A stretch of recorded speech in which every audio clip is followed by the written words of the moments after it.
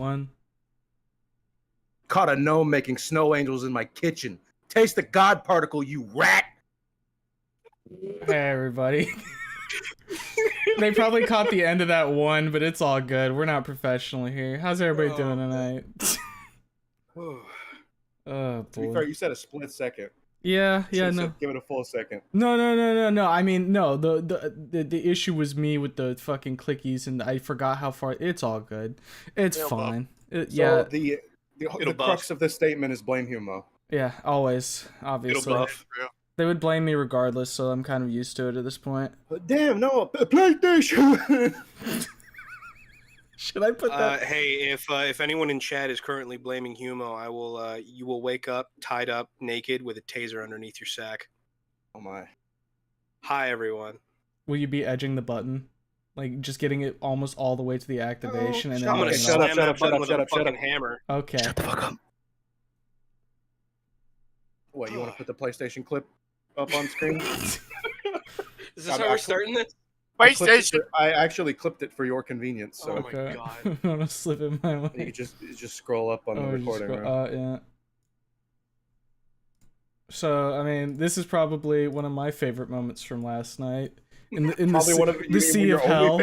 In the sea of hell, yeah.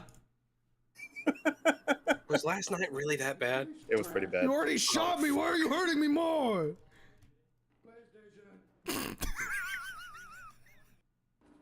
It's so good. You already shot me. Why are you hurting me more? Really good. I think the only way it could be better is if there wasn't like a 1 frame of your fucking Magneto stick coming through the doorway. Yeah. Yeah. No, I mean, like, I think other people had fun last night. Me, I think I just had a bad night. We don't need to get into that now. We can do that later if you want. Okay. Right one thing. Oh, You know cool. what? No, you're right. You're not right. Have Sarge introduce himself. Yeah. Go ahead, Sarge. Who are you? Yeah, I bet some of y'all have been waiting for this fucking title for a while, huh? Hello, I am Sergeant Genitals, the glorious name for tonight. I spend a lot of time yapping and saying, honestly, I've described it best. My mouth is a factory of sin, and I will get worse before I get better. And, God, I hope so. I have an overactive imagination that causes my head to feel like it's swelling half the time. I got a lot of shit up there, and maybe half of it is actually interesting. Well, I think a lot of it is interesting, mostly just because of how asinine a lot of it is. Really. You're not kidding. So. Keep going. I don't know. I have like I have 3 projects that I would say are like big things that I'm continuously writing about at any given time. There's the one that everyone's probably going to sit back and at one point clap, but also remember they want to sit down and be quiet because maybe I'll actually like start talking about it for 12 hours uninterrupted again like last time. There's a sticker I've seen floating around that says Sarge is yapping about his setting, listen and learn. Oh, hold on. I think I have that in here somewhere. When the Sarge talks, I'm at attention. It's just it's in the pit right now, thanks to a certain goose. Fucking Christ, of course it is. Pretty sure it's in... No, it's not. A schizophrenic is talking. Sit down and listen, sweetie. Oh my god, it feels like that sometimes. Sit down and listen, sweaty. So, what was it? I think I had an image of me talking about the setting, and it's oh sweet Christ! It was Charlie. Here it is. Oh yeah, it was the Charlie Day one that everyone loves to fucking repost. There's some choice fucking quotes in there for that. What was it? Execution by Trevor was one of them. Huh? Yeah. There's a tree out in like Africa. It's the capital city of that country. It's alive. I know that's kind of like a duh, but the trees are alive. It's alive in the sense that it can kind of willfully move in certain aspects, but it's big enough and confusingly enough hollow inside. There's little nooks and crannies that make it seem like it was designed for people to live inside of it. And there's distinct little nooks and crannies or tunnels that will take you down to where the roots are. Now, the roots are omnivorous. What this means is that whatever you throw into those roots, it will secrete essentially a stomach acid of sorts, and it'll just dissolve whatever is wrapped up in them. A stomach acid of sorts. Okay. And it will just dissolve whatever's in there, people included. So the people in this region just decided, you know what? We already have a religion based off of the entirety of life. This tree is from what we believe to be the god of life. So we're just going to use this as the capital punishment from now on. How about that? We sentenced you to tree. I sentenced you to tree. Well, they get their comeuppance, and it's not They not get slow. sentenced to tree. Can it look like the Great Deku Tree from Ocarina of Time? But like with like eyebrows that are evil. Yeah, evil eyebrows. It doesn't have a face. There's no one that can really. Missed opportunity. Well, okay. Look at it this way. I'd rather have something that nobody really understands until other things show up later that do understand it and can actually manipulate the tree to certain degrees. But I'll put a sticky note on it with a big smiley face. yes. On it, what's something like absolutely batshit insane that I could? Oh, right. Mongolian jet ski riding orcs that raid. God, what was it? Peninsula African villages. Yeah, that's this is all part of your setting, correct? Yes. Yes. I have so many questions that I don't want to ask because I'm afraid it will just Start him. Ignite yes. his Yes, yap. it will. It will. Like on the tree alone, I already like was about to like. Okay, there's like that's seven. why I said stomach acid of sorts, because I knew it would disarm you. Yes. It disarms everybody, I'll give you that. Cat is asking if this is the sci-fi or fantasy. I believe This we're is up the here this is now. the fantasy setting. Don't worry. I get a little bit uncontrolled when it comes to the yap sesh, but I'm gonna rein myself in for a moment and kind of just step back from the fantasy setting and just kind of like, okay, creative process. Majority of this was written on caffeine addiction mixed with sleep deprivation, where I was alone in a room for hours on end.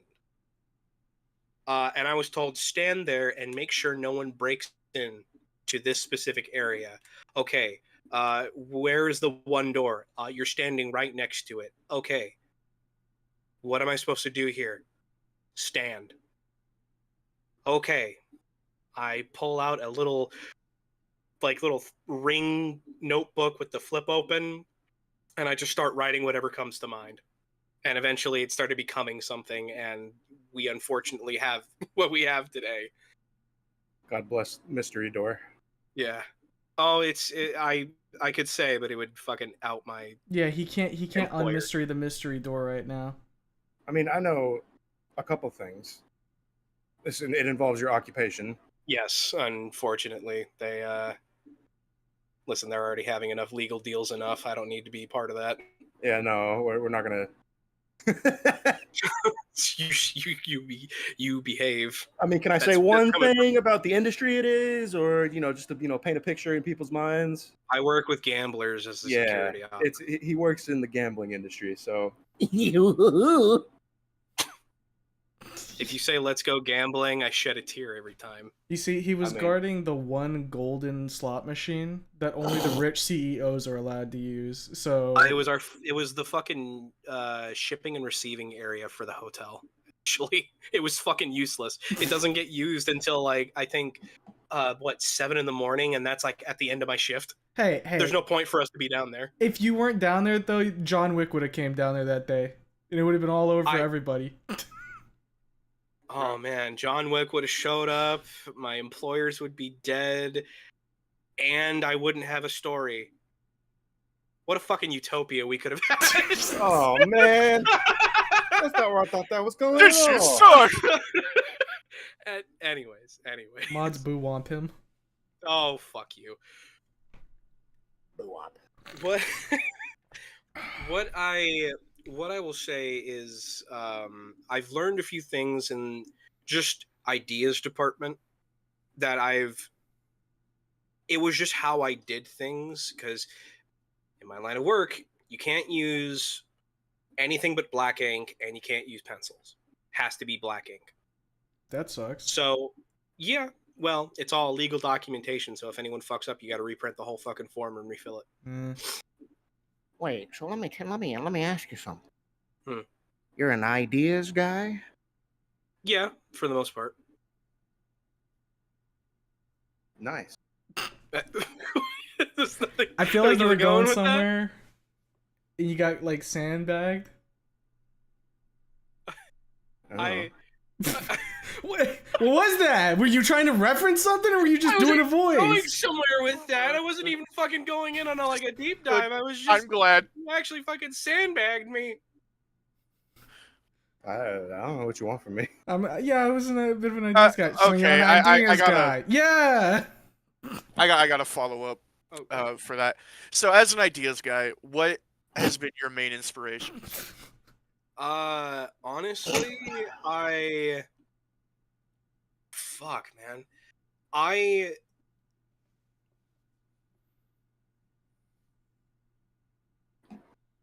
Mm-hmm. Are you Whatever I staring at the think is ceiling? cool. No, I'm looking at my own fucking hand. What? Like, What he has wrought? Where has there been? So, whatever I think is cool at the time, like whatever I could swing something, like going back to the Mongolian jet ski riding orcs, I didn't find the concept of mindless, savage, just fucking 40k orcs fighting for the sake of fighting interesting. Now they have that to a degree, Mm-hmm. but there's more to it, obviously, when you look past surface level. So the concept that I had was, man, I really like the idea of all, like, I'll take a concept and then I will look at, well, okay, what's a different type of like culture or a specific variation of something, just a concept that I can mix with a little stir in the pot. A little bit of a As it were. remix. Yes, I like to remix a lot of things. That's why you have German cowboys hunting down mages in Saudi Arabia. Hell yeah. I had to stop myself from bursting out laughing when you said, "Oh, I just whatever kind of interests me at the time," because my eyes immediately flicked to the picture and saw goblin child slave labor. So it's funny you mention it's funny you mentioned that. I legitimately my setting has one particular rule when it comes to elves. I'm so tired of them being fucking pompous and above everything to the point that they've literally been removed from the setting by God. Beep boop. Based. Yes, you just like, oh, elves aren't so bad. Fuck you, they're gone. I hate elves so much that they don't even fucking exist anymore. my man. You know, Medically more settings with like actual deities need to just be like, nah, fuck this, and just delete stuff. That's way funnier. So the funny part about that is that the deities that did it, they are essentially, so it's 4 entities that make up the concept of God.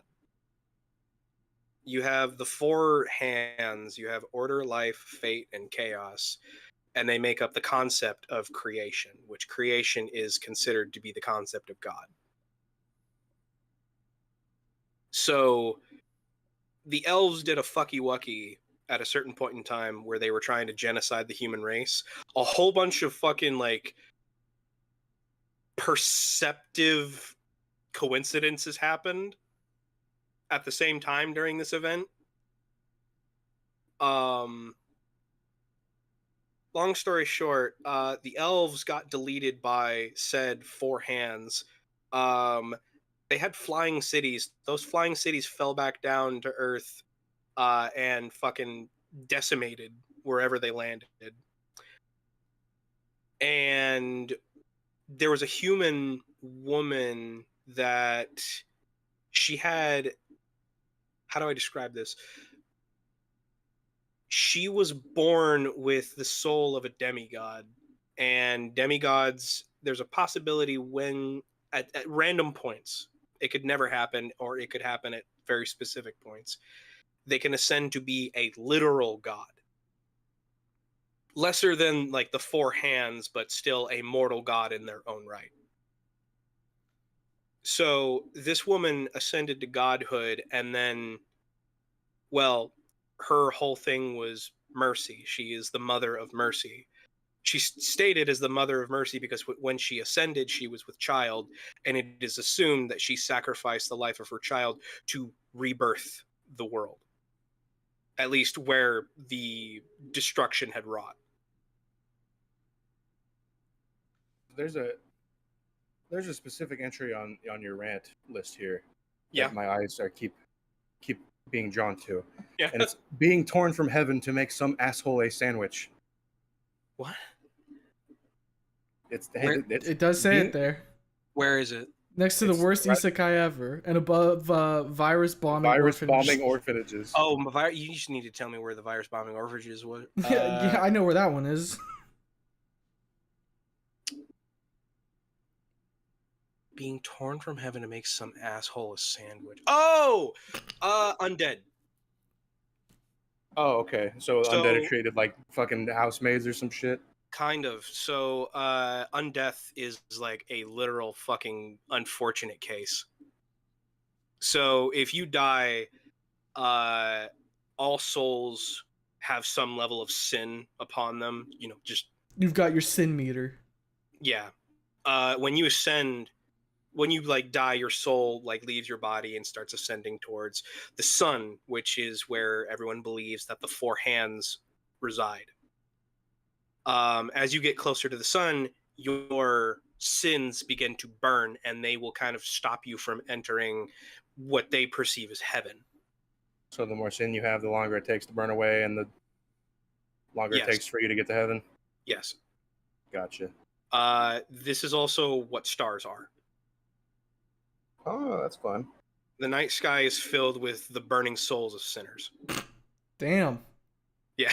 Yeah. Kind of goes hard. Now, is this real or is this what people believe? Yes. Oh, you fucker. Awesome. love that answer. So necromancy is probably one of the biggest asshole things that you could do to another person. I love You'll- necromancy, though. Well, so to do necromancy, you can't just fill the body with magic. It doesn't work that way because magic is a corrosive substance. It'll rot the body.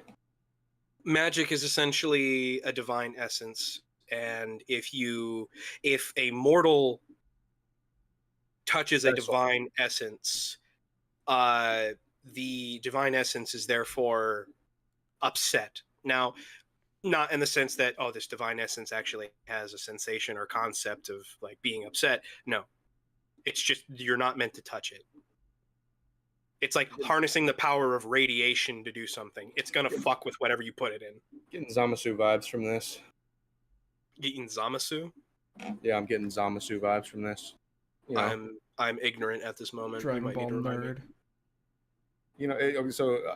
Zamasu is a character from Dragon Ball Super who hates mortals and shit. Mhm. Yeah, Okay. he wants to kill all of them. Okay. It's pretty simple. Okay. Yeah. Yeah. So the essence can't essentially fill the void of what would need to power that body.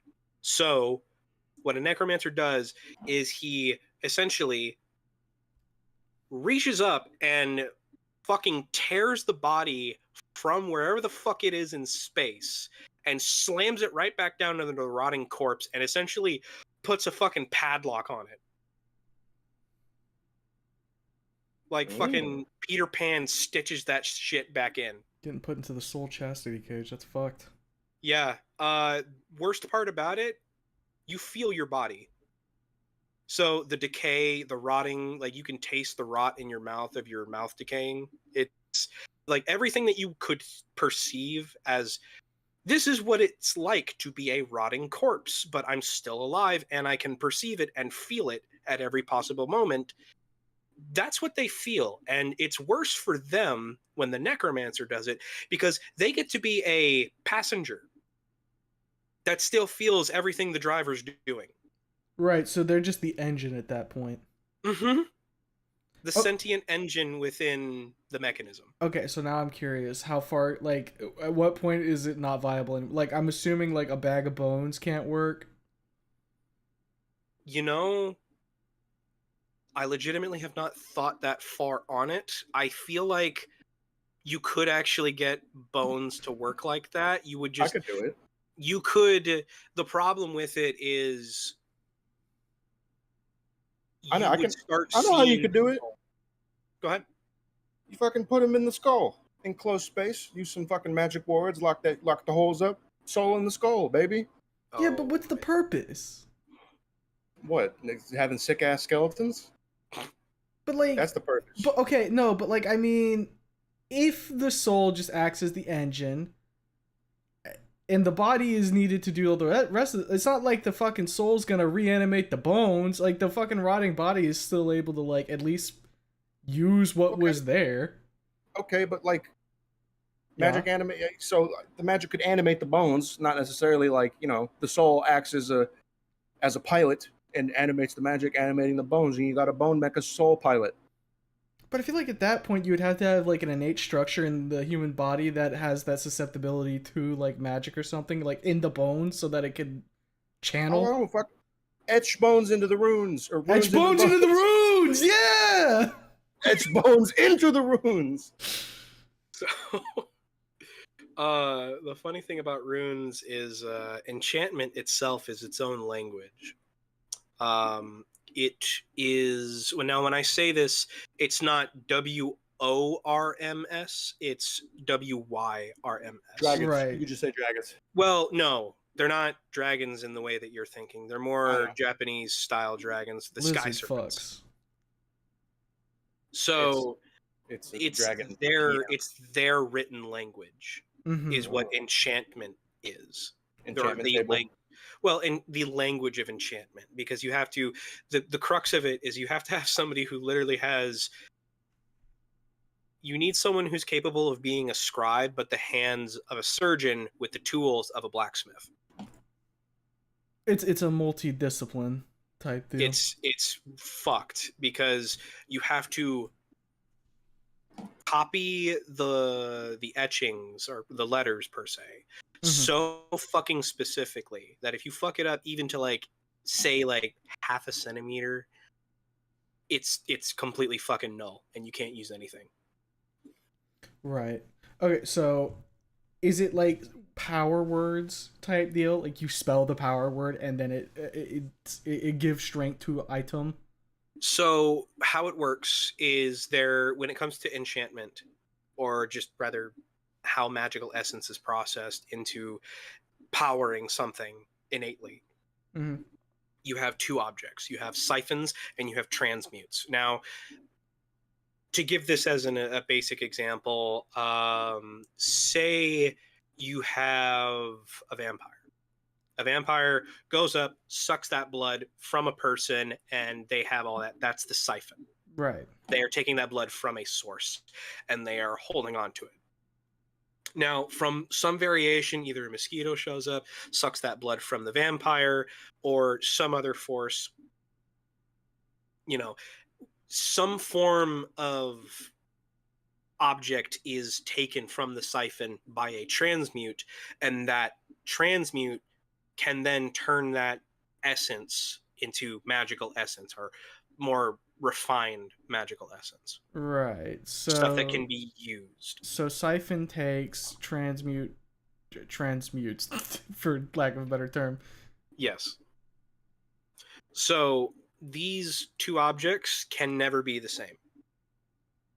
You can't have a siphon and a transmute in the same object. Siphons have a limit to how much they can harness at one particular time. Transmutes have a limit of how quickly they can transmute that from the essence to the proper refined magical essence. Okay, so why can they not be one and the same? Very particular laws stated. I'm a hack. Okay, right. No, I get you. It also comes up later that the elves tend to make a lot of things that, when you start looking at them a little bit more closely, when you figure out what some of their shit does, you realize that, hey, this is a specific law that was stated that you couldn't do this thing, but they figured out how to do that thing. So they're just rule breakers? Yes. No wonder the gods fucking said, you're done. If you want like big reveal as to why the elves are gone, they made something that was both a transmute and a siphon, and it had no limit. Yeah. You know why they made it? Remember how I told you there was a human woman that ascended to godhood? Right. That was not the first one to do that. The elves saw one of them. I think her name was Ardeshk. She was the first. She's also the first werewolf and the mother of wolves. There's a lot that happened in her neck of the woods around her time. So she ascended to godhood. The elves kind of realized this as soon as it happened, because when you ascend, when a chosen is what they're called, when a chosen ascends, they essentially, their body kind of explodes, but not in like a destructive manner, more of a they send out like a magical ping, and it will sweep across the land and essentially inform everyone, hey, I am a new god, this is my name, these are my tenants, all the yada yada, and that's it. So Ardeshk ascends. The elves are hit with this magical ping, and they immediately go into freak out mode because we thought this was going to be easy. Suddenly they can become fucking gods. That's not fucking cool. Okay, so we're going to make something that can eat gods. Well, they made that thing, and as soon as they finished it, actual god realized what they did, and we're like, that's a risk to my existence. We're just going to... No more. Yeah, they really should have thought that through, huh? Well, you know that thing about elven wisdom, and that it's only as far as they can see? They're kind of nearsighted. You're kind of nearsighted when you live in the fucking trees, huh? You'd think they'd be able to see over the treetops, but you'd be surprised. Yeah. The leaves are thick up there. Yeah. Well, flying cities, they couldn't really see much of anything. It's just clouds. Yeah, it's just clouds. They thought shit was sweet. Lightning bolt. Yeah, they went up there. So, man, their whole reason for wanting to genocide the human race is over something stupid in the first place. They weren't even like the actual culprits of it. They were technically the cause of it, but not by their own fucking like mismanagements. Unfortunate happenstance. Humans always seem to fall into it. In my setting specifically, they always seem to fall into unfortunate happenstance where they're just dragged into this shit. You have a good one, Iron. So there was this great big battle between the worms, which I will state used to be as plentiful as the birds in the sky. It's an actual line that I have written for it. And the worms went into a horrific battle with the giants. Now, the worms and the giants were considered the direct children of the four hands and creation itself. They were the Titans. They had an entire age named after them, which was from creation all the way up to the end where the battle of heaven and earth happens between the giants and the worms. Now, for the sake of it, the giants aren't like a humanoid-esque creature. They are... You have any mountains in your area? Not in my immediate area, but I can go to some mountains. Yeah. Okay, you have a picture in your Yeah, head? yeah. He doesn't, Okay. but okay. So I want you to imagine that thing just better picture. Elden Ring, the walking churches. Okay, yeah. That That. that's what a giant is, except increase the scale about like 100 times. Okay, So it's a literal mountain walking around on stone legs. that's pretty big. Yes, that's what the giants were. They were capable of shaping the land to their whim. So they went in this big battle. Now, for discrepancy's sake, the elves looked at the worms like they were their parents. Papa. They love them ever so much. Now, for the sake of it, the worms technically caused the war of heaven and earth for one specific reason. Not intentionally. It was one of those things of self-fulfilling prophecy. Mm-hmm. You see something in the future, therefore you try and stop it, but your preventative measures therefore cause the incident that you were intending to prevent. Oopsie doopsie. Yeah. Which kind of a dipshitted move on their part, solely because, one of the gifts that they received from God itself was prophetic visions. They don't choose when or what they see, they just see it.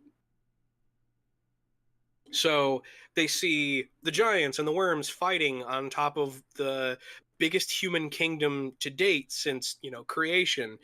And they're a little confused. So they go to the giants, hey, are you planning on like decimating the humans at any point? It's like, no, they've been following their rules as far as we know. It looks like they're in a bit of a civil war at the moment. I was like, okay, that's a little concerning. So they go down to the humans, like, hey, are you like planning on fucking up anything with the giants? Like, no, we're in the middle of a civil war. We don't have fucking time for that.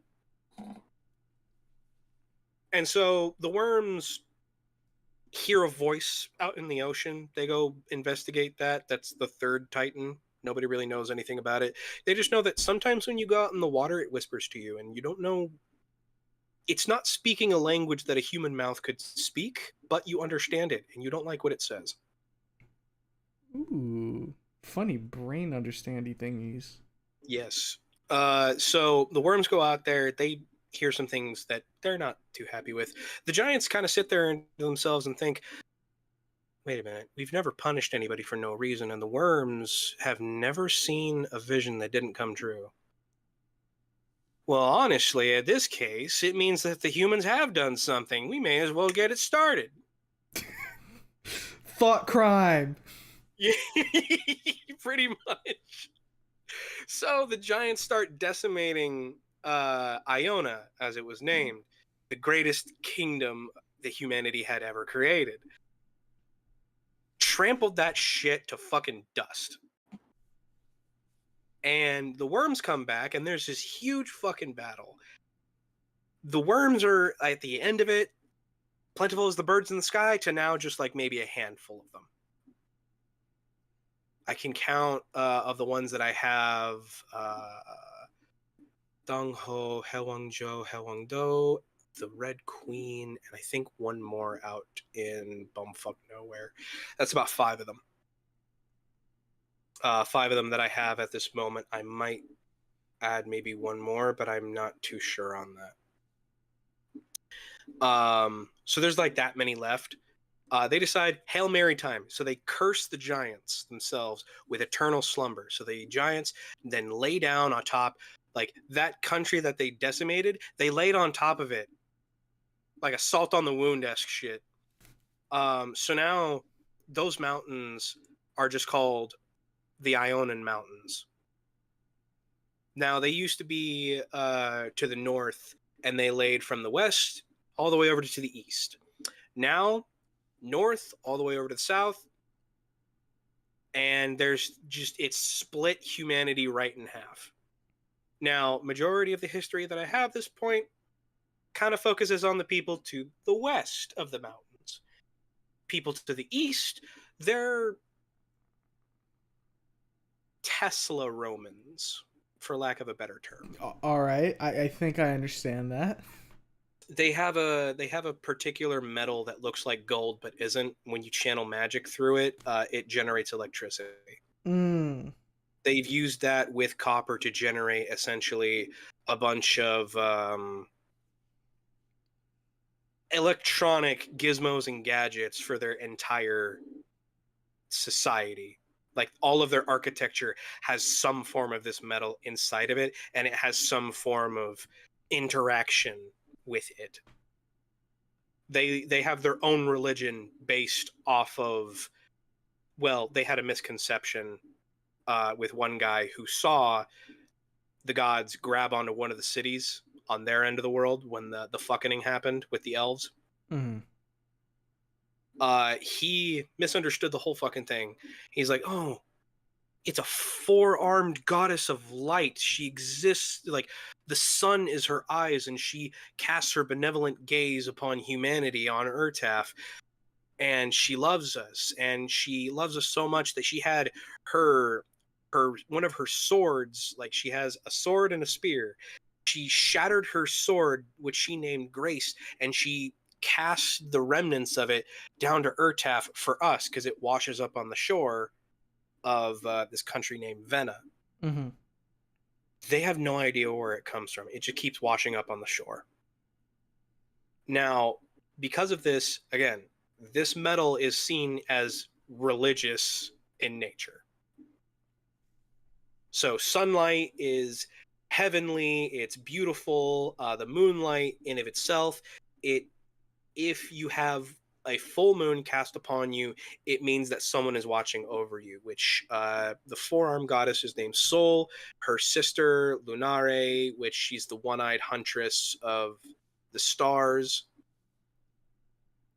The constellations are their own thing over there. They believe that, when you see certain shapes in the stars, that's a beast out in the stars that means harm to humanity. And the huntress sister, she goes out and hunts them when the moon cycles turn and there's a new moon, so no moon in the sky.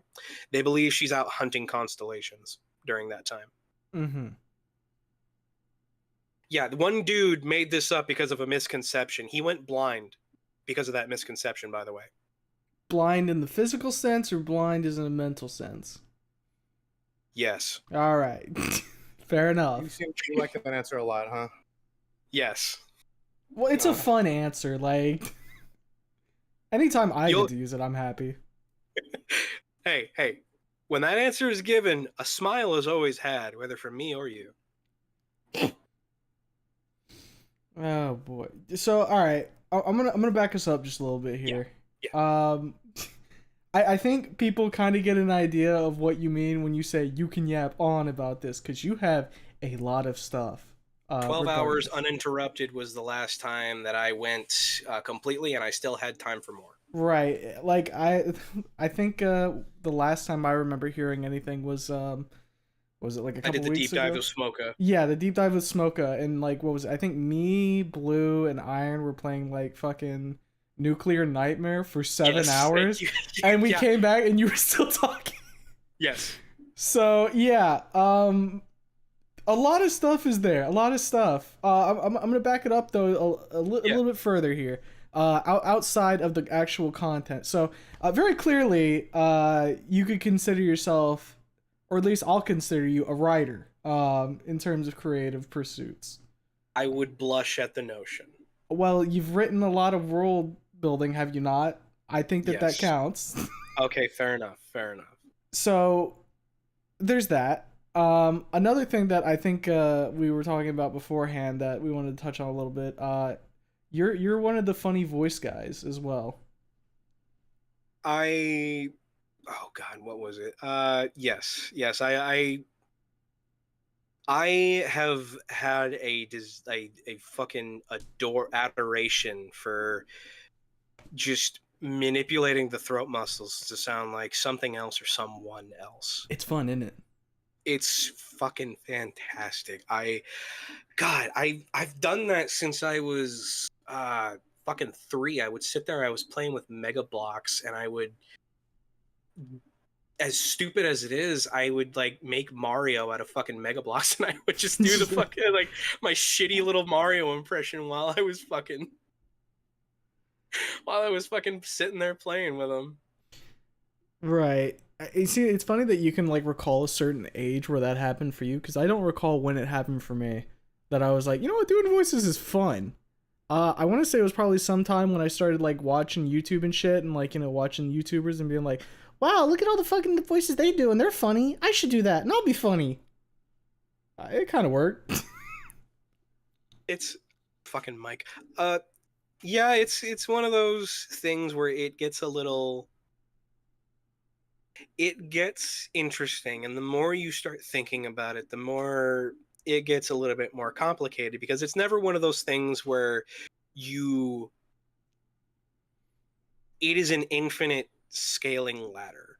Mhm. There's never, it's essentially, it gets to a point where you don't feel like you're scaling anything anymore, and you're just climbing a ladder that's just completely fucking sideways. Right. You just keep going forward. Yeah, because I mean, when it comes to voice shit, it's like there's a certain amount of like practice in like the fundamentals, I suppose, that you need to understand when it comes to like manipulating a voice, right? But once you understand those fundamentals, at that point you're just kind of expanding your bag of tricks and getting like new little things. You try things out and you're like, oh, that one works. All right, let me tuck that one away, and then those kind of become like your go-tos. Like, oh God, what was it? I think like a month, maybe 2 months ago, I learned that I was capable of actually recreating Dr. Doofenshmirtz. Right. Yeah, I think I remember you finding that out. It's so fucking weird, because you have to give yourself some gravel, but you also have to do it at a very high pitch. So it sounds like this, and I actually have to wind up I have to keep showing my teeth all the you see, you start losing it. Yeah, right. When you don't focus on it. But I have to show my teeth while I do that voice, and it's such a weird one specifically. I'll see if I can try and get it. Platypus. Yeah, I mean, I would say you've got it there, and like it's funny that you're touching upon like some of the physical stuff, because like a lot of people probably think that it's just like in the throat, when really man, it's you gotta go. Rah, rah, rah, yeah, you gotta put your whole ass into it. Sometimes you gotta gotta get into like a certain like fucking pose. Hello, monkeys. I use my whole jaw to do the Frieza voice. Hello, monkeys. You How really are have you to. doing today? You really have to firm your job. I actually squeezed the very top of my throat to get that one out. That's it's you high pitch on a posh accent, and it just, Oh, how horrible! Exactly. Yeah. But I mean, everyone and their mother here can do fucking wheeze. Shut your bitch ass up. Well, no, everybody can only do wheeze, but if they actually have to say anything else is Beerus, then no, they can't. Right, because with that one, it's just like a way of saying a word, right? It's not like you're doing a voice. Everybody can say wheeze, because it's just that. You just Not trail it everyone off. can be a god of destruction.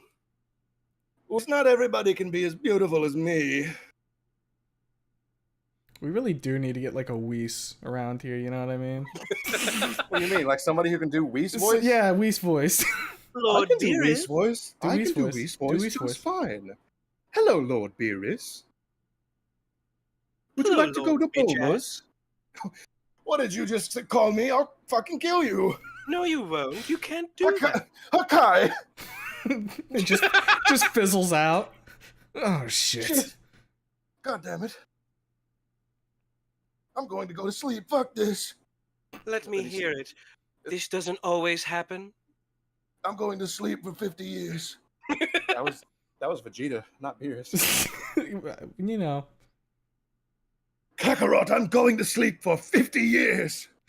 Don't tell Bulma. Kakarot, I played Why Won't He Hug That Gator, and I'm not the same Saiyan anymore. I was almost gonna say some fucked up shit in Goku voice. Do it. Please. Well, not fucked up shit, but no, because I can't say it on stream. Oh, Oh. that kind. Got it. Yeah. Understood. Evil words. Those are the funniest words. I Man, mean, Vegeta, you're really a. And then I'll let you. yeah. I'll let you fill in the blank. Yeah. Ad lib it. It'll be fine. Oh man, that's what that's like to be on the receiving end of that. Yeah. Man, Vegeta, you're really a fruitcake.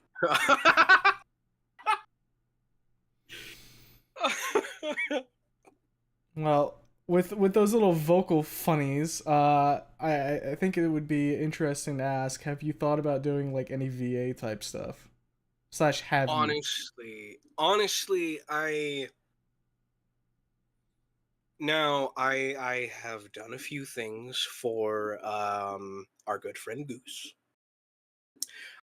He's got his own little project in the works that he's headlining, or at least working diligently on. Mhm. All of those boys over there. I think it's Sierra, Jack Pass, Goose. All of them are doing fantastic work over there. They asked me to do, I think it was Ripley and a bunch of extras. Right. And I had a fun little time just throwing in shit. Because my difficulty with Rip is that I have a conceptualization of what his voice would sound like, and in that particular fic that they wanted me to dub him in, he gets one series of lines in that. I don't know if they're all connected together, but I kind of recorded them all together. And man, that's a rough fucking time for a guy who already has a gravelly fucking voice. Yeah. I don't know. You already have someone who has a really, really deep voice, and then you have to make them sound so unbelievably drunken and depressed. Yeah. They've You lost gotta lean everything. into it more. You have to. It's almost like you have to lower your head, and you feel the sway of it in your body, of just falling into it and just letting it all go. It's the spirit of acting possessing you. Yes. Yeah.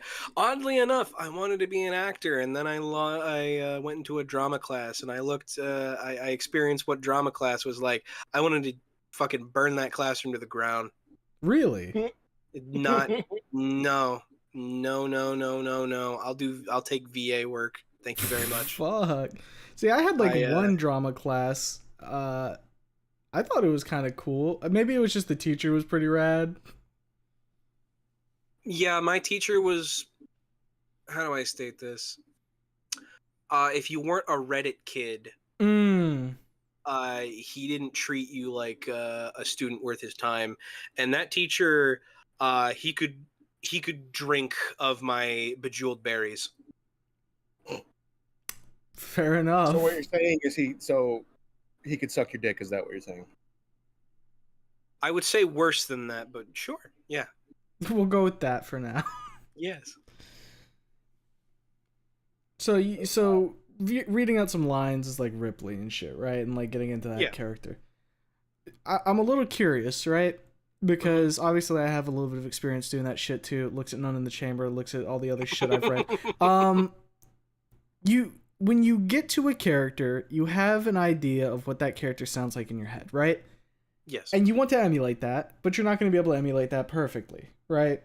There's going to be a little bit of variance because your voice is your voice. You can only do so much with it until you like grind your ass off and go hoarse. If they figuring give out. me the first thing I will ask when I do anything, which is the same question that every VA should ask when they are given a character, what do you want this guy to sound like? Right, Because direction. you're the project lead. You're the guy who's handing me this because you think I'm capable of giving you what you want. Right. Now, I can roll with this and I can do ad lib all live long day with it. I just need to know what you want.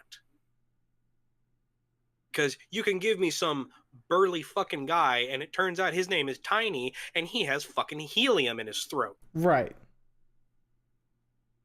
And I just wind up sounding like fucking Chuckles from, what was it, Legends of Atlantis? Yep. Yeah.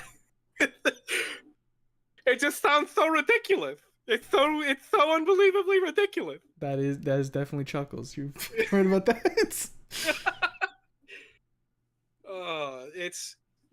I need to know where I'm going. And honestly, a voice first and foremost in a writer and a project lead first and foremost need to get together and figure out what they want to fucking do. When I write, just because like I have that like mindset of like vocals, when I write, first thing that comes into my head, what does this guy sound like? Right. What kind of guy do I want this to be? So when it comes to, if you don't mind me pivoting, Sure. we're gonna backtrack just a little bit. The main story that I had with all this world building, all of this world building with like, I can talk about it for 12 hours, just the world building, is for a journey of two dipshits going on a tour, essentially. They're going for hired work and they just go from town to town to town. Mm-hmm. Two dipshits. Now, they're unfortunate dipshits because one is of a certain demographic that is outwardly shown, and everyone hates them for that because, well, how do I put it this way? Remember how I said elves are gone? Mm-hmm. This guy looks like half of an elf. You put that in perspective of, hey, you tried genociding us and you fucked us over multiple times throughout history. You look like those guys. Right. I mean, even if you're only half, that's still half of a genocide. Yeah, it's still half of a genocide. You know the crazy part? Mm-hmm. His parents are both human. So he got like the recessive elf gene or some shit.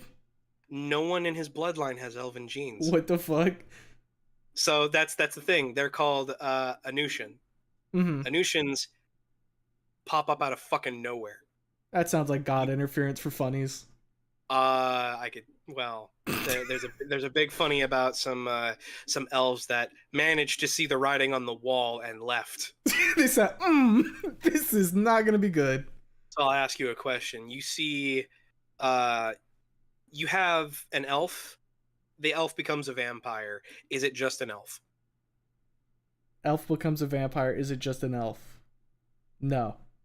Okay, so if I delete all elves, would that technically still be around? Because I'm not deleting all vampires too. I'm just deleting all elves. Well, I guess It's that technically a vampire elf. It's not going to get rid of the elven part.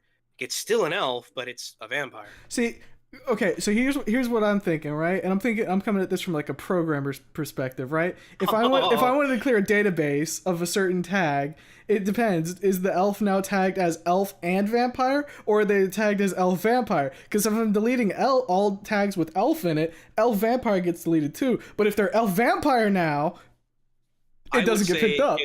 I would say it's one of those things. This was coded by Skyrim devs. So anything can happen. It's an elf vampire. All right, cool. It's an elven vampire. So they just slipped through the cracks. They just said, I'm gonna get some vampire shit in here, and we're gonna fucking dip. So you have elves becoming something else, and then suddenly, without warning, now that the human population is up again, we start getting half elves literally out of fucking nowhere. Funny that. They just slipped their way back into the gene pool. Yeah, kind of. So Vale, or Valerius Braxtel, as his name is, he's an Anushan, so people are just outwardly racist to him. Vance, his traveling partner, Vale is from Mildren, so he has a bit of a more British accent, but he's a little bit more younger. It's less pronounced and it's not as posh. There's quite a few moments where he sounds like a bumpkin, mainly because he grew up on a pig farm. Mm-hmm. But that's just how people from Mildred sound. Right. With Vance, he's Gaslornish. Now, Gaslorn, it's Scotland. So Vance sounds a little bit like this. He's a very, very deep Scot. But the problem with him is that any emotion you might hear from him, that's a lie. He's faking that shit 6 ways from Sunday, let me tell you, sonny.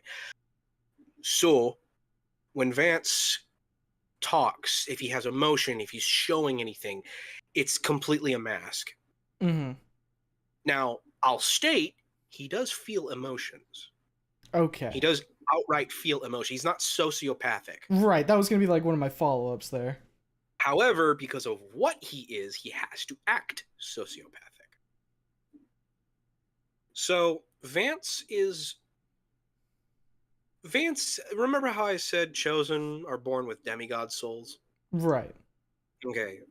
Regular people have a variation, like a spectrum of how powerful their souls can be, and that's kind of like a hard cap of how much magical power you can obtain. Right. It's kind of like ultimately. the soul items in Dark Souls. You got like the fucking lost soul, and then you've got like the hero soul. Yes. So Vance has no soul. Okay, that seems rough.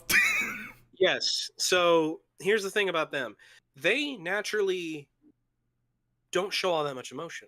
Now, if you see one of them naturally show an emotion, that is the most they have ever felt of that particular emotion. So if you see someone manage to naturally crease their brow and frown, they are seething with rage. Yes. So everything is. If I see an emotion, crank that up to like 100. Yes.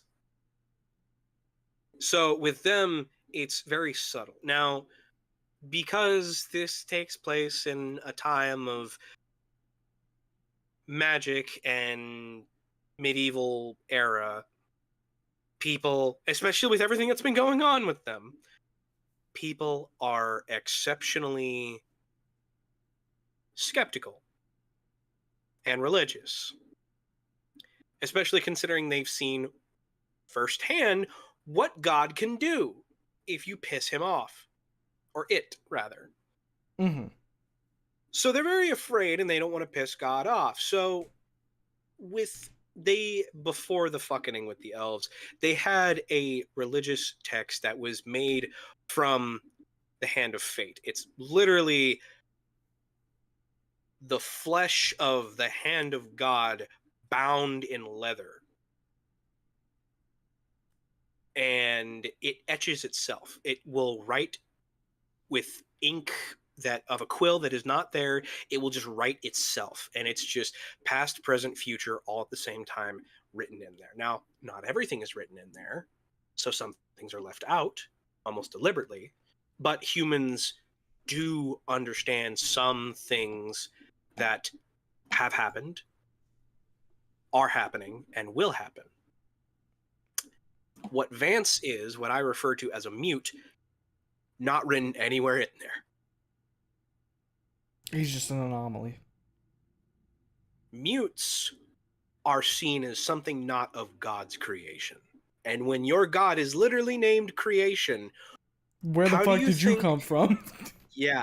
The first well, where the fuck did you come from applies to a different type of person. We'll get to the isekai later. Don't worry, you'll like that one. Uh-huh. So mutes are seen as the closest thing you could get to a human demon. You exist in spite of God. Therefore, you must be removed to appease God. Right. So if anyone finds out that there's a mute amongst their society, that's like fucking Town of Salem shit. Like that is outright they are playing a game of Mafia. Who is the imposter? Pretty much. And if anyone is discovered as a mute, lynched on sight. It is a rough life for them, and it's no fault of their own. They were just born like this. They want to be normal people, but they don't get to. They don't get that. They're not They don't afforded get. that luxury. They are not affording the luxury of living a normal fucking life. So, because they naturally cannot show emotions, they have to start enacting in said sociopathic tendencies of faking it. The mask. They have to essentially become actors. Now, majority of them just act like normal people. They try and just go about their day and just play, and just they will feel an emotion. They will try and show that emotion to the degree that they believe is necessary to be passed off. Right. Some people like just like, oh, your friend's a little bit weird. Oh yeah, he just laughs really hard at like a lot of jokes. Then you know that friend. They laugh a little bit too hard at jokes that weren't that funny. Right. That's a mute. That's what mutes will sometimes do. And it doesn't clue them in. They're just like, oh, he just really likes to laugh. With Silly guy. with other types of mutes, they take the charade and they run with it. Well, It is because how else are you supposed to do things, right? exactly. So mutes, you will never find a better liar. Because, of course, if they're lying all the time, you'll never have time to figure out what the truth is. Right. That's what Vance is. He lies all the time. And with his line of work, well, it's good that he does. The only honest thing that you will ever see of him is his face. Not the expression, just the fact that it's his face. Right. He didn't rip that off of somebody and is wearing. Yeah. Okay, so No, I'm not gonna talk about that. oh boy. You mentioned something specific with that, but yeah, I'm not gonna touch I it. feel like anything I say at this point could be like, we'll save that one for later. The people who have what was it? Being sexually addicted to molesting your DNA. Oh yeah. Yeah, there it is. All right, fair enough. Yeah. All right, so I have a question regarding Go ahead. that before I wheel back to a little bit of the voice stuff. So this whole mutism thing, right? Yeah. I'm assuming there's politics in the world, and I'm Oh, assuming baby boy. that some shit slinging campaigns. At a certain point, maybe somebody said my political opponent is a mute, and that went the way you'd expect it to. Almost Red Scare-esque. So, yes, but not with the demographic you would believe. Not with political parties. No. So, the Kingdom of Mildred, they have two kings. Right. This was started after. So, Millendrand was the guy who essentially made Mildred. Okay. He started Mildred as a bloody fucking warlord who tore half of the Eastern Kingdoms apart on a bloody tear. Right. His son, Junior, succeeded him. His son did not have his bloodlust and was just trying to keep everyone from fucking seceding almost immediately after being, hostile takeover. Right. As you do. The stress of trying to keep everyone contained drew him into an early grave. Now, he had two sons. Now, his firstborn was kind of like him, but they had to prepare for a war that was they were starting, because Mildred starts every war that they enter into. Right. It's a theme, don't worry. All right. It bites them in the ass in the next two wars. It's fine. Don't next worry. three, technically. Skip forward a couple chapters and they'll get their comeuppance. Skip forward one chapter and they get their comeuppance. All right. Yep. So I'll just say they have two kings. One Right. that's in charge of the military and external forces, and one that's in charge of, the general economy and what's the word I'm looking for? Just keeping everything within. baseline. Yeah, like domestic affairs. Yes, domestic affairs. One deals with domestic. One deals with external. Foreign policy. Keep it. Yeah, foreign. Man, you can tell where my head is right now. so we had Jesus Christ, where you had asked a question initially for me to explain this. Oh, right. Okay. So Anusians, when they popped up, Mm-hmm. it started off with, what you would imagine, the basic shit of, oh, that's not a regular human baby. Grab it by its ankle, throw it into the trough. As you do. Burn the woman at the stake. The womb is tainted. Of course. Yeah, horrible fucking things that you would imagine would happen in a medieval society. Yep. Magic or no. So this went on for a while until they realized, hey, more of these are burning and we're actually starting to lose people in certain areas. We're starting to get ghost towns because of this shit. So like, okay, we're just going to march them off and we're going to put them in one specific spot. The Trail of Venusians. Yes, actually. They started an internment camp. It was a town. This town got bigger and bigger and bigger. It became an ethno-state by accident. Right, I was about to point onto the chart here. An internment camp accidentally becomes ethno-state. Yes. Yes, it's exactly fucking that. Yep.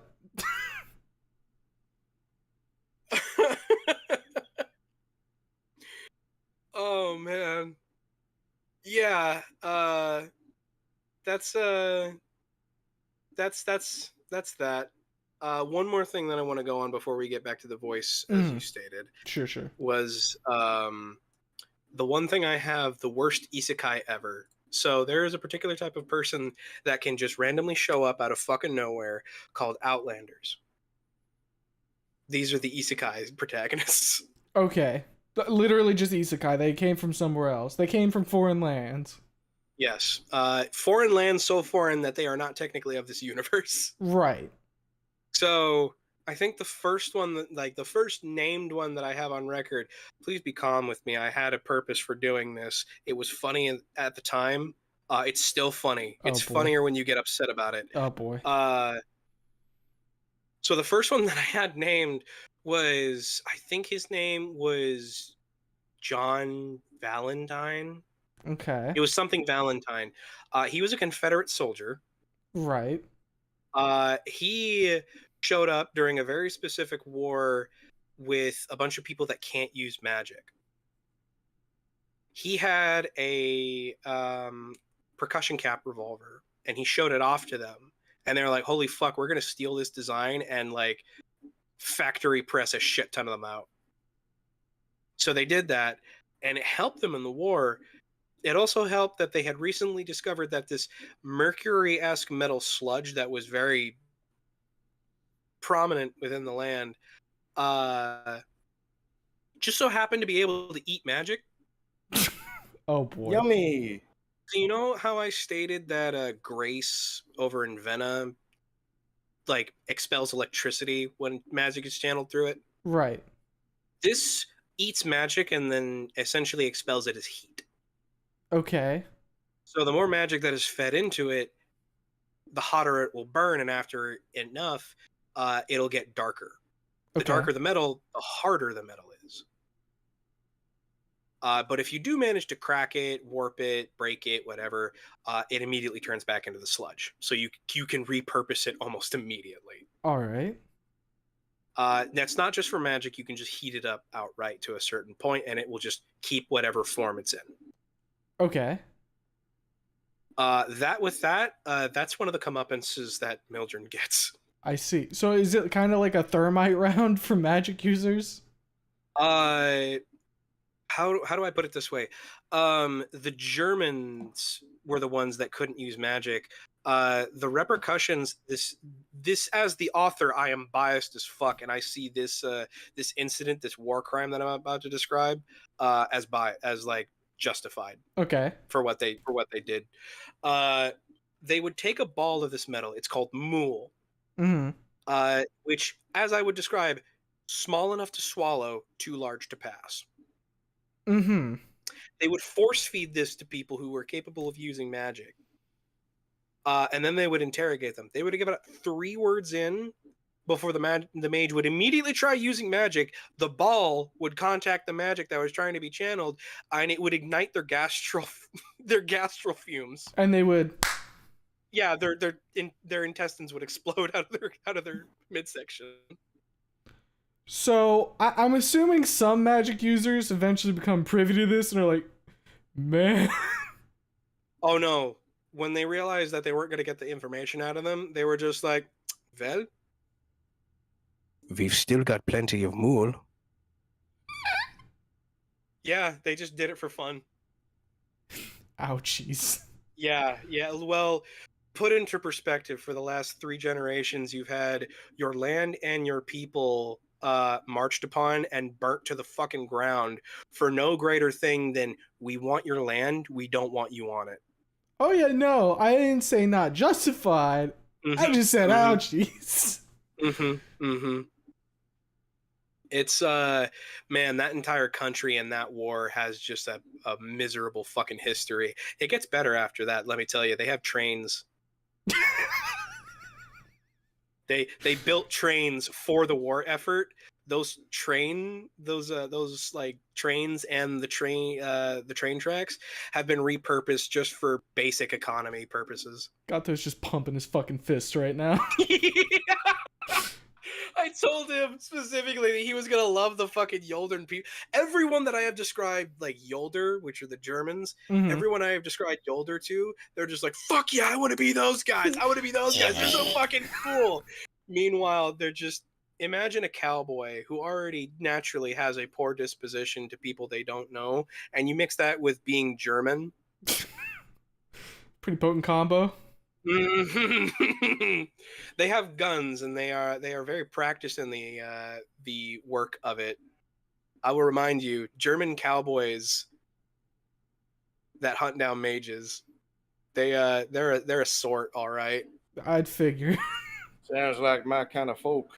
Yeah, see, every fucking person I tell about fucking Yolder. Well, you say cowboys, and it just, I'm fucking Texan, so I'm in immediately. Like, yeah, he's got a racial bonus to it. Yeah, man. I could have told you about the Irish sailors that sing sea shanties so that the whispers don't fucking drive them crazy. The sounds are getting a little loud tonight, boys. Let's go ahead and turn up. So funny thing about that, the first shanty was a little story that I think I mentioned it before. I can't write that story anymore because my pen exploded and some of the ink dropped on it and bled through some of the pages. Mm-hmm. So it looks like cursed. It looks like cursed sea text. That type of shit that you would see from a captain's log, where he stopped writing mid-sentence because he was fucking murdered by his crew. Right. That's like, well, I can't write this anymore. That's cursed. I'm gonna tuck that into the back of my brain and approach that again later because I feel like that there's something interesting to that. But it must be fun from the writer perspective with the whole Mool situation and whatnot, where it's like, oh, we're gonna do this really fucked up thing, but me as the writer, I can say that it's justified because I can just write that those guys deserve it. Everyone is somewhat justified in their own right.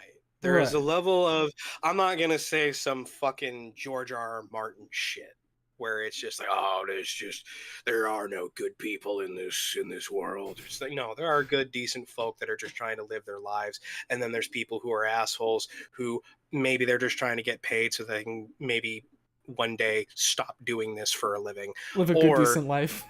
Live a good, decent life that they are tearing apart from other people. Yeah. Or it's the end goal, all right? It's the end goal. Like, why are you doing this? Believe it or not, I want to be you. I'm just not good at it. I'm just not good at it right now. So, and then you have other people who are just scumfuck bastards mixed into the pot. Right.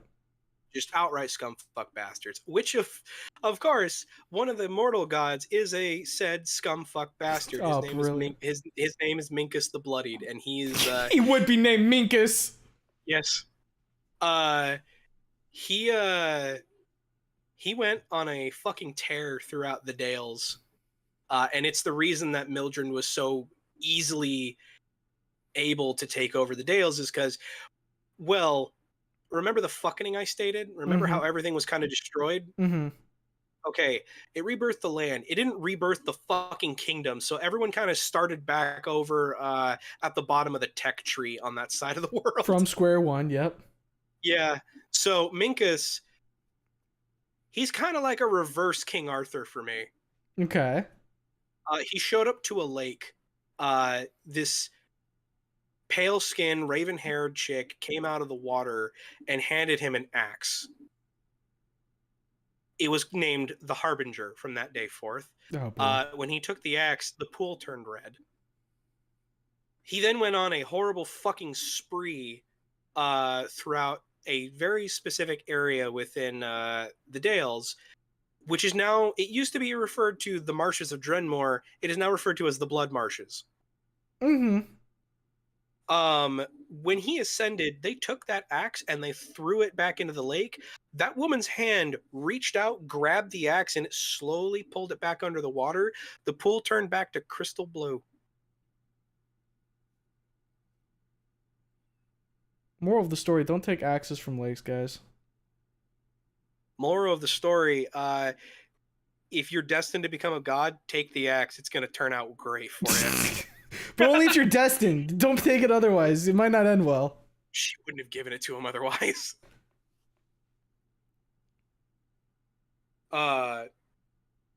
We've gone on a huge deep dive. You had a question about voice work. I don't even know if you remember it anymore. Oh no, I know how to pivot back to it. Okay, cool. I just let you yap for a little bit because we're sprinkling it in, right? We can't go like fucking 15 hours ourselves here. So yeah, I'm glad that you've been enjoying this as much as you have, especially with fucking, what is it? Satan is in the ocean and loves to chat. Yeah. Look, I like picking people's brains with this type of stuff because then I get to poke it and say well, how does this work right here? Right fucking here. And I have a particular way of describing things that is done with a variation of wordplay. That's me stroking myself for a moment. Mm-hmm. I'm over here fighting for my life, man. Yeah, for those who don't know, Jake is sick, so Welcome to the Withercast. We're all fucking sick right now. Brother disappeared for 2 weeks and came back with the plague. I was doing corpse collection duty and bring out your dead. Oops, I'm on the cart now. You lay down to take a nap and then you woke up. Well, you only partially woke up. You're like, oh fuck. Yeah, man. I look over behind me and I see the incorporeal form of my soul still laying down. That's where he is right now, man. Thinking, man, he needs to catch up. Get your stupid ass up. I need you. Yeah, to turn it back to the voice work shit, kind of two-pronged on it. First, because you were talking about it, and from a writer perspective, when it comes to writing the voice of characters, how do you go about kind of deciding that, right? Because I think for me, whenever I'm having to think about writing a character's voice, it doesn't come across in the tone or anything, but how they talk more so, rather than a type of accent or anything, the flow of it, how quickly they speak, where they maybe make pauses, what sorts of things they start to emphasize in their speech, you know what I mean? Ultimately, one crux of that is because it's going through me. They all have some variation of my mannerisms that you'll hear from time to time. People can hear me talk, and it's not my voice that you'll hear, it's the mannerisms in which I speak, because I'll have very specific pauses where either I'll be thinking of a word or it's deliberately put in there so that I can get you to kind of go with my flow here for a minute. Right. So the characters that I'll have will sometimes have that same variation of flow within them. Now, my problem is that once I start reading them, I would you give me one quick moment so I could go grab a book and read something real quick? Would you be cool with that? Yeah, go for it. Sweet. I will be right back. Yep. So your soul's not in your body anymore, Jake, is what you're saying. No. Damn, brother. You know, I need to hit up Kev at some point and ask Why? him for a version of this this sprite with card in my lap without the skull. Yeah, probably. Cause I was thinking about it today. I was looking at the one without card, and I'm like, I miss the little guy. I want him back in my lap. He's probably listening to this right now. Maybe. I don't Hi, know. I Kev. don't know. Hi. Oh, no. Hi. Oh no, you know what? No, he is not, because he's at a rodeo right now. He's at a rodeo? Yeah. That's kind of badass. You ever, He had a rodeo. He had a rodeo with his wife you ever been to a rodeo? several times. I'm Texan. Okay, motherfucker. I figured, got the but right I one just this time. I'm just trying to Okay. make fucking conversation. Damn. Yeah. Well, your guest is back, so conversate with him instead, wise Alright. guy. Turns to my guest. Valley of the Feast of First Kin. Where the fuck is it? Motherfucker got a physical ass book in his hands right now. I have no. That's the Blessings of the Gods. I'm literally looking for like. Yes. Okay. Cool Foley work. Here we are. So this is Can you a say here we are again, but in Half-Life Scientist voice, please? Here we are. Thank you. You're welcome. This pleases the Jake. I need it. That's why your mama dead. Oh, no, Dead that's as my hell. dad. What shoes she got on? Does this They go work in the books. Ethernet hole? Alright, I what haven't you been got? this erect since I defanged Lamar. Oh my. Boy.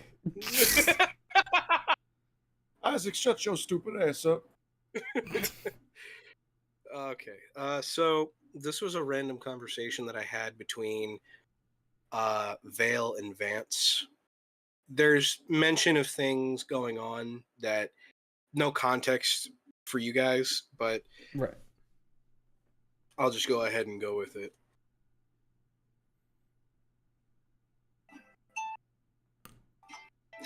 There it is. There's that alarm I was the talking. There's alarm. that alarm I was talking about. Scared me. Perfect fucking timing. I heard it and I looked at the time and I'm like, yep, that's 10 p.m. right there, baby. I fucking told you.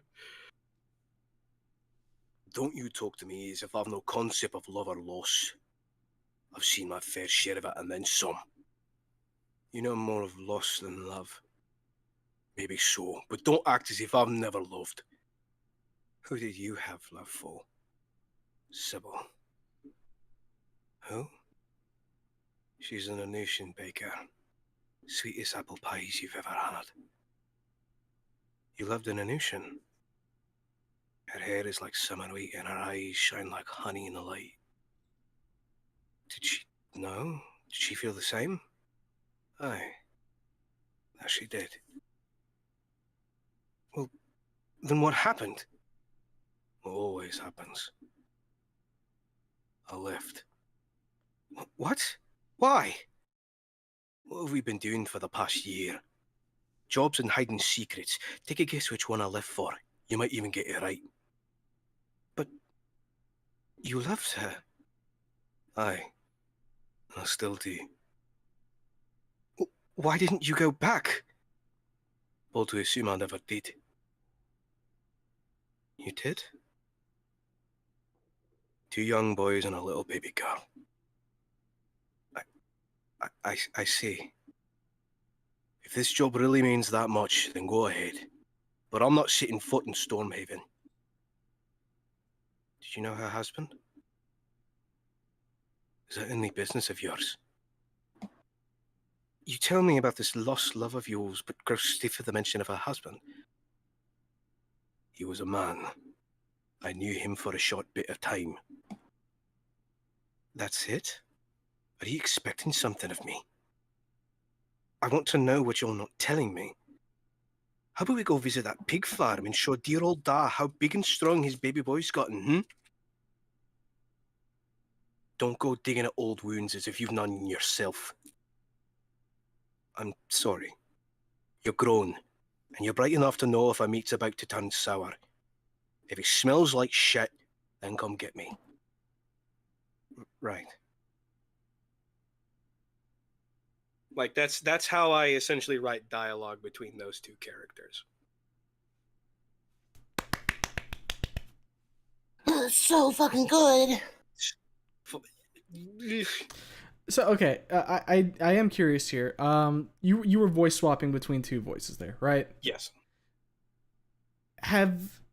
Do you find that to be difficult? No. It's seamless for you. It's so I do it so often. That is how I create conversations, is I will do them like if I'm driving, if I'm at a door, if I'm at a specific door while I'm at work and there's nobody around me, I will legitimately start doing voices between two characters in a scene if I can do both voices for each character. If not, I'll just kind of like do a monotone voice and like space for that character. Right. Okay. So I legitimately do VA work of two characters back and forth, and I'll try and remember the conversation and then just write it off of that. Interesting. Because I know it pops in my head and it's just boredom. That's what legitimately everything that I have written up to this point, from when I started 3 years ago, is when I started actually writing all this down, is boredom. Nothing better to do than write. Yeah, I mean, that's fair, right? Like, better to use that time for something. Yeah, I know whenever I would, like, write, like, dialogue or anything, I would have, like, the internal monologue, but I never would actually, like, say all that out loud, so that's interesting. It makes you feel like a fucking crazy person at times when someone comes in mid-dialogue. Right, I was gonna say, to somebody who doesn't know what's happening, you probably look like a schizophrenic, huh? Yeah, but they also hear you doing a lot of accents and you're doing a lot of different things and you're switching back and forth between voices, and then it just comes its own way and you look like a crazy person, don't you? So they have an idea of something that's going on where you are doing something, but again, they have no clue, so you just look like a fucking schizophrenic person talking to himself. Right. It just happens that I look like a security guard in that moment. Yeah, you know, the suit, or like the outfit and everything, right? Yeah. My monkey suit. Is that what you refer to it as? No, I would call it my slave chains. Fair enough. Listen, I'm a white boy working at a native casino. They have to lock me up somehow. They make me walk my own trail. The outfit that binds me. I don't know about that one. I don't know about that joke that you just said. My brother, man, I have a native coworker. I call him Trailblazer all the fucking time. We have fun with it. Yeah, I know.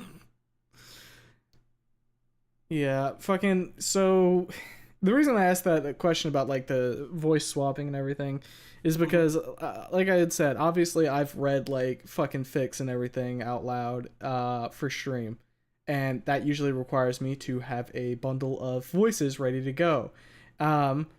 I silently curse every fucking time I've had to in None in the Chamber voice like 4 different characters at once, because style swapping is a bitch and a half when it's characters you aren't like haven't practiced a lot, right?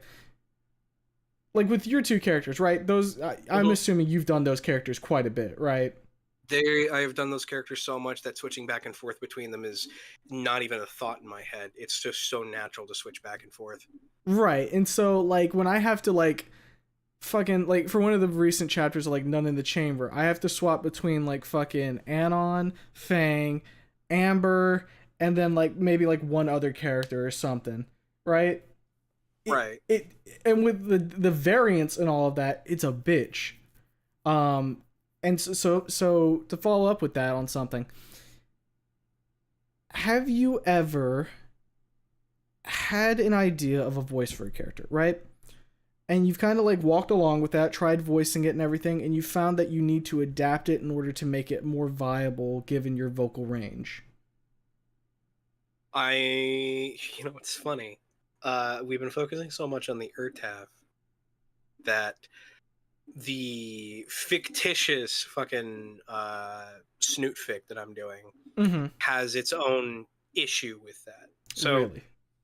long story short, the theming that I had for the staff as the joke was it was going to be fucking survival horror protagonists or just characters Right. because that tickles me pink. Mm-hmm. If Kev is cool with it, I think I will actually show one bit of art he did for me. That I actually I commissioned him for this. Well, if Which you commissioned is it, then I don't think you would care, considering you paid for it. now, in all regards, I always try and whether or not it is technically mine, I would always like to make sure everything's all good on that regard. It's But fine. since Kev's not here, he's at a rodeo right now. I hope he's enjoying himself. I'm sure So this is Oh yeah, I remember seeing that. yes, this is Leon Kennedy as a raptor. He's eating a Lunchable in a teacher's lounge. He's the Spanish teacher. Oh That's boy. very funny. That's very funny. All right. I had an entire stupid jokey scene set up to where his father, JFK, walks into the classroom, does the JFK impersonation. Oh, my baby boy, you forgot your Lunchables on the table this morning. They're ham and cheese, your favorite. It's like, Dad, I'm in the middle of a class right now. Oh, hello, children. I just wanted to deliver my sweet baby darling boy his little Lunchables. He loves them so. Oh, is that ham and cheese? Fuck yeah, I love you. And this is him eating that Lunchable in the fucking teacher's lounge. That's It really was all spawned from I saw. So initially I had thought of it on my own. I saw this. Whoops! I did not mean to.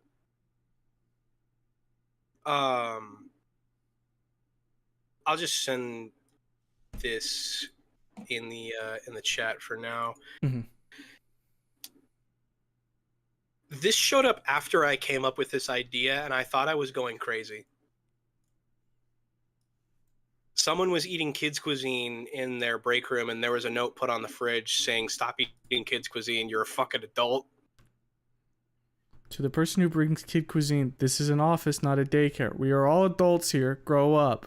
An immediate picture of him eating the chicken nuggets, the corn, the brownie with sprinkles, the mac and cheese, and a Capri Sun. Got the motherfucking Capri Sun, baby. Hell yeah. Yeah, baby. Whoever posted that note up is that motherfucker doesn't have fun ever. It's my goddamn money. I will pay for whatever fucking food I feel and eat it wherever the fuck I feel. I will eat the boxed penguin. I love. Have people eaten penguin before? Do we know what that shit tastes like? I have not eaten Imagine penguin. it tastes kind of rubbery like seal. I want to try penguin now. Is that fucked up? I don't know. Is it? It's man's curiosity. It's why we go out and club them. I feel like there's two responses when we see animals. It's I want to eat that or I want to befriend that. I mean, you can have both at the same time too. Not friend. Why friend shaped is a phrase that I. Cows are pretty cute, but I'll eat the shit out of a cow. Yeah, you can do both. Cook wrote in his diary of equal interest to the naturalist and the cook as he began eating penguins. They taste like a piece of beef, odoriferous codfish, and a canvas-baked duck roasted together in a pot with blood and cod liver oil for sauce. I don't know what the fuck that means.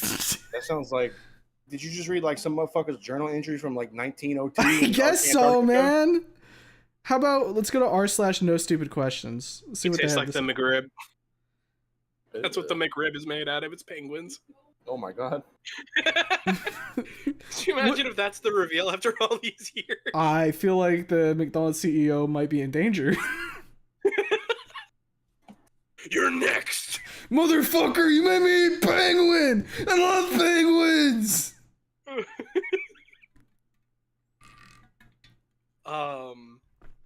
But getting back onto the question of like needing to change up, Nemesis was going to be the principal. Oh boy. Yeah, his name was going to be Principal Messis. Okay. And because the story was he was going to be a Neanderthal that had an accident because there was a fire in the school and he ran in to save some kids and he had really bad burns across his face, and that's why his face looks like Nemesis. Okay. I fuck with that. Yeah, he really cares about his students and faculty, but because he looks like that, his teeth are like that, so I have to write a speech impediment. And so I'm at a door and I'm deliberately not using my lips to say anything. I'm doing the ventriloquist thing. But the thing about ventriloquists is that even with that, they can kind of cheat sometimes. Right. Because they can get away with doing like very, very the most minor of lip movements that it's not perceivable, but they still get away with it. Meanwhile, I'm at the door trying to lift up my lips so that I can start talking like this, and it's not actually going to show much. You can tell that something's not right with how I'm talking, Right. but it's still perceivable until I start doing more complex consonants.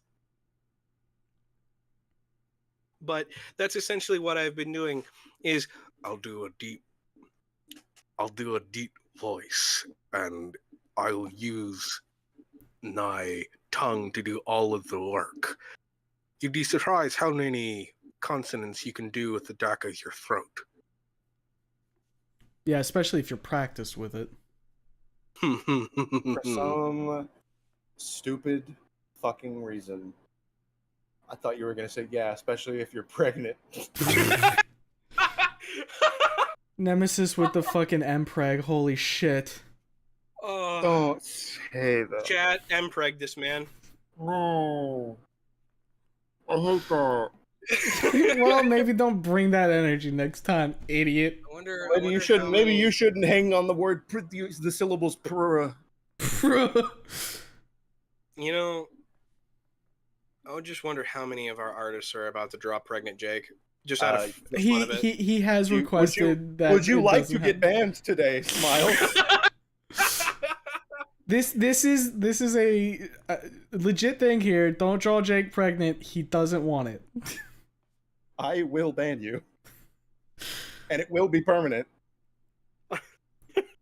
You know, it's kind of funny, Jake, or not Jake, Sarge, that you bring up like the whole fucking like Leon's the Spanish teacher and everything, because it reminds me of that fucking thumbnail I did for Hold On to Me, where Diego is in the background with Luis like hanging out with him. And I have the whole stupid headcanon where Luis is just fucking Diego's uncle. Small world, eh?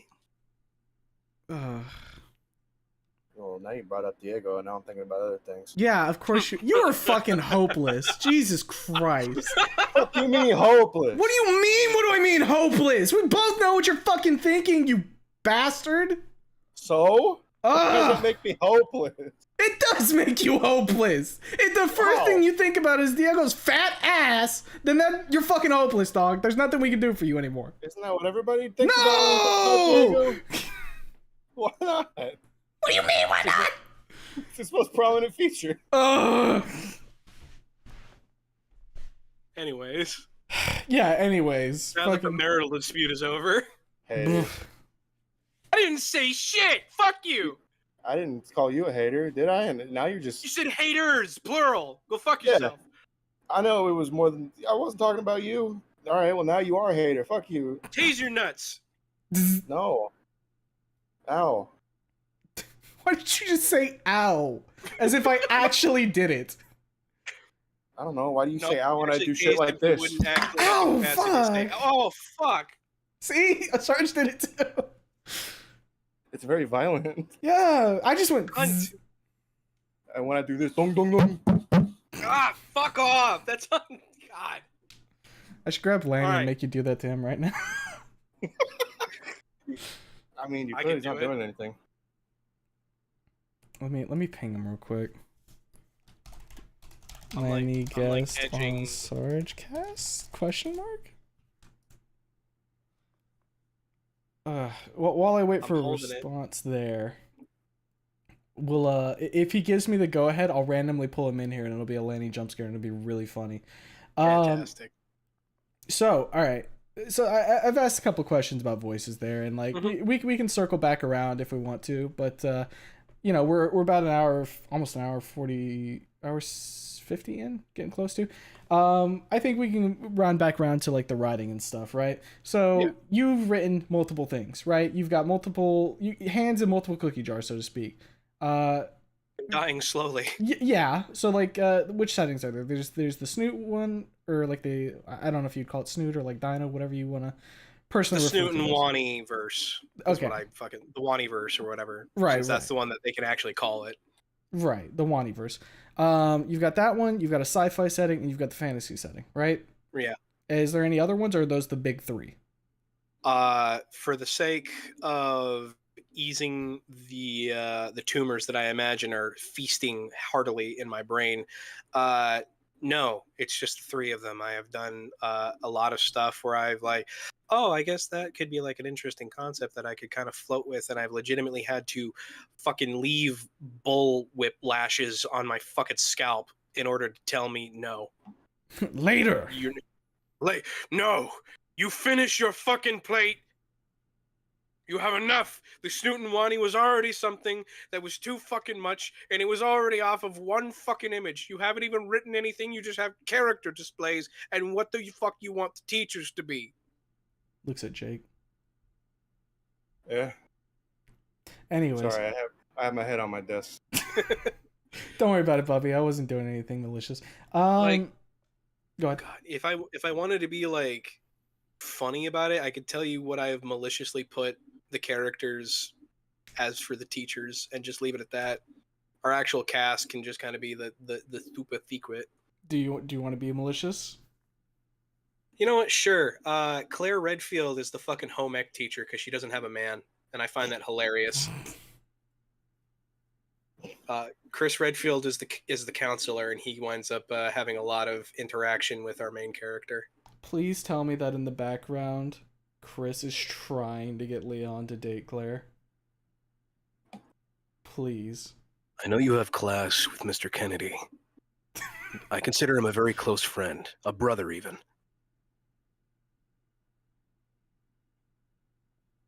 Is this going anywhere else, or was that? No, it? that was it. That was it. That was the only line I have. It's just, I consider him a very close friend, a brother even. Just that's it. That's it. He just stares at Leon while saying that. The answer is still no. Okay, the fucked up thing is that I was gonna have Leon always speak Spanish to Chris, but no one else. Okay, yeah. Come on, Leon, that's not funny. You know I don't speak Taco Bell. Puta cabron. That would be fucking hilarious. Holy Yeah. shit. What was it? Oh, Jill. Morwen? That was a Morwen. I knew it was gonna come out at some point. So, I didn't know where else to put her, and I didn't want to go so far deep with her. Ada Wong is just a math teacher. I just made it really fucking simple. Yes, I know what I fucking said. I know what I just did. Yeah. You're good. Keep going. Barry Burton is the school chef. Oh my god, you're gonna have a fucking sandwich moment, aren't you? Jill Valentine is the vice principal, and yes, he does like. Miss Valentine's looking real good today. Yeah, she's looking pretty good. Like a sandwich. What? Just want to slap her right between two big old pieces of wheat. Just chow down. this is where I bring out the What? spray bottle. Everyone, he has a very gross and weird obsession about Miss Valentine and sandwiches. That's all I'll say. Ugh. Yes. I think it would be funny if he tried to describe everyone as like some kind of food. Like he's just obsessed with food and sees all of his colleagues as like a different type of fucking meal. Ugh. What are you ughing about? I don't know. Now I'm picturing that too. You put the fucking mind escape in my brain, and just because you can't picture it doesn't mean other people can. Yeah, I well, mean, can't. so- I mean, fuck. It's tough for you, isn't it? Hey, Jake. Hey, kill yourself. What? Hey. Wolfgang. What is this supposed to make me feel negative emotions or like? It's supposed to make you feel things. That's all I Bowie's picture job. now is Bring Bowie in here. all I see now is mutilated Mia, and I just feel ambivalent about that. You're just like, nah, it is what it is. Oh, that's comfort of my gore character. Classic. Oh, he's gotten the retarded laugh. Oh, this is great. Boy. Oh my god. I have like 8 different laughs. Somebody put a Jake laugh compilation together of all my different laughs. Yeah, we'll scrub. You know what? Bat Six snaps fingers. Can you do that, pretty please? Don't put that on Bat6. I'll hit up Cars and tell him to put it as part of a compilation. And by hit up Cars, I mean he's right there, so he heard me. Sinister giggle compilation. Or I'm sorry, sinister gingered giggle compilation. Why does my hair color have to come into this? We could just have it be an overall sinister laugh compilation for everybody. We've got enough people laughing. What was Vaughn. it? I think one of my work wives outright told me that one of my laughs when I have intentions behind something and they ask me a question, they said I sound like a molester. Okay. So that was great. That's very good. Yeah. She still deliberately says she's my work wife, so that's, you know. And before anyone freaks out in fucking chat, Morwen knows about both of them, all right? So you chill the fuck out. There's a difference between wife and work wife. Yes. I just have a female friend at work that I am comfortable around to talk about sex stuff, and there's nothing to it. You go, girl. Yeah. Oh, you go, big guy. Sorry, sometimes that just takes over. Is that true? Who? It's just that easy. Applause for the fans. I should play that on stream at some point. Oh my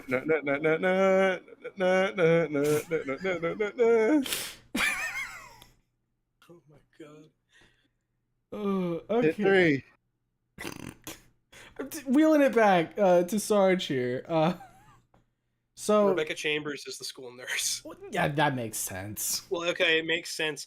I think she is one of the worst fucking medics in survival horror history. Oh yeah? I just imagine the entire time while Chris or Jill is trying to get like the fucking anti-venom for what's his face. Richard, I think. What? I think it's Richard that needs the antivenom, right?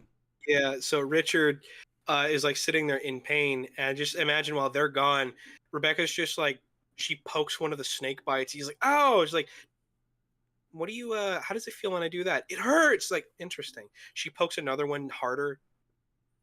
It's like, "How does it feel with that? It hurts more." It's like, starts scribbling really fucking hard for notes. She just starts taking all kinds of notes, poking them all over in different places.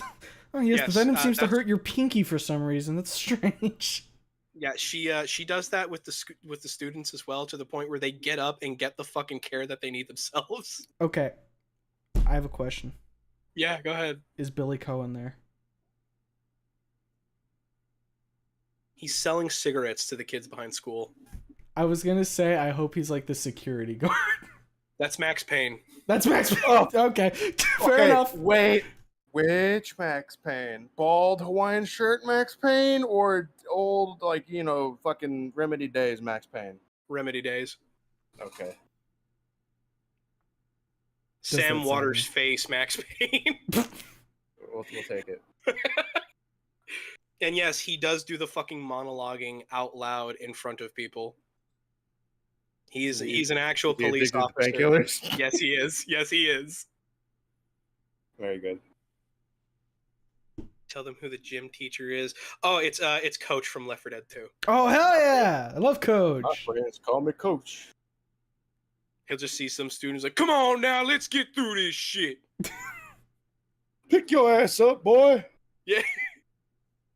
Oh man, don't shit yourself over this. It ain't nothing. You good? I wonder if the burger tank's open. So He'll just pick out a fucking full ass bacon cheeseburger and start eating it in the gym. Barbecue bacon burger. so this is a high school setting, right? Yes. Okay. Yes, it's a high school. Oh man. Is Ellis the ag teacher? No. Coach was the only one of the Left 4 Dead crew I had. There's probably not even an ag program at the school. What a hack school. Yeah, I made it deliberately to where everyone but the Spanish class, all these kids are completely fucked. Because you have the personalities of fucking survival horror protagonists teaching kids. They're all retarded. Every last one of them is retarded. So okay, I'm a little curious. What Where's made you Wesker? opt for like we can ask about Biology Wesker. teacher, of course. Oh, you know what? You bring me an egg. He's the biology teacher, but Chris, the school counselor, doesn't trust him for very specific reasons. He asked him one day, "Why do you have so many chemicals in the biology class?" "Well, Chris, once you get to a certain point, biology just becomes chemistry. It's quite simple, really." Man, it's okay. So what I'm a little curious. What made you opt for a high school setting versus like a college setting? Honestly, so it was the period in time. I feel like with certain instances of things that can happen, what is legitimately stopping somebody from just saying fuck this and trying to get reassigned to a different time for a class? Mm-hmm. In a high school setting, the staff will outright tell you, fuck you, you're stuck. Right. With a college setting, you're all adults. You can figure this out. You can legitimately try and reschedule times like an adult. I Right. imagine, at least. I've never been to college myself. It depends. Up to a certain point, yes. I think like in the first, I don't remember what the time frame is, but usually colleges will have it to where you can switch classes, and still get credit. But after that, if you switch classes, you can't get credit for the course. Right. So I like with this, if you feel like you are being introduced into a friend group and you're not comfortable with that, you can just kind of say no, and you're adults. So if it's anything beyond that, it's harassment. Mm-hmm. And it's adults harassing each other, so it's taken a little bit more seriously than just high schoolers being high schoolers. Right. With the high school setting, I deliberately I turned the clock a bit back. It's not going to be current year 2025. No, it's 2016, Right. which was when I had my senior year. Mm-hmm. I did this specifically so that I would be able to describe what high school was like, and I'm not going to sound like I'm hip with the kids, don't you know? Mm. Because I'm not saying it doesn't. It feels like that with Snoot or Wani. It's one of those instances of, because both of those stories kind of show a reality of life, whether or not they're in school. I wanted this to have a little bit more focus within the school and being able to Mhm. talk with teachers and the general discussions that you could get up to with teachers. Like, I didn't even mention that Ada, Claire, and Jill in the home ec classroom, Claire has box wine hidden in her desk, and Ada and Jill will go up to the home ec class on Fridays and they'll drink wine in the home ec class. Gotcha. Like, it's just there's a social ecosystem within Right.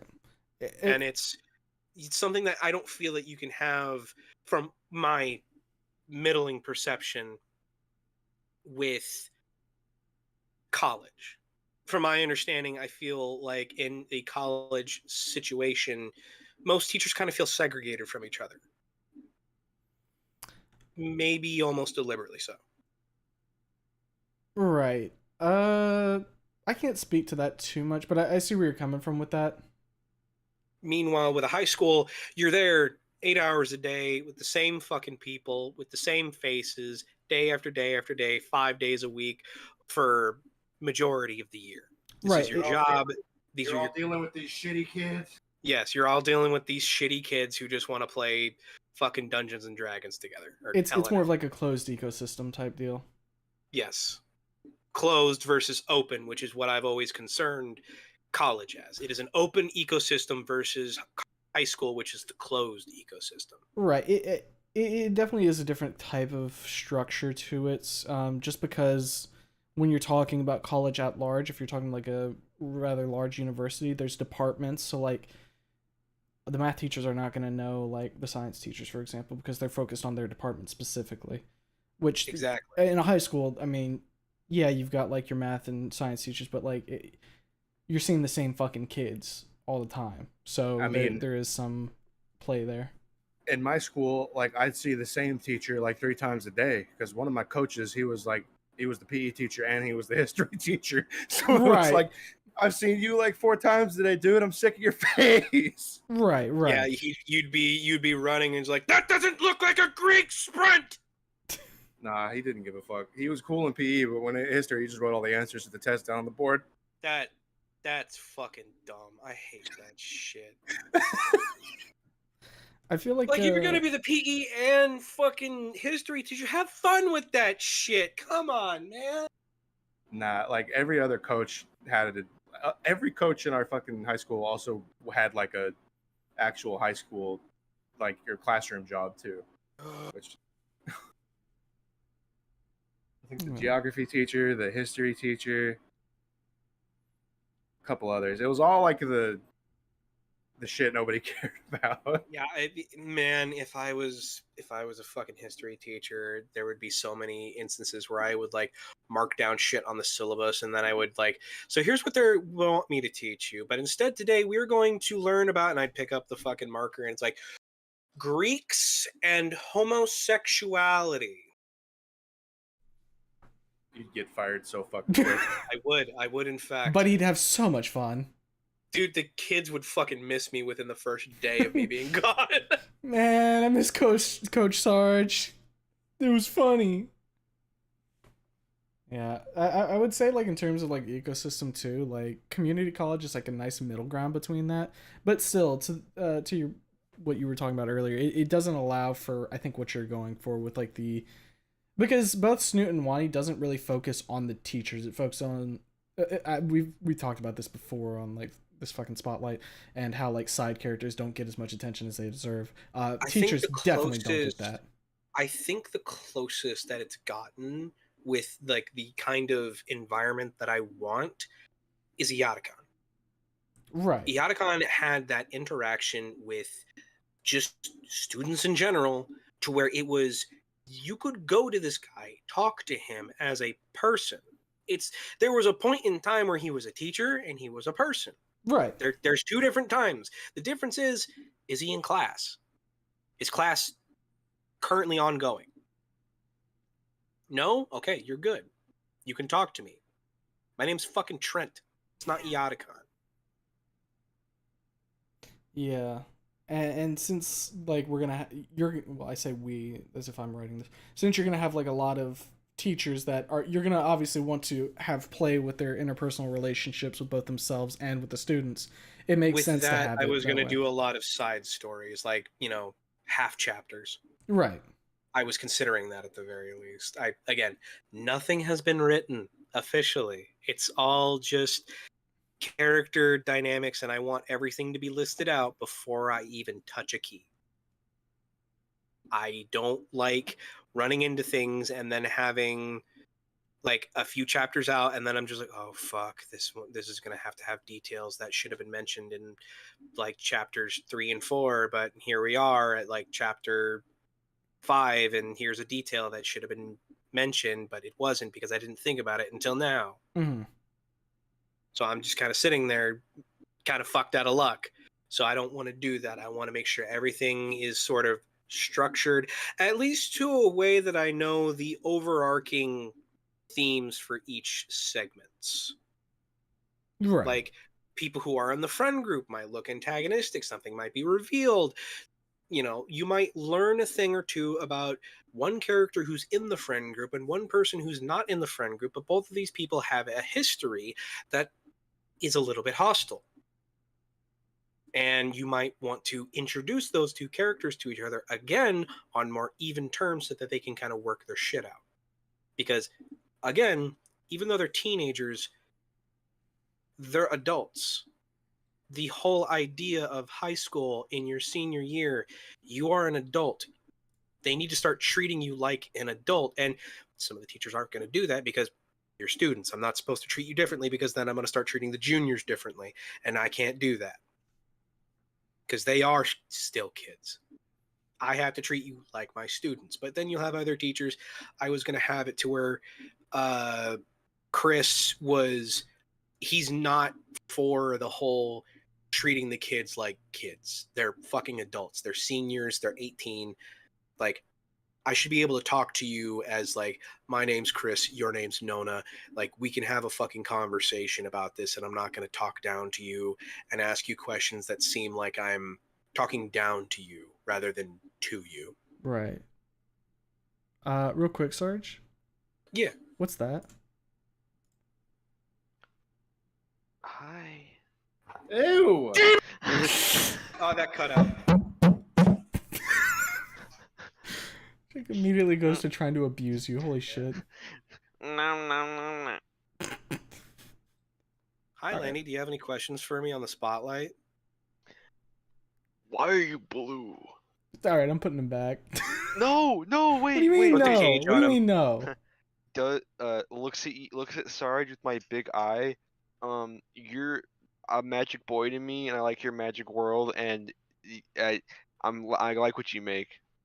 That's not a question, you fucking dumbass. No, it's a statement, and it's a question of my undying. You ever heard of My Little Pony? Friendship is magic. All right. I was gonna say pokes you in your big eye and sends you back to hell. All right, go ahead. Continue onwards. Oh, fuck. So I wanna go to bed. I'm gonna go lay down. Are you actually gonna lay down? Yeah, I'm staying on my bed's right here. Shit. We got it. Bedtime for me. we got acoustic Jake. He is so withered, dog. Oh my god. Holy shit. All right. Just eat a golden apple, dumbass. Yeah, motherfucker. Well, you have to Drink do. some milk. Yes, he has to do a splash potion of weakness first, so the golden apple can take effect. Oh. Do you have a brewing stand? I can't hear you saying slurs at me, dumbass. Shut up, bitch. When? Across the room, Jake is kind of funny. PlayStation. So Chris talking about wanting to talk to the students on like a level playing field, right? Shut up, bitch. Because he's. I'm trying to run a fucking spotlight here. Can you shut your fucking mouth? Right. Continue. I mean, if you've played the fucking games, he's a character that seems like he's a little bit more stressed and tired of shit rather than, you know, like everyone else who's just kind of like, I can't believe this. He's more of just like oh, this shit again. Well, I mean, you know, to be fair, he's been through this shit how many times? It's been a few decades now. And it's like he legitimately has conversations with like that with the main character of, I didn't see myself doing this to any like degree that would legitimately see me in a career with this. I didn't think like I did not see myself as a school counselor. I thought I would fuck this up. I thought they would fire me within a couple months. I've been here 3 years. So it's something you pick up as you go. And it's, again, not something I thought I would do. So he essentially goes like through some roundabout ways where he's explaining himself, but it comes off more as him trying to get a point across of try things out even if you think you won't like them. Damn. You got some water, Bubby? I think he died. Yeah, I bet. Drink some water, dog. It'll soothe your throat. I don't got none. Why do you got water? I forgot. You're in Texas. It's not Flint, Michigan. You'll be fine. Go get water. Walker. Guagua. I don't want to get up. I don't feel like getting up. Drink some of God's tears. I don't want to. That shit's bitter. Like, Tastes like your mouth. what? That's what water is. The flavoring of water is your mouth. Your mouth. Shut up. Oh my god. I don't. Did you just kick something? No. Yeah.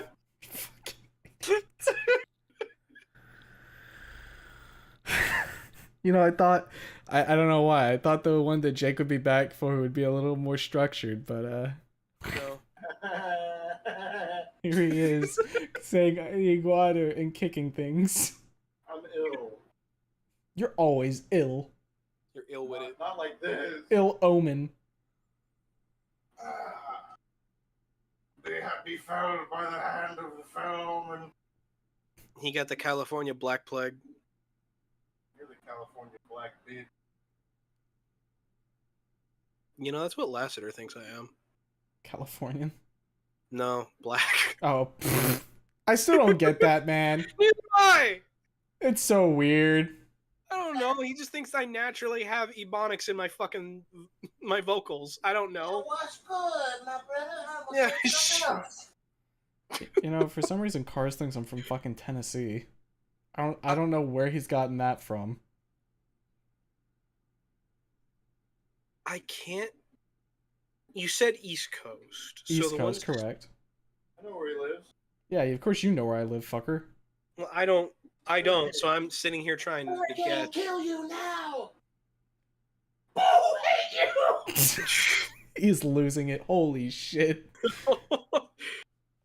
You don't complain I'll about kill it. you with hurricane. Florida? God, no. Okay. Virginia. Isn't that landlocked? It is, but it's closer to the East Coast. No, he means coast. Okay. You get one more guess and then I'll tell you after the spotlight. Fuck it, are you a Family Guy or are you in Rhode Island? No. Did you say Rod Island? I said Rhode Island. Oh man, Rod. Rhode Island would be way cooler if it was just a big rod that went up into the sky.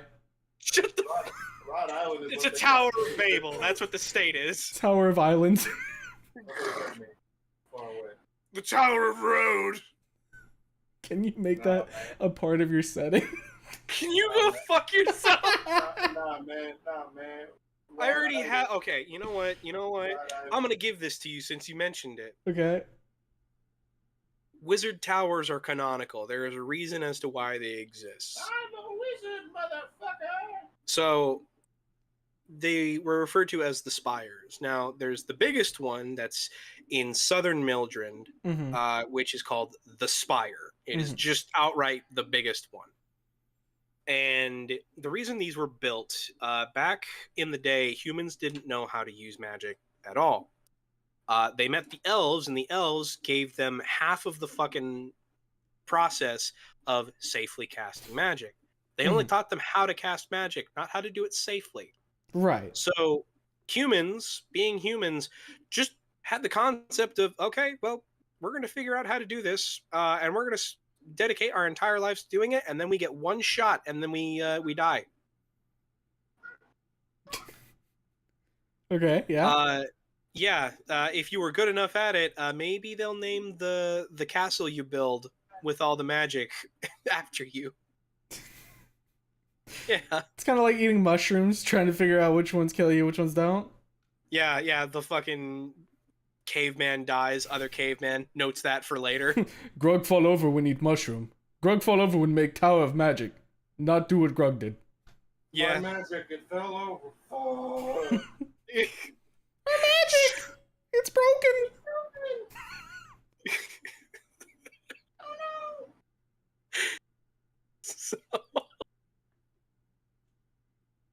So, the worms came down. I forgot that it was worms with a Y, and I just imagined like a big old fucking earthworm flying down from the heavens. Hold on. Hey, I'm gonna do a 10 pull. what's up, man? My name's Kevin. I'm a worm. Doing a 10 pull on Dragon Ball Legends. God, he's fucking insufferable. Okay, while he's doing that 10 pull, if you want to keep talking, go for it. I'm about to shit myself. I'll be right back. Oh, okay. Well, I'm gonna actually fucking die here. You have fun with your IBS attack. So, essentially, worms. Oh my god, you are actually fucking. You know what? I'm gonna just fucking mute you for my sake, real quick. So, worms came down to talk to people, and they were like, "Hey, we can teach you how to properly cast magic and not blow yourselves up." And the humans were like, "Okay, well, why don't you do that?" And did you just call me a fat ass? No, I said badass. Okay. It's a little difficult to hear you from that far away. No, I'm cool. Okay. Just checking on you. You did that on purpose and it's actually going to hurt. Yeah, see?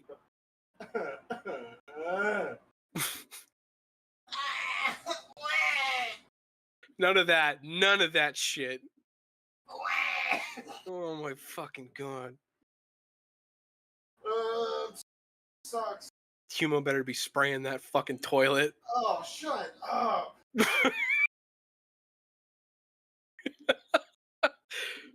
So the worms were like, okay, but we can't do it down here because the land is the domain of the giants. We have the domain of the sky. So the humans built giant towers so that they could commune with the worms in the sky. These were the spires. They are the wizard towers. This is why wizard towers are canonical to my setting. I know it's worm with a Y, but worms in the sky, very funny. They dry out, dog. Yeah, they flying around like a crispy worm. Could you imagine like a giant fucking worm falling out of the sky and crushing your local housing development? Yo, man, that's just the Alaskan bullworm from SpongeBob. SpongeBob? I got the SpongeBob worm. Damn. I ever tell you about the SpongeBob worm, man? What? So You've gone completely fucking senile. What's the word on the street, man? How's it going, brother? Word on the street, shit smells bad. Damn, bro, that's crazy. Mm. They be on that shit like horse flies on a horse's ass. You know what I'm saying? Oh, I said horse. Now cars is in chat all out. Oh, Shut the fuck up. Leave him alone. whatever. I don't give a fuck. I know you don't. He can like what he likes. Enum Claw. What about Enum Claw? Enum Claw. Mr. Hands. Of course.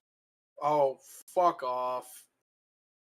I hear enough about him in my own goddamn state. I don't need you reminding me that I'm in the same state as him. Yeah.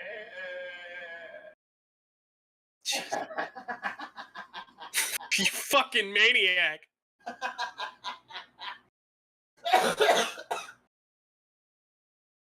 Okay, I'm back. Why is he dying? He's been like this for the past couple minutes. Okay. As one would expect, I suppose. Yeah. Damn. Oh my fucking god. Get water, dumbass. No. Go get some fucking water! Not yet. Hey, Humo, can you describe in disgusting detail how you sprayed shit on the toilet? I don't want to talk about that. I want to hear about his IBS. My body hate me. Oh yeah, go get some fucking water or you're gonna hear more. Can't make me. You know what? I'll tell you my stories because I had some pretty bad stuff lately. Take my headphones off. And then everybody in the audience suffers, unfortunately. You know, So- I got an idea. Let's see. I'm terrified that you're about to do something that my dad does on phone call.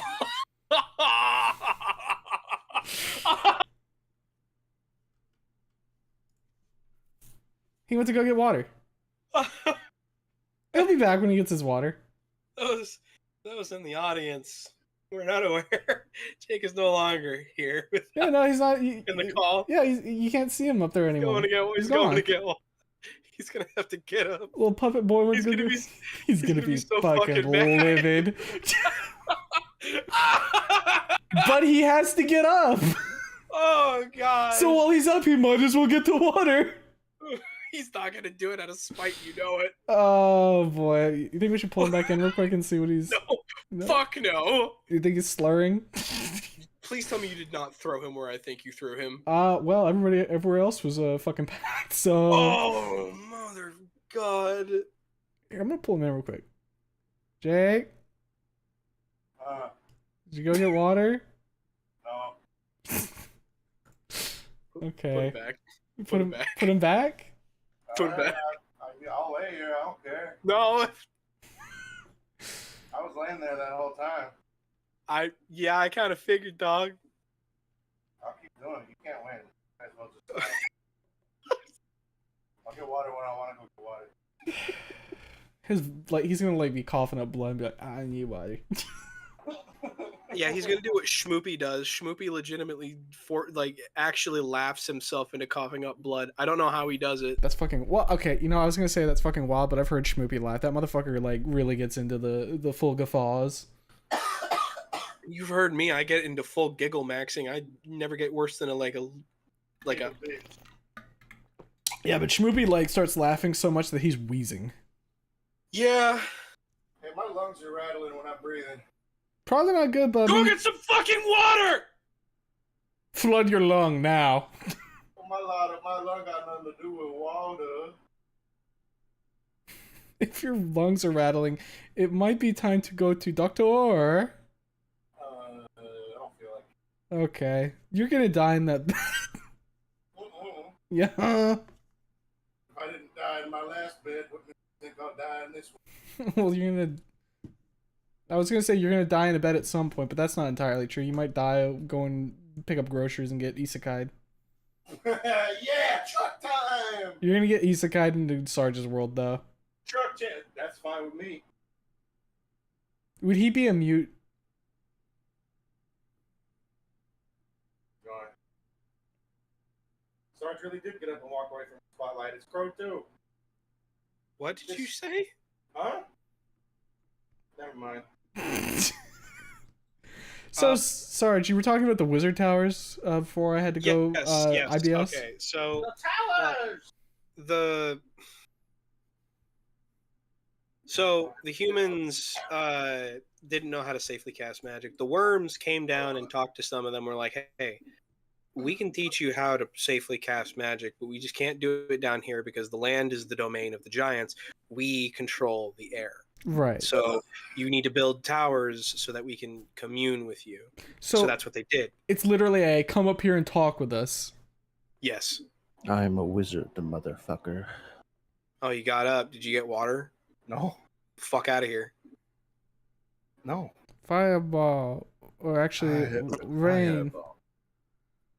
Rain of spiders. I wanted to say, would you drink a spider, but then I realized that didn't make sense. I'm not Chinese. Oh boy. What? Have you not seen? Have you not seen the fucking mukbang videos where there's like girls eating like completely live tarantulas? Okay, but that's eating, not drinking, brother. What you speaking of? Spit your shit, homeboy. Eating is drinking with extra steps. Toss that bitch in the blender. Listen to it scream. They ain't got no liquid in there. Actively false. They are a blood-focused hydraulic system within the legs. They ain't got no liquid in there. Blood ain't no motherfucker, liquid. that is exactly the opposite of what's going on in there. Blood is solid, not a liquid. Spiders are cool. Iron, they got iron in there. That mean iron is solid, not liquid. You are like,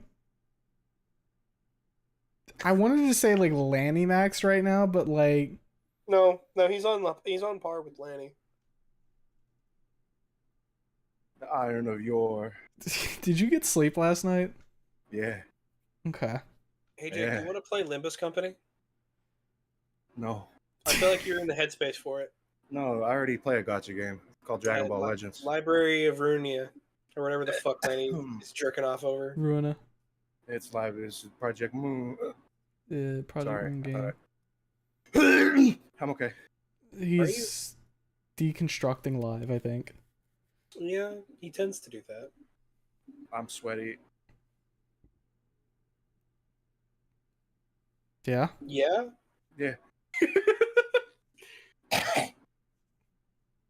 This truly is like Plague Max today.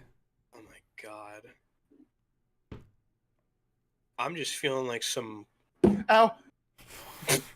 You really are Lanny. That is something that Lanny would just randomly shout because he hurts himself. Like a fucking idiot.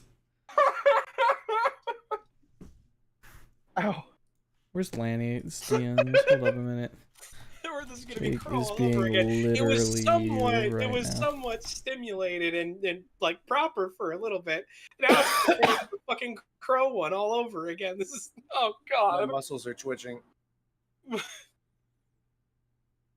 You can't even blame the guest for this one. No, I can't. No, I blame body. Molest yourself. Me? Huh? Yeah, What? baby, No. baby roof, Baby. baby roof. PlayStation. You know, this starts to feel like we're slipping towards the energy of Jake challenging you to fucking Sparking Zero, and I put it on the TV. He can't play it. It's too. His computer too bad. Yeah, it is. We tried. Well, I don't know. Wait, they said they fixed performance issues with last I'm patch, so maybe. I'm working on getting a new PC. Me I got too. the new graphics card. My power supply is not strong enough to run my graphics card. I need to swing by the Micro Center like 2 miles away, or not 2 miles, 2 hours away, and like have them help me out and make a new PC. What do you need? Sarge, I used to do this for a job. What do you need? I just need. I'm just making everything from scratch, and just want like their opinion on things. Oh, dog, I can talk with you about that shit. Oh, then Sarge, yeah. they I'll did. jump with that, What sorry. they did update for Sparking Zero. You see if patch help you with performance. I don't want to get my ass kicked by someone who plays this game too much.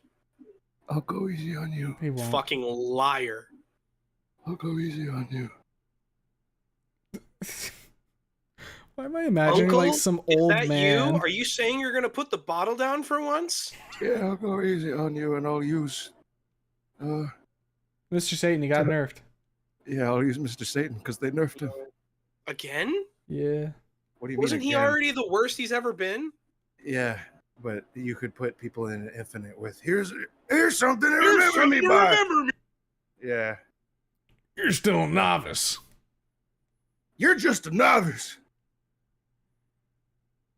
I am the Mr. Satan. I like how that seemed to like bring him out of his fucking corrosion for a moment. I'm the world champ. Oh, there it is. He's. I'm invoking the spirit of non-existent characters. Huh. Cool. Yeah. Hercule. Hercule Satan. Ooh, yeah. Yeah, we're at the 2.5 hour mark. This makes sense to just start dissociating a little bit. Yeah, just a tad. I'm the world champ. I can still keep form. a little bit if Oh, you yeah. if you're down for it. Yeah. Advice I would give to some people who are trying to figure some stuff out. Maybe they're having issue with notes and whatnot. This is coming from the guy who literally has notes and nothing actually written down. I am not going to talk about the one thing I have on AO3 because I have problems with it. Problems with the fact that it feels like it's rushed. Mm-mm. Even I can feel that it's rushed, even after it's out. But it's out, so I'm not going to touch it. Right. What I will state is, if you are taking notes, make sure wherever you go, have you heard me flipping through it? One of these little like top ring notebooks that you can just flip through wherever the fuck you want and just write something down.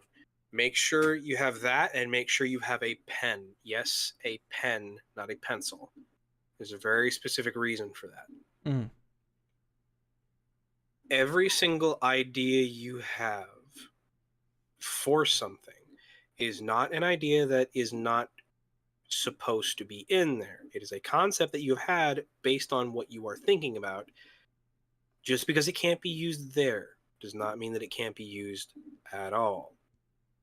There are ideas that I have moved around several times that I remembered them because I crossed them out in that thing, but they were still legible enough so that I could read them.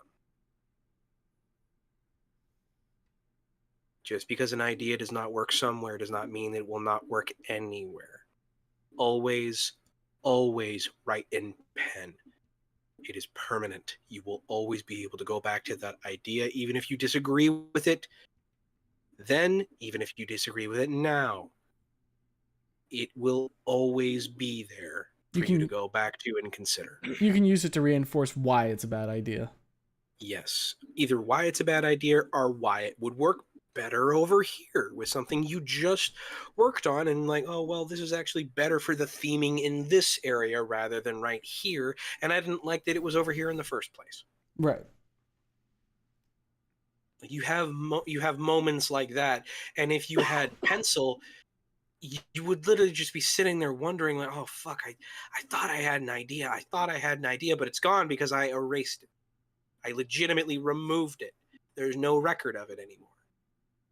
You can have disagreements. Fuck, what was it? The journal that I went to go get and read out of, this is the fourth one of me coming up with ideas and making lore.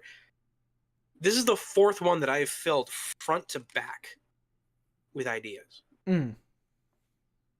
And I need to go get a new one now. And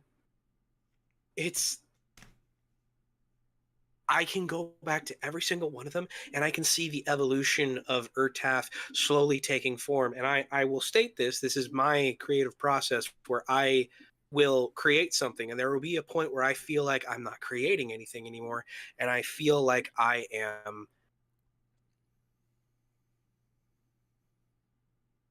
a visitor.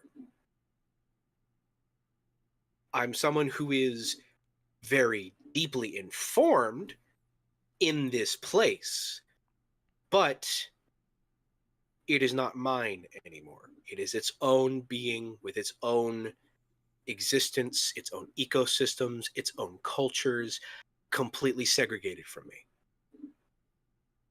There are people that exist in this world that have experiences and cultures and understandings that I will never be able to even process properly. And that's something that I acknowledge as someone who is, for all intents and purposes, the creator. Mm-hmm. It has become its own thing. It's like how a parent will one day see their child become someone that is wholly independent from them. Right. This setting that doesn't have anywhere, it has no paper linking it to anything of outside works or, well, just one singular thing that no one really knows all that much about. It does not exist save for this small little section of notebooks swirling in on itself. But it's alive. And until I can properly manifest either the skill or the gall to start working on it and creating some stories. It's going to remain like that until I deem it necessary to finally show it to the world in more proper fashion. Mm-hmm. So that's something I'm a little curious about, right? So you have all of this world building. You have stories that you want to write in this world, right? Yes. What do you think is going to be the plan for eventually, I'm assuming at some point, you would like to share this all. What's the plan for that? Would you be sharing stories first, or would you be sharing some sort of like overarching document giving the world building and then follow up with the story? Stories first and foremost. Mm-hmm. Mentions would be made, and maybe every once in a while I'll do a little thing where it will have a retelling of events by someone who's within the setting, because the best narrator you can have for a setting is an unreliable one. Mm-hmm. So if you are being told specific details of an event that happened this day and this year, make sure it's from someone who has a biased account, because they will always put it in a colorful tune. And it's funny because majority of the lore that I have, I look at it like a history teacher that actually enjoys his job for once. Mm-hmm. Talking about something that he legitimately finds interesting, not that he's getting paid to do it. So it was something that I got oddly enough from fucking DJ Peach Cobbler. And when he would talk about the Romans or fuck anything relating to like old history, I would watch his shit, and he was able to regale his interest of reading old biased accounts where they would deliberately lie in their accounts, and their accounts are the only ones that exist of that culture with the Aztecs in their own sense. Everything that we know about the Aztecs is made the fuck up by Spaniards. Mm-hmm. It's outright lies. And well, what do you know? If you actually go back and read some of the instances and you try and like put forth an understanding of events that happened and like what was going on with those men at that time, you get a very interesting story, and one that has irreparably damaged history, but that story in of itself, that while destroying one culture, explains it with just that one story. Right. Of men from distant lands showing up on shores and demanding change. It's interesting, and it's kind of where a lot of my framing for some of the lore has taken place. I want what you are hearing from a certain stance in lore of this happened on this day is going to be like reading a biased account in a history book. I want there to be misgivings about how a certain story is said because, oh, you left out this detail. You left out this detail that I learned from conversation from a character that has the opposite bias. Right. And mentions these details that are factual. Sometimes people mention them and they're just outright fucking lies. So you're going to get a lot of information that is just counterintuitive. Right. So a lot of arguments. Go ahead. In that sense, the world building is sort of a way for you to establish the baseline so you can do that with the stories. You have to have truth in order to be able to write the falsehoods, essentially. Exactly. So the one thing that I'll kind of link up with how people treat each other, when you have people in, let's say, you're playing Skyrim. Mm-hmm. You have a Nord talking to an Imperial, and it's not like this has nothing to do with like the civil war that's going on. Mm-hmm. They don't mention anything about like the the war for the Imperial City, or the big war that happened that caused the fucking civil war that's happening in Skyrim. They don't mention any of the history that you might have. They don't mention any of the history, say if you're a dark elf. They don't mention any of the history that happened at Red Mountain, or the fact that Skyrim was so benevolent that they brought the dark elves in, but they're kind of waiting for them to fucking leave by this point. Like, they don't mention any of that when you are having a conversation with someone. You are just Having a player conversation with character. someone. Exactly. With this, you are going to hear a conversation, and I want what you hear to sound just as similar when you ask a British person why they hate the French. And they are going to start mentioning a lot of historical points in history. Why do the British hate the French? And you're going to get a lot of history points, and the British are going to have a lot of biased history points, whether or not they're factual. They're going to have a lot of feelings about those. And the French, they're going to have the same. On the opposite spectrum, but the same nonetheless. There's going to be emotion behind it. Yeah. History that they are, while segregated from with their generation, still exists because, well, they're still here, aren't they? History is colored by the eyes of the observer. Exactly. And for them, that history can be distant, can be recent. Nevertheless, they're still going to have an opinion on it, and they're still going to feel a certain type of way with someone who's on the opposite end of that history. Mm-hmm. And that's what I want. That's how I want most interactions to go. I just need to finish making that history. Right. Okay. So there was something that I had mentioned putting a pin in earlier. And that was when you were mentioning writing what was it, the shanty or whatever, and yes. the pen exploded or whatever in a bunch of ink. I had dropped it onto the rubber mat that we stand on, so our ankles don't fucking break on the concrete. Mm-hmm. Can't have that stands 4 stories above the fucking ground. Fucking hell. And the pen tip had gotten stuck in the rubber mat, but the pen had essentially dislodged itself. Right. So the tip was stuck, and then it just started flowing and flowing and flowing, and I didn't notice it until it had already dripped. And I just tossed the pen and I just let the fucking notebook dry out. Mm-hmm. Yeah, so the reason I wanted to bring that up is because there's obviously people who are interested in your work, right? That there's a handful of people in the server that I know that are very much like to hear what you have to say and want to hear more about your setting from you, right?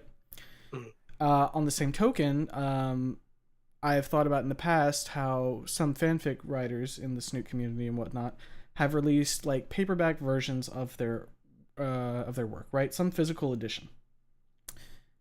I know that would be extremely far off, but have you ever entertained the idea of having some kind of physical medium, a collection of maybe not necessarily a book for it, because like you said, you wanted to release stories and whatnot, right? About the world. The world itself that you're writing is to help inform those stories and how you want to tell them. Have you ever entertained the idea of releasing like different physical mediums, like for example, a smudged version of like a sea shanty and collections of like political documents or like personal letters and whatnot that help paint a picture of the world in order to give a person an idea of what the world is like outside of a story. So in a sense, documentation based off of the world and how it functions, but still from the eyes of the people in the world. So it informs the user or the reader what all's going on, but not tying them to a specific story, if that makes sense.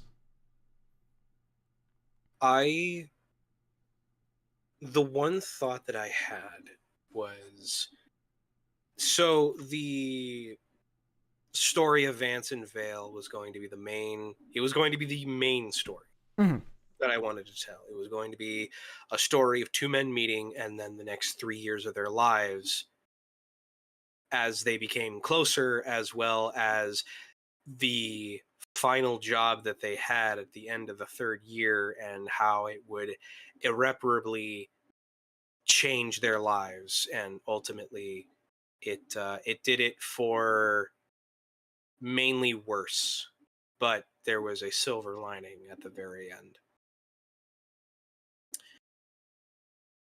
That little adventure was going to be uncreatively called an adventure novel. And I was going to have just the title be an adventure novel and other stories. Mhm. But the setting itself, I was going to just... I've played with the name before, but I was just going to refer to it as Letters from Urtaf. Mhm. Now, where are these letters going? I couldn't fucking tell you, but it's essentially what I have for it. It's just letters from Urtaf, and they're just skeeking their way somehow, probably in the hands of some poor outlander managing to escape the clutches of Urtaf just by surviving long enough and not pissing off enough people.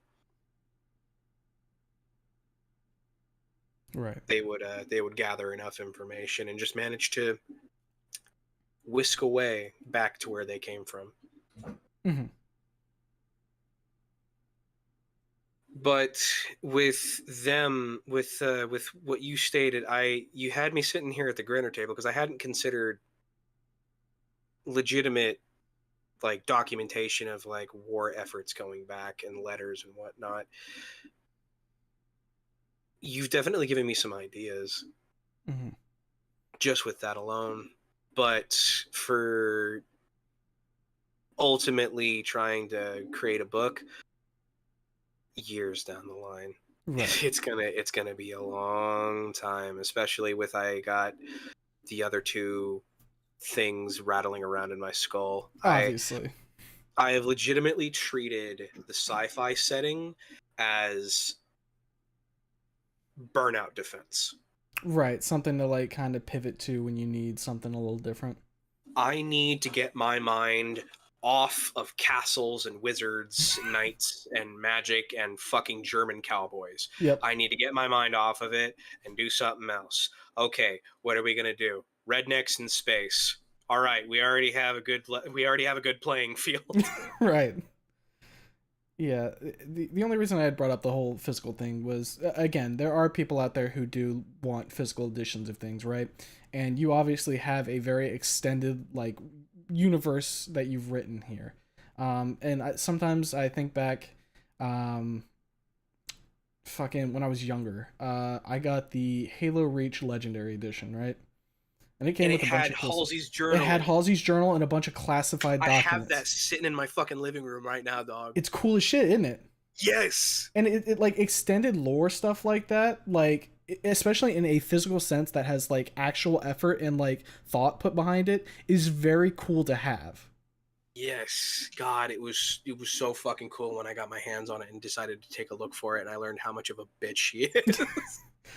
I'm sure I still have it somewhere in a box at like my parents' place. I need to like find that at some point because I was young at the point, right? And all I wanted to do was go play fucking Halo, so I didn't really read through it.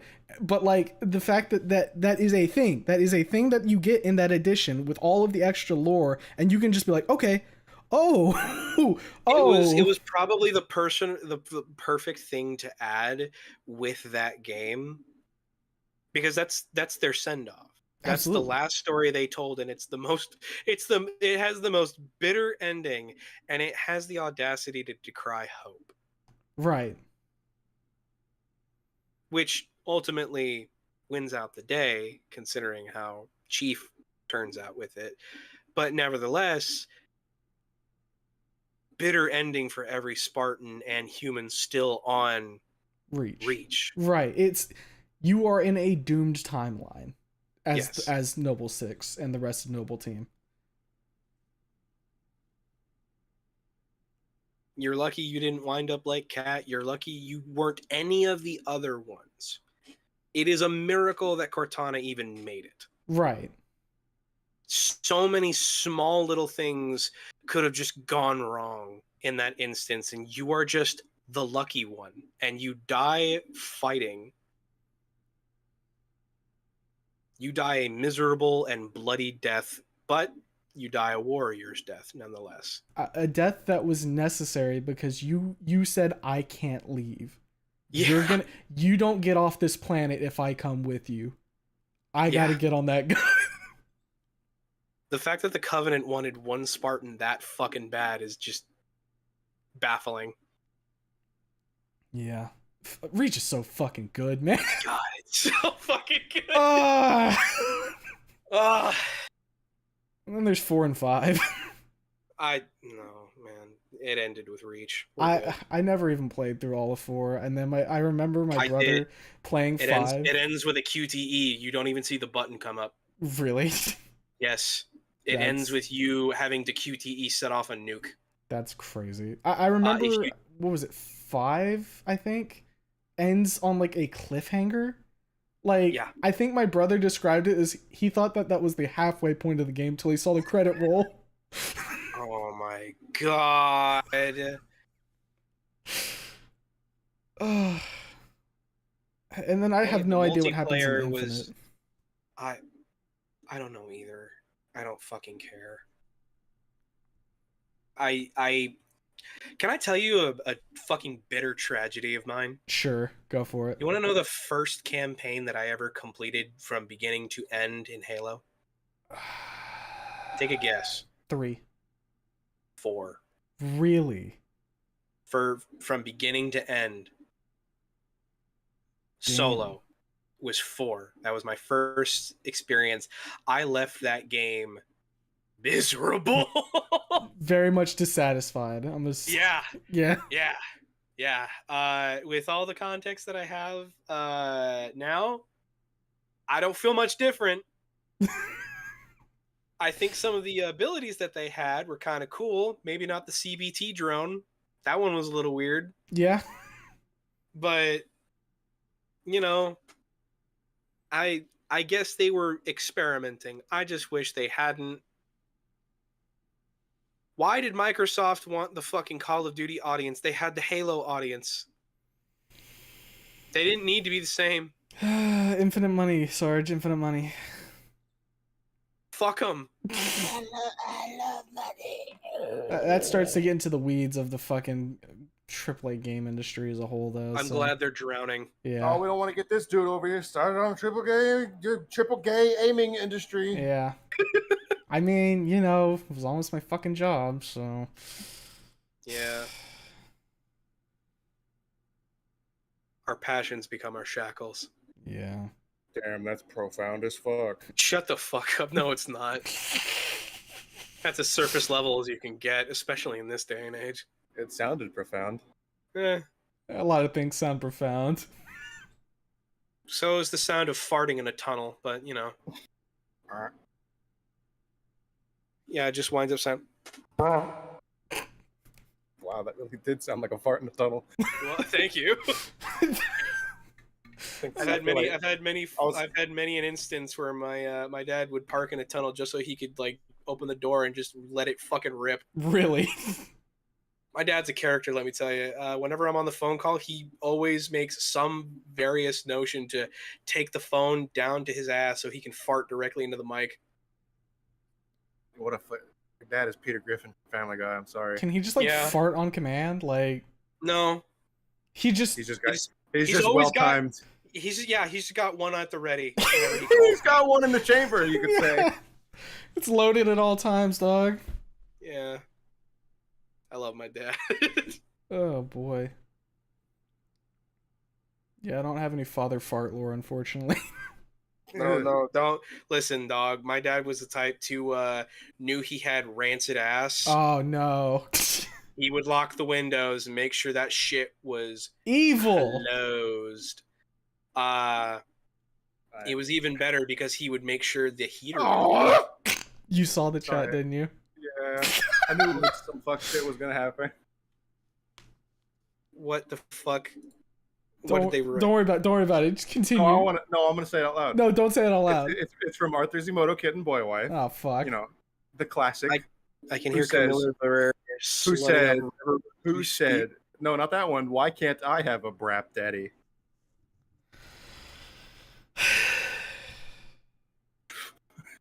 I needed to be immortalized on stream.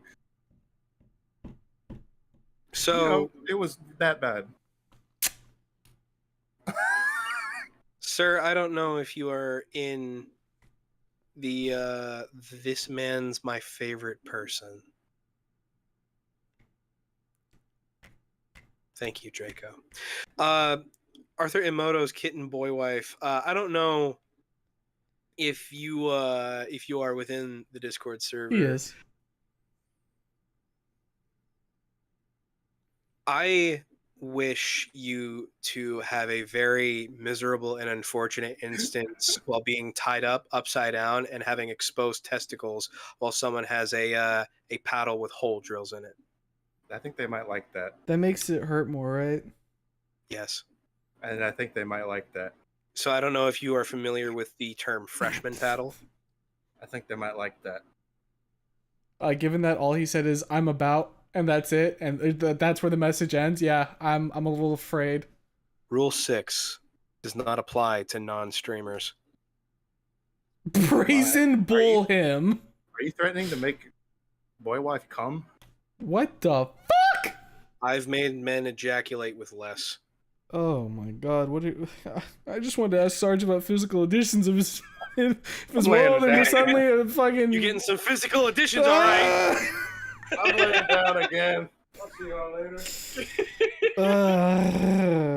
We had to get it somewhere. Remember, a sin Don't of say factory. mission accomplished, Sarge. Mission accomplished. No, look at the chat. Have a jolly Christmas. It's this time of the year. We lost him.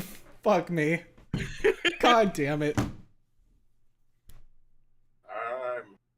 dreaming of a white Christmas, just like the ones I used to know. Hold on, I need to scare some people in chat. They might know what's coming. So just for some of you to be reminded. That's fake. Fuck off. Let me have my fun. Yeah, Jake's over here acting like as soon as he gets a shotgun, he isn't gonna be pumping that shit right into the fucking mic. Yeah, but that should be real. God, 12 days. Tell my long-suffering mother that I spilled Elmer's glue everywhere. Your long-suffering mother. Stop it. Get some help. Yeah, I thought tonight was gonna be like somewhat normal. And we were doing pretty good. Do you remember We were who I doing pretty am, dog? good. Yeah, but I thought you were gonna be. I thought you just. I don't know. This is encompassing all factors of me, my friend. And the fact that even in these uncomfortable and rather sticky floors, I can in fact have some level of composure. Yeah. No, I didn't emphasize that. You were just hearing it. So,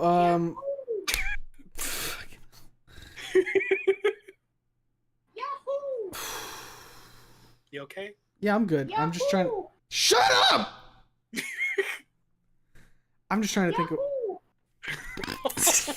Grips by the fucking neck. You cribbing him again? No. It's too much effort. Yeah. Fucking hell. I feel like we've trailed like a couple things here. We talked about the settings. We talked about like some of your process and everything, and you gave some advice and whatnot. I feel like we're 3 hours in. I think it would be time to open up for like any Q&A shit from chat. Absolutely. Unless there's anything else you want to broach real quick on your end.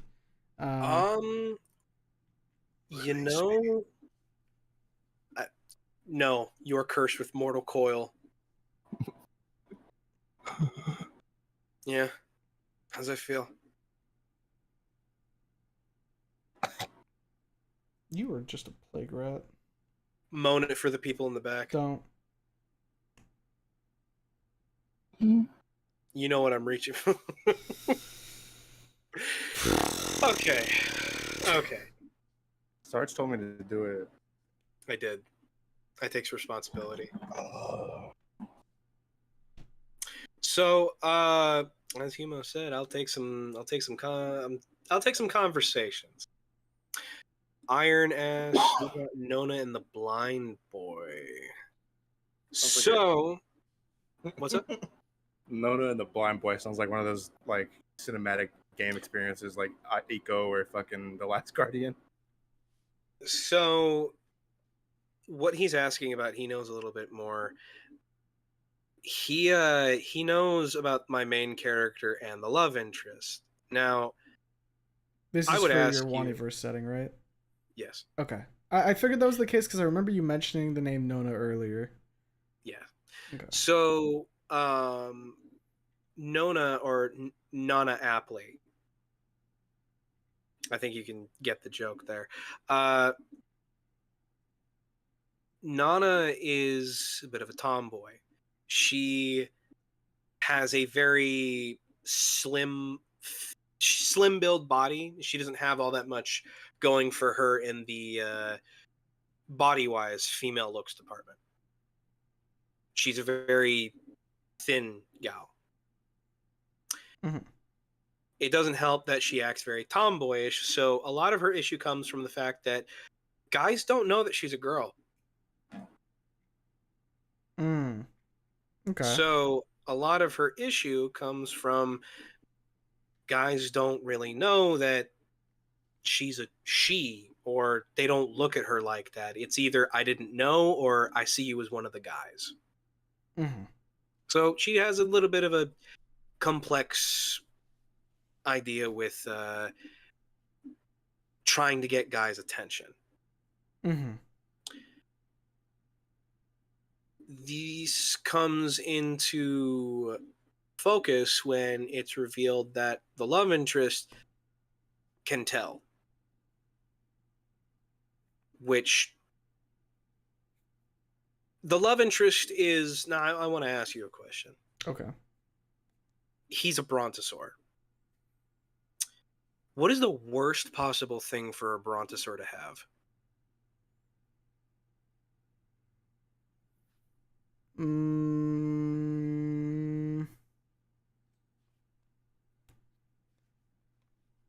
As We far as talking like, Olivia had, she was no leg, paraplegic. right? So like what debilitation? Yeah, what would you say is the worst one a brontosaur could have? I mean, they're like a long neck, ain't they? Yeah. So probably being blind, because if you can't see, you're gonna get snagged on fucking everything, right? He's blind. Yeah. So Brandon Foreman is a blind brontosaur, and how he manages this is he wraps his neck up around his upper shoulders like a scarf. Okay. Just so he can keep his head as close to the base of his neck as possible. Right. He wants to be a writer. Now, he has a laptop that he carries around with him so that he can do his writing. And he has a bunch of like audio assistants so he knows like where he is if he needs to make adjustments for something. Right, like diction tools and whatnot. Yes. Yeah. So he has that going for him. He can tell Nona is a girl from hearing. Right. Just hearing it in her voice. This is the ultimate joke that it took the blind dude to naturally know that Nona was a girl compared to all the other dudes who looked at her and saw a dude.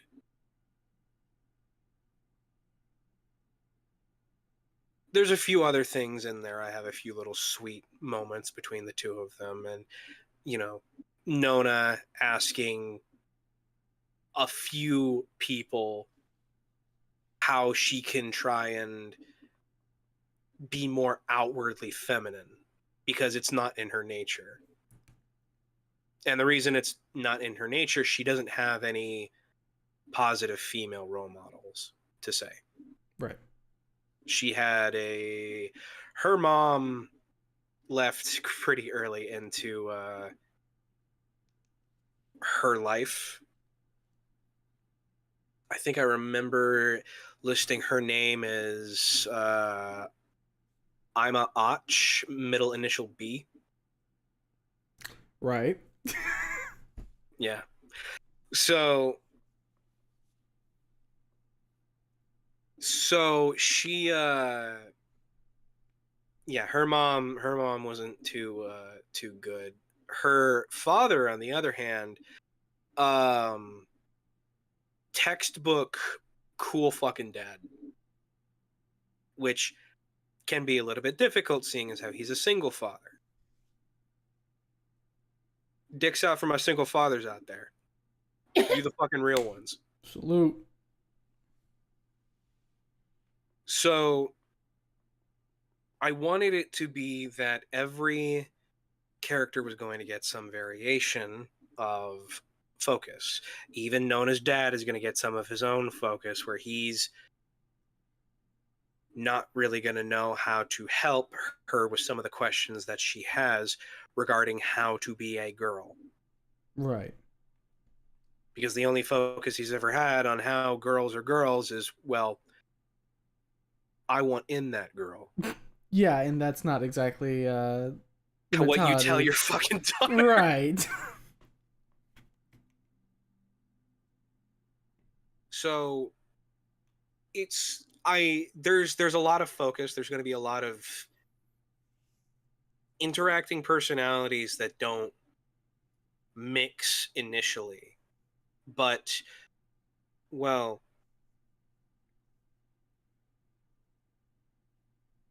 how do I put this? Any block of ice can turn into water given enough time. Mm. So as rigid as two personalities may be, with enough time and warmth, they will flow like water with one another. It is Right. only a matter of time. So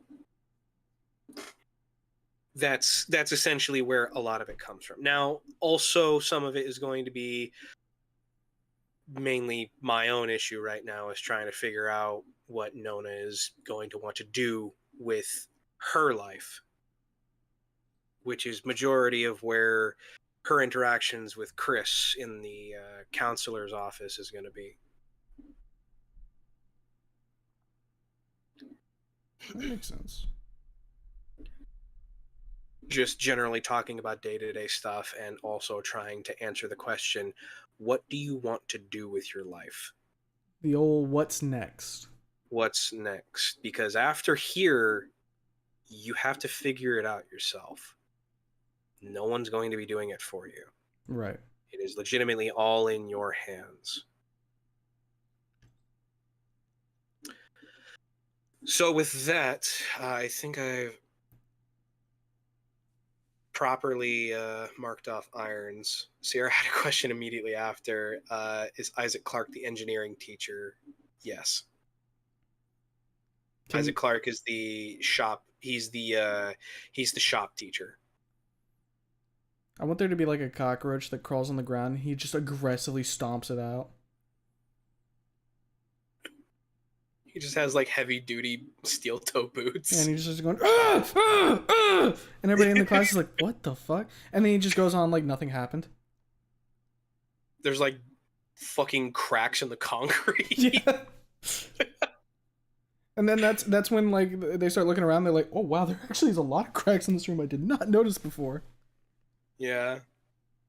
I was gonna have at least one point where he, I know he's the only one who's supposed to be exempt from it, but considering he's the only one from Dead Space, I feel like it would be funny if he's the only one making marker shit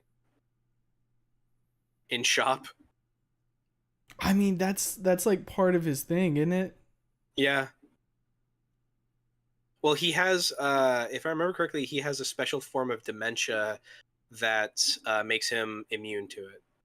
Like it can't take him over in the same sense that it takes over everyone else. Right. But he still is under some of the influence. he's under influence where he keeps hallucinating shit, and so one of the weirdest things that I've noticed with, I think it was even in 2, is that for some of the hallucinations, when you see your wife, you wind up traveling in fashions that aren't possible, which I thought was really weird and interesting. It was its own form of cosmic horror on sort of a feasible scale, but in a fashion where this should only be affecting your mind, and yet it's Doing more affecting than your that. geological position. Right. Like, even in the illusion, you didn't move at all, and yet you've wound up somewhere else. Right. What happened in that time? Sort of like an autopilot for the body while you're there. Right. It boggles the mind. Right. You know, to talk a little bit more about Dead Space and everything. What did you think of 3?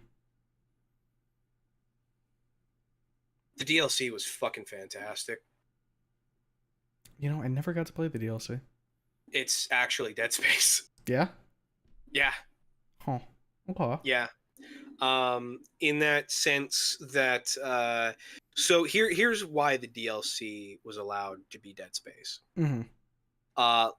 EA, upper management, and their fuckery,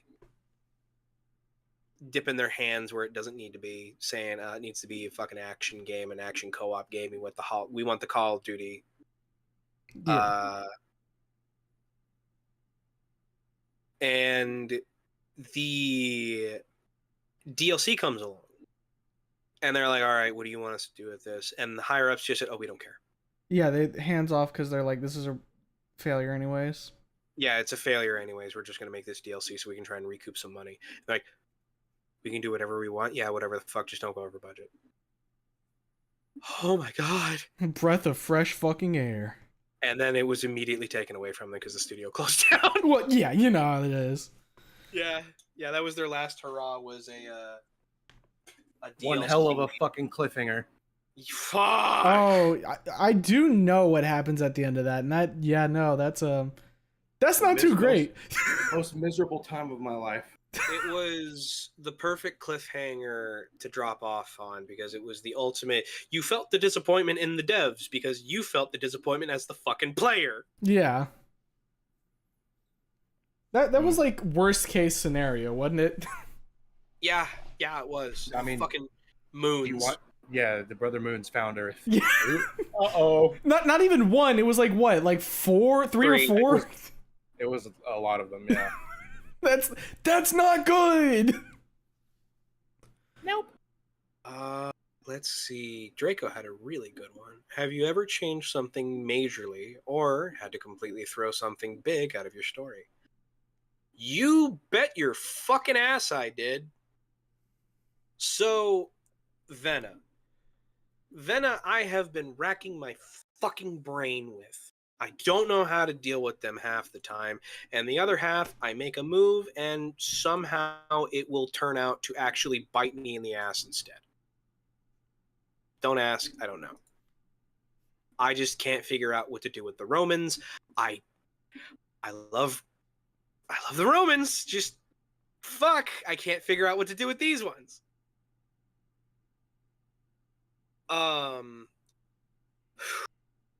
I used to have it to where the Romans were going to be fighting a faction of underwater species that had evolved in a fashion where they were more sentient.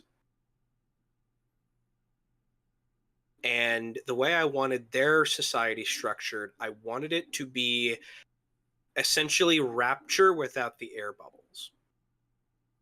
I wanted it to be 1950s, like whales would be blimps. Like Zeppelins. Right. And they would be some form of transport, but it would be a specific mutation within the genes where they would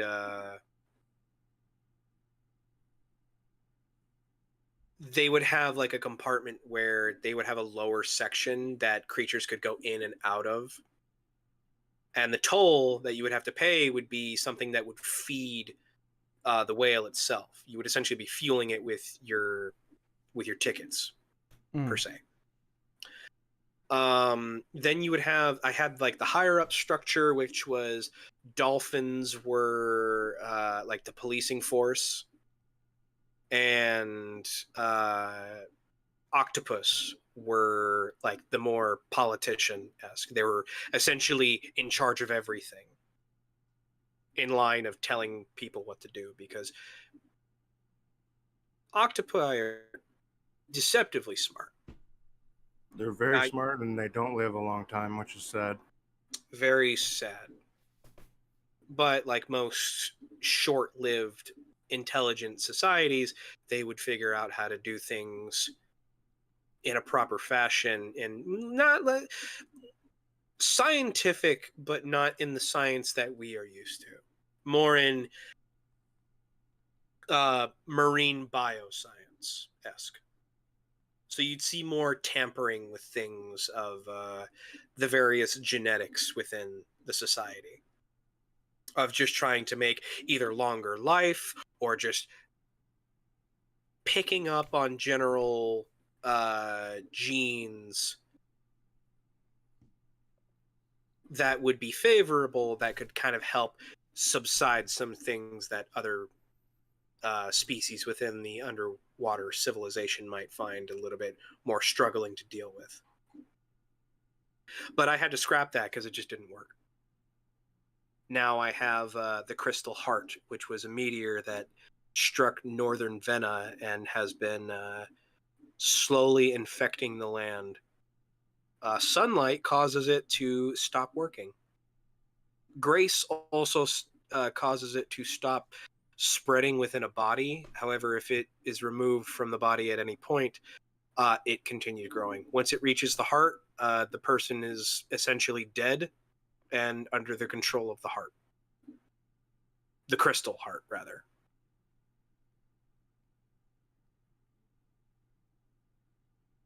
Think of it like The Thing, except it doesn't create body horror-esque monsters.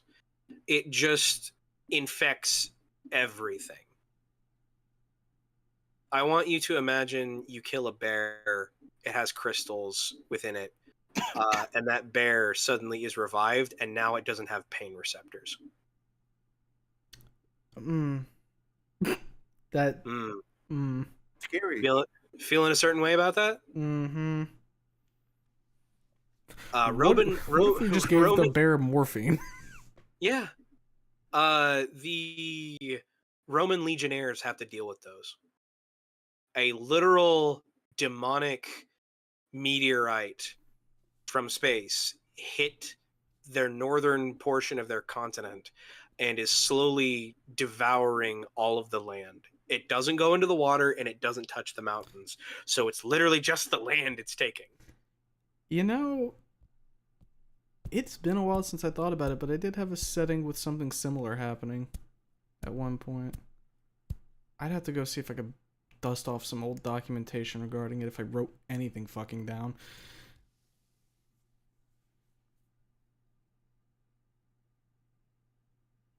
But yeah, that had to be cut ultimately, because the 1950s underwater society had to be cut. I was really excited for it.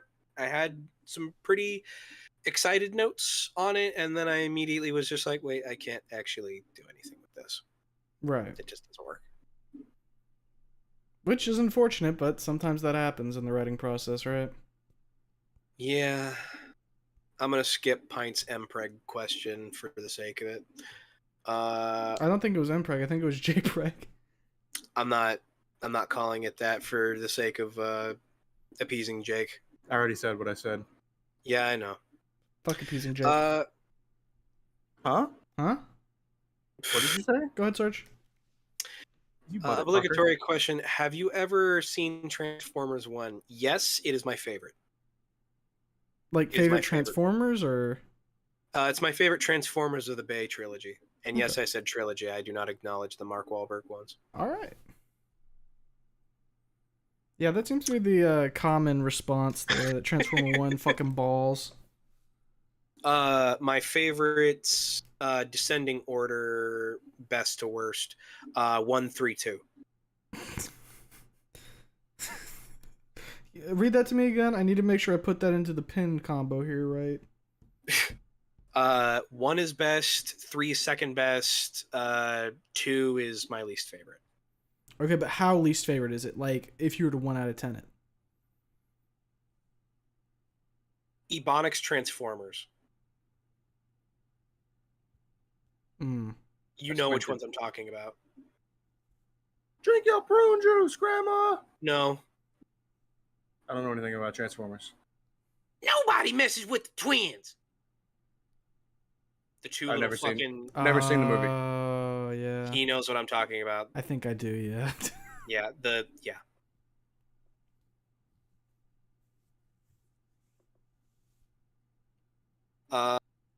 Next question. How many people IRL know about your writing endeavors? Outside of Morrowind, of course.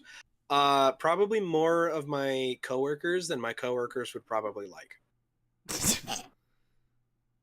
Okay, how have they come to... Have you been... Is it a situation where they walk in on you doing your voice acting you have to explain, or... No.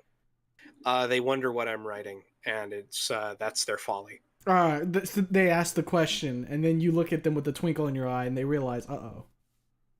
There was a guy who came up to me, asked me what I was writing today. I looked at the time, and I was like, do you have to be somewhere in 3 minutes? Because that's usually when we have our rotations. And he's like, yeah, I got to go cover hotel. I was like, I do not have time for you.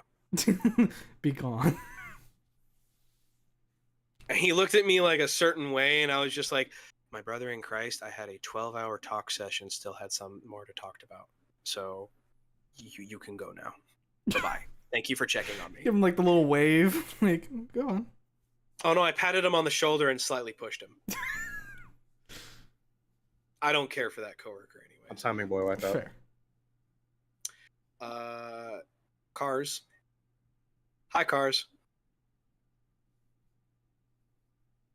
Kung Fu Grip, you ain't getting me. Stop fucking quoting them! I feel like fucking Cars was supposed to be one that Jake reads, and he knows what Cars is about to ask. I'm not gonna say anything. Okay. Well, then I guess that's that. Sorry. Pint has an actual question. All right, real question. Excuse me. When writing a relationship, how do you focus equally on both without making one character more compelling than the other? Make them fucked in different fashions.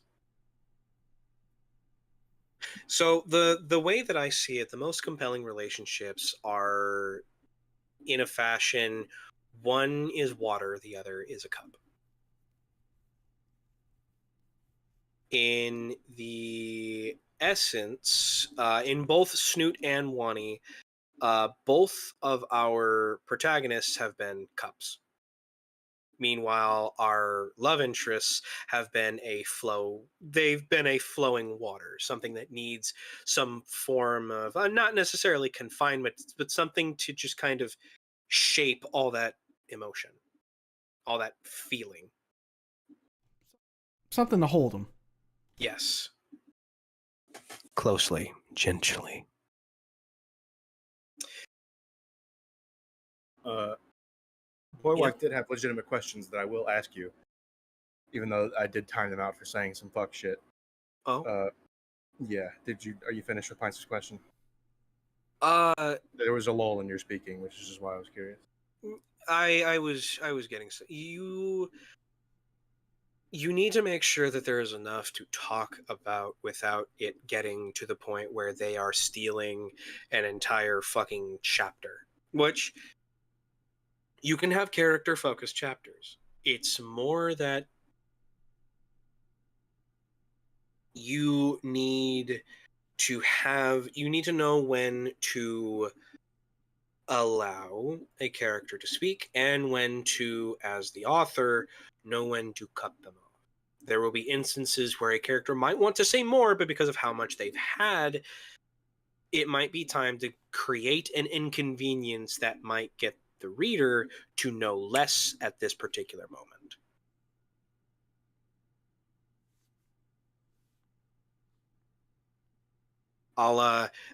A classmate walked in on them talking, and now the conversation has gotten awkward, so they both stop.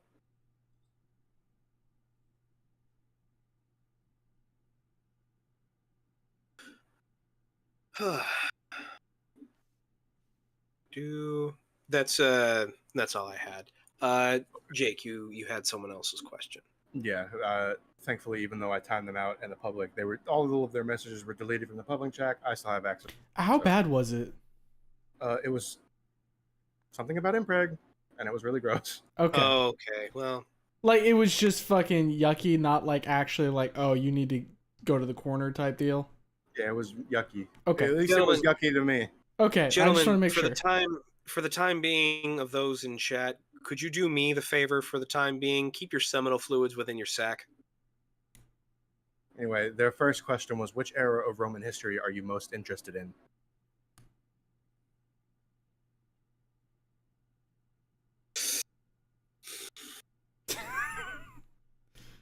Big thinker, huh? I gotta think, because there's very specific eras, because I'm interested in the Holy Roman Empire, and I know that they're fucking LARPers. Yes, I know, Karos, thank you. And there's the Senate, the days of the Senate, before Julius Caesar, who was probably the greatest general that Rome had ever known.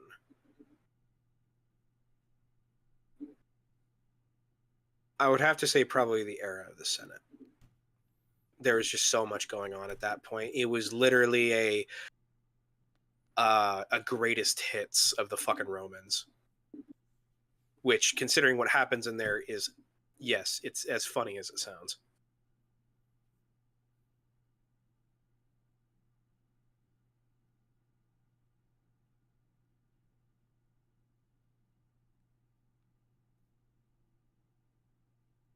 Cars, I.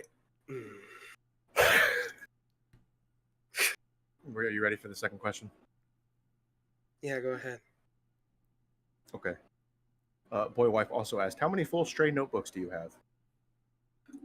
Full stray notebooks? Yeah, I'm just reading it. I assume it just means how many full notebooks do you have that are just kind of like lying around? Oh my god. Let's see. I have the 4 full ones for Urtaf. There's the big black one that I still. Motherfuck! Hi. It's me. Hello. Hello, it's Ben. Ugh. Shouldn't you be blueberry filled by Lanny? Jake, remind me about Ben after this. Why? I need to talk to you about something.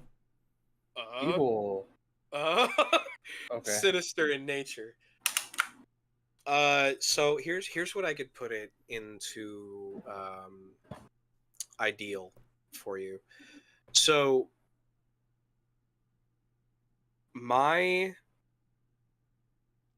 pockets are capable of carrying 6 notebooks with me every single day. 5 in my pockets, 1 in my jacket. How big are your fucking pockets, bro? How big are the notebooks? Are they like notepads? Yeah, they're little memo books. Okay. 3 by 5 inches. I was picturing like a big chemistry journal. Yeah. No. I know better. I will legitimately go fucking crazy if I try and carry that around everywhere. This one is, oh god, it's been so fucking faded. I think it's 5. Faded. 5.5 by 3.5 inches. I think that's what I'm reading. Yeah. That's the big one, and that's where I try and do some of my actual story writing, where I'm actually trying to structure some stuff. I have recorded some stuff that is supposed to be a mid-chapter through year 2 that popped into my head, and I knew I wanted to keep it because of how it made me feel. Insert buoy comment here. So there's that one. So okay, here's how my pockets are structured. On the right side, hi buoy. On the right side of my pockets, I have the sci-fi setting, the Waniverse fic, and the Urtaf notebook. On the left side, on top, I have all of my Urtaf very specific rule notes where something has to be structured a very certain, essentially the laws of the universe. These are the outright cannot be changed shit. And then there's the red one, which is my, oddly enough, I use that for work on the RPG. That yeah, that's still currently just kind of hanging out. The main thing I need right now is sprites, because as much as I imagine any work would be fantastic, I would just legitimately, I know it would look better if we had sprites. It's just, maybe at this point I should start commissioning people.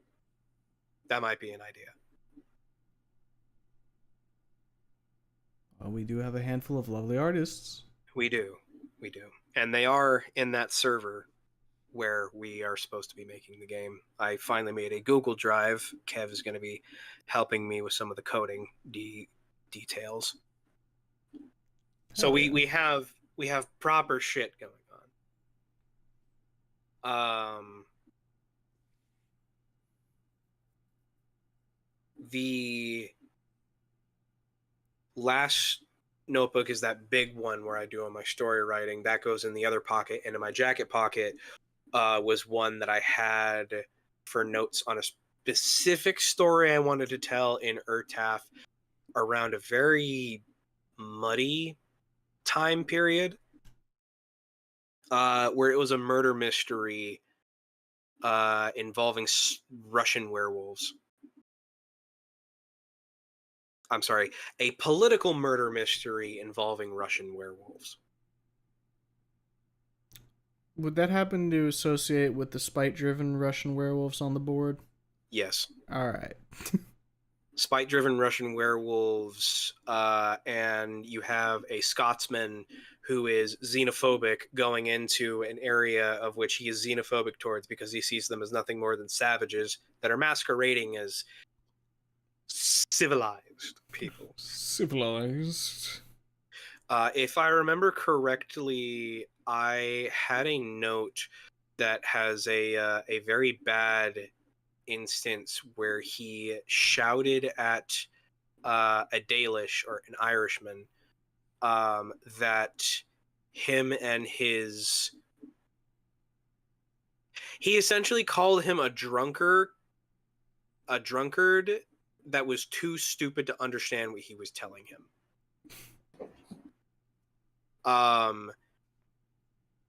Funny enough, the Dalishman needed some of the words that he used translated to him. They don't speak a different language. He just didn't understand what the words meant. Right. So he was very upset once he figured those out. Took a little bit, but he got there in the end. He's like, "Hey, you motherfucker!" So that's our protagonist for the that murder. Oh, you be using all them big fancy words when I can just call you a cunt and be done with it. Yeah. So he is essentially a detective hired by essentially the quote-unquote king of Scotland, because he's not a king. He's, a subservient of the actual kings. He's considered a high lord of the entire country that is subservient to Mildred. So he's not a king, but he's a high lord. So he is considered a regular seeker being appointed by a high lord, which is not how that's supposed to go. You're usually supposed to grab a high seeker and they will conduct an investigation. And if anything needs to be focused on, and a string is found, like a side bit of evidence, they will essentially borrow a seeker from the lesser lords to investigate this while the high seeker does his job. Mm. It's very odd that a high lord would select a regular ass seeker to go out to foreign lands to investigate a murder for someone else's political assassination. Right. It's very interesting. And then some of the documentation comes up, and the High Lord had some notes that were being passed through, and he managed to translate some of the murder victim's diary and realized how she felt about the High Lord, which, man, he got a good laugh out of that shit when he found out. Not the High Lord, the Seeker. Mm. He thought that shit was funny.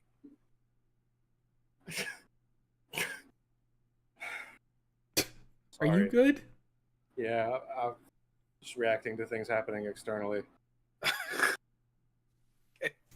It's just I don't want to divert too hard, but it's just, whenever Schmoopy sees an image he likes, I say, it's the string of reactions that follow. I see. I know what you're talking What about. I'm gonna put a baby in that type thing, or? No, the literal reactions. Hold on. Oh, you mean? Yeah, I know. Okay, yeah, like the 10 I different know. ones he puts right under something. Yeah, I'm just gonna Freak Bob, Chaos, Fire, Smash. This is how you know Schmoopy's been where he's been. Perfect. Schmoopy been here. How can you tell? Rhea nodding, React. Milk, Hold Claire on. Hago, Holy Fuck, and Biting Lip. Yeah, I sent him a few things, and that's exactly what he did in the exact same fucking row. Love you, Schmoopy. I'm pretty sure he just hits like all the ones that are recent. Yes. Okay. We had a few more questions. Where was I? We know a bit about your process for making a setting. I would like to hear more about how you come up with your characters within. That's depending on what I'm doing. So with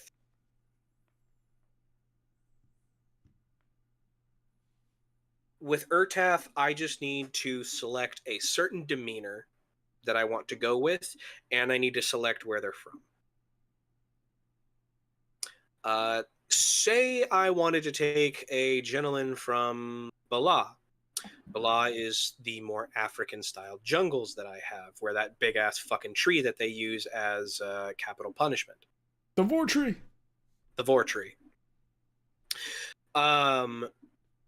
Out there, they have a certain decorum that they act within. Oh, right. One thing I just wanted to state, this is just going to be like a state and we're done. Bloons Tower Defense 6 causes complete and utter economic collapse within this region of the world. Right. What does that mean? So there is a species of creature called man-beast. Now, take an animal, make them bipedal, make them more of a tribalistic society. Okay. That is a man-beast. Okay. Man plus beast. Yes. Out in the jungles of Bala, they refer to them as the Mongakcha. Dart monkeys. Would they happen to use darts? They use blowguns. Fair enough. Blowguns and spears, and they attack traveling caravans and steal all the shit once all the people are dead or have run away. They were such a problem that they caused an economic recession because they kept stealing everything. We take now, yes. Yeah. They can't speak. Oddly enough, there was a tribe of man beasts over in like Mildred's neck of the woods that they understood a level of interaction with people that they became mercenaries. They Okay. understand I follow you, I kill people that don't look like you, you pay me in things that I can use for food. Right. That was the level of understanding that they had. It was that, and that was it. They got domesticated enough that you could work with them. They would domesticated is a funny word. Oh boy. Yeah, Here you go. I made something. What did you made make? something. Schmoop's God damn it. Look at this. Yep. That's about what I expected. I'll flash that up on screen real quick. How did you what get the a fuck picture now. of two of my coworkers, dog? Yeah. Drone, What? drone footage. Drone footage. This motherfucker out here with drones and shit. What the hell?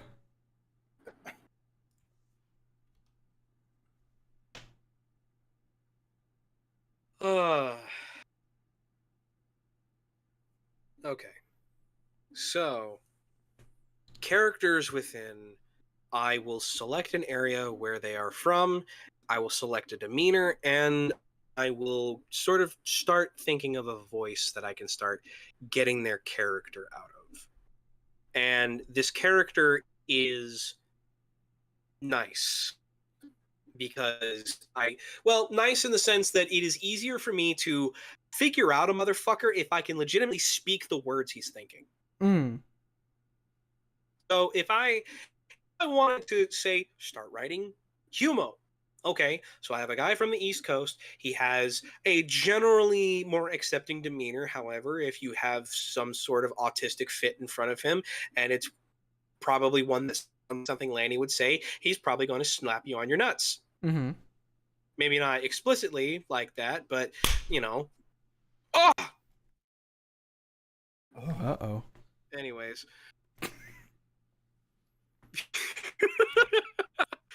I have to keep them on their toes, all right? They're always on their fucking toes around here. They're about to fall over on their fucking chins, dog. Oh god. Not the shit. Oh my god. Oh fucking hell. Nega chin. Uh-oh. I press E, you chill out. Yeah, well, your microphone kind of cut out. Your microphone was trying to perform a Mike, character assassination, no I think. fucking way. Your microphone way. was trying to kill you. It didn't, but it almost did. You're fine, but it definitely like pulled the gun out. Yeah, it was doing it. Nega was audible, but it almost wasn't. Oh my god. Okay. I just try and get a feel for the character I'm trying to make. Oh. If I know him, Uh-oh. Uh-oh. if I know him in the sense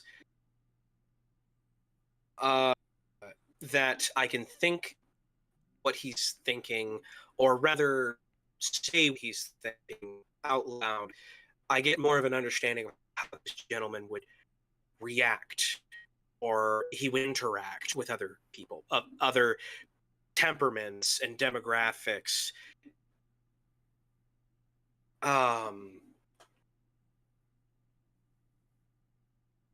Maybe I won't do that impression considering the joke that just came out of my mouth. Because I was about to start doing my own impersonation of how I think people from Bala sound, but they sound a little bit more.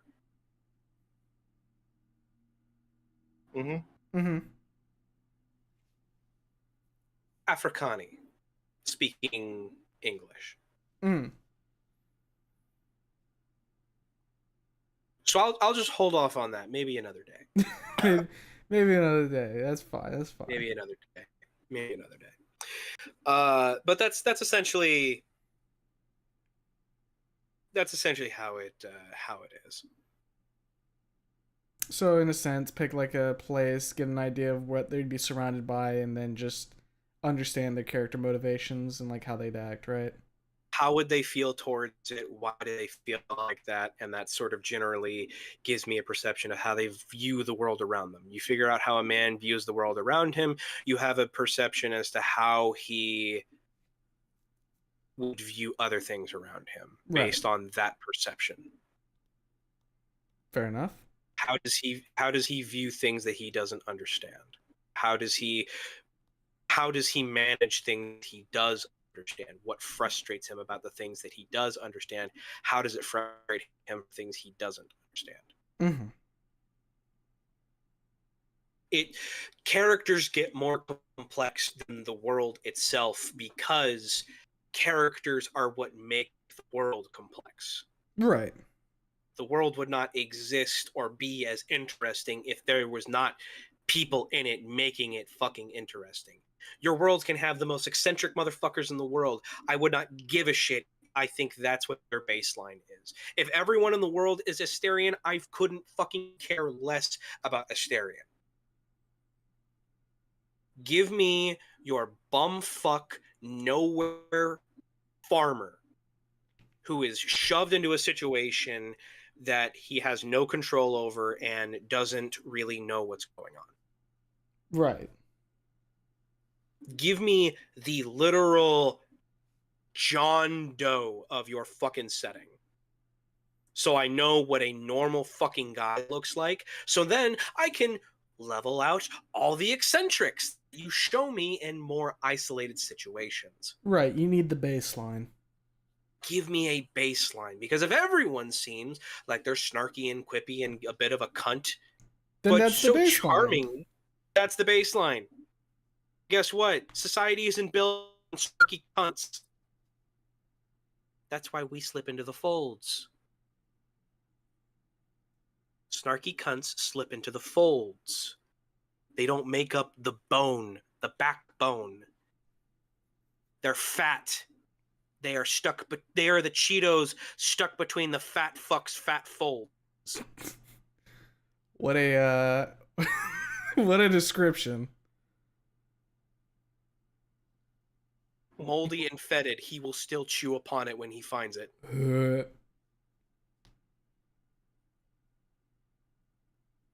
Anyways, that's how I make characters. That's how I perceive characters. They are what makes a world.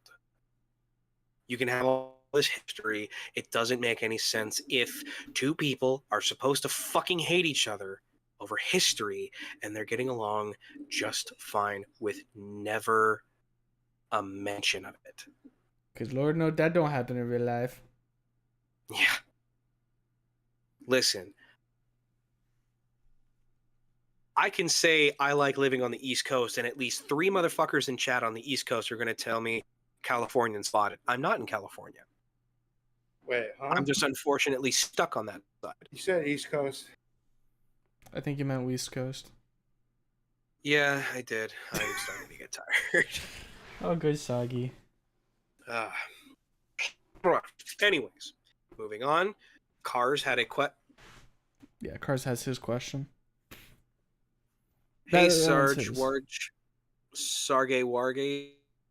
I know you haven't watched MLP, but you have knowledge of it. Who's your favorite character or pony?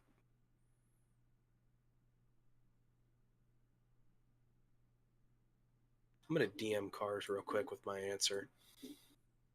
Is it going to be a slur? It's something I can't say on stream. Okay.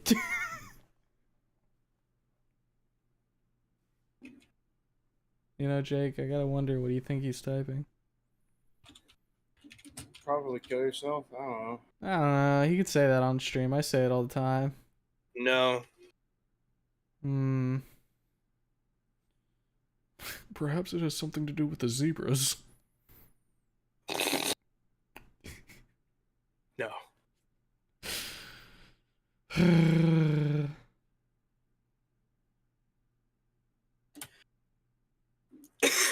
There's my answer, Cars. You got it right there for you. I hope to God I see Cars just type "what the fuck" in chat. That would be hilarious. Yeah. Cocainer asked, "Can I see the apple?" So I've made jokes about how I can see the apple. Mm-hmm. Because I have an overactive imagination. I can close my eyes. I can imagine Here an we apple. go. I can. Well, there's no need to be bitter about it. You know what? No. I'm gonna go into full detail of what I can do with this fucking chip. You were gonna I do can it elongate anyways. it into a chili pepper. I can form it back into a fucking apple. Just gonna I can comb my change it into hair. a Wumpa fruit. I can turn it back into a Red Delicious. I can Not a split it into Wumpa fruit. Yes, a Wumpa fruit. I Not can the then split Wumpa. it into 8 pieces individually, and then I can have them flashing in RGB colors, spinning in opposite directions. Can you turn it into a candy apple, and then somebody comes and bites the candy apple, but it was actually an onion? And then it's a black lady who bites it, and she goes, "Onion." You ever seen that Yes. video? I have not seen that video. I actually imagined it. For some reason, I pictured Big Dick Randy. It's not a black woman. That's a big black man dressed as a black woman. I'm glad you know that. Yeah, man, he's gonna get your ass, literally. You're all trick-or-treaters. Humo, do you know what we're talking about? Absolutely not. Okay, probably best. I'm retrieving the video for you. So Thank not you. Big Dick Randy.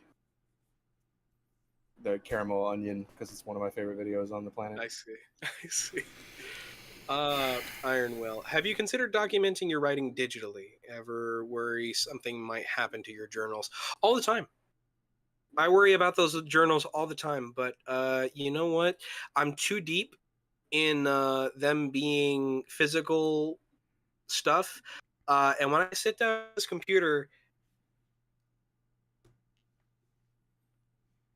who's familiar with God, his name is Thor. He's the guy who made a bunch of shorts. Pirate software?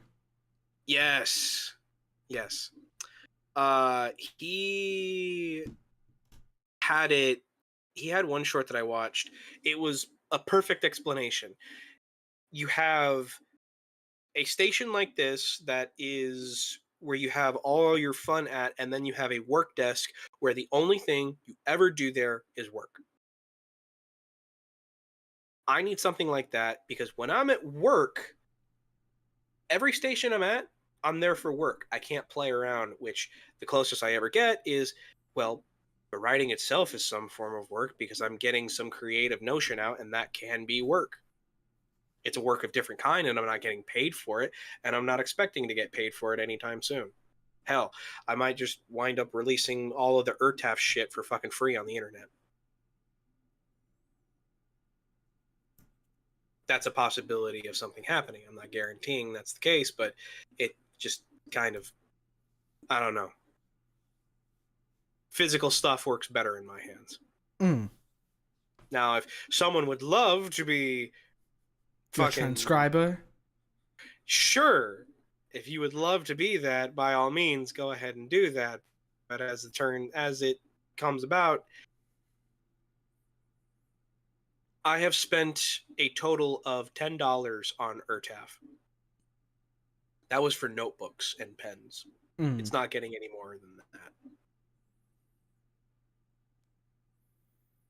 Yeah, it's funny you mentioned that pirate software short, though. Because I've kind of thought about that before and how I would probably do well to have like 2 separate stations like that. If I had the fucking room. Room and money, my friend. Room and money. Yeah.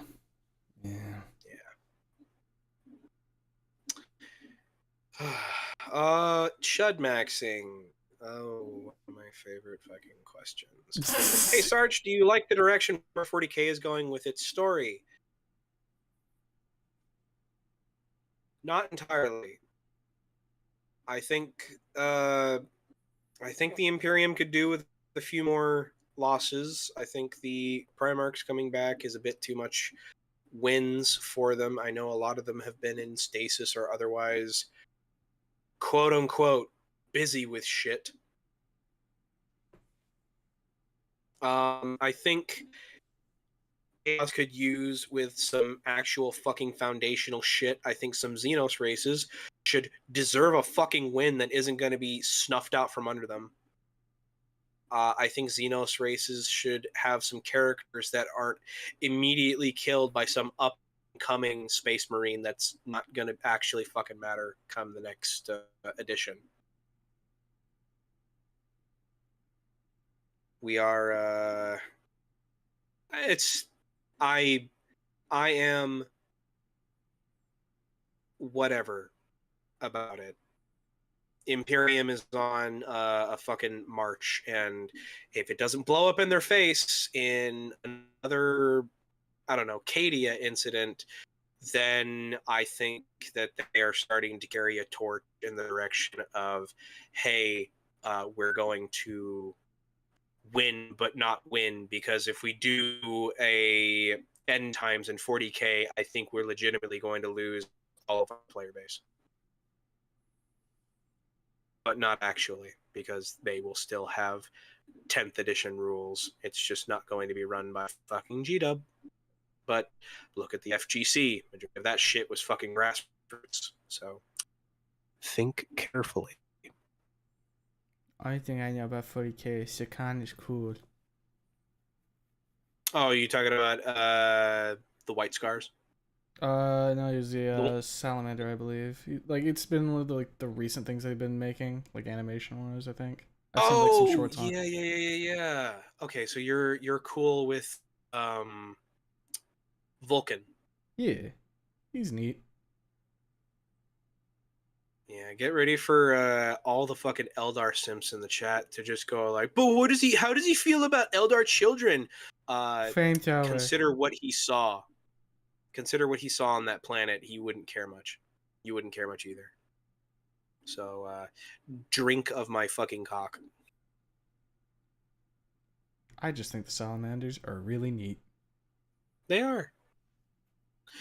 Looks at you with my cocaine shaved eyebrows, bro. Fermented. Hey, Sarge, the story you're going to write about in your setting, what is it going to be about?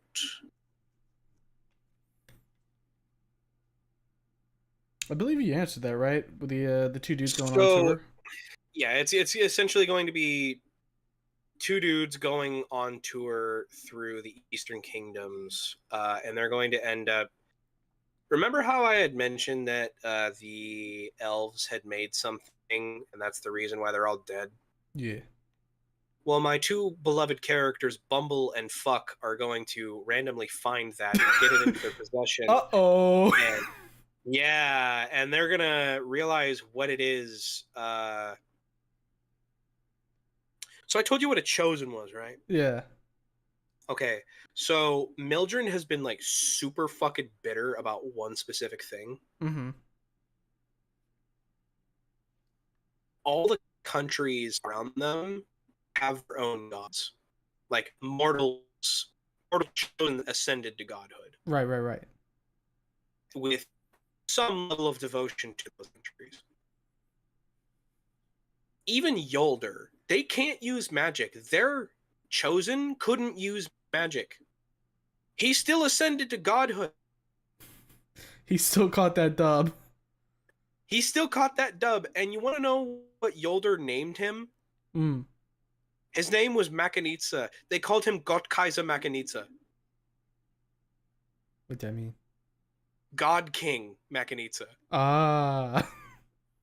Because he's a god, he was their king, and his name is Makanitsa. That's the best kind of name. Yeah, he is the god of innovation and engineering. Hell yeah. Yeah. So they ascended, and yes, they specifically, whenever they're in front of someone from Mildred, it doesn't matter, like, the Dales, they don't say it.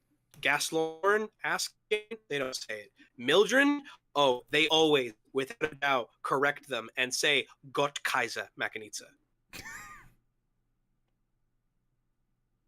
You put some fucking respect on his name.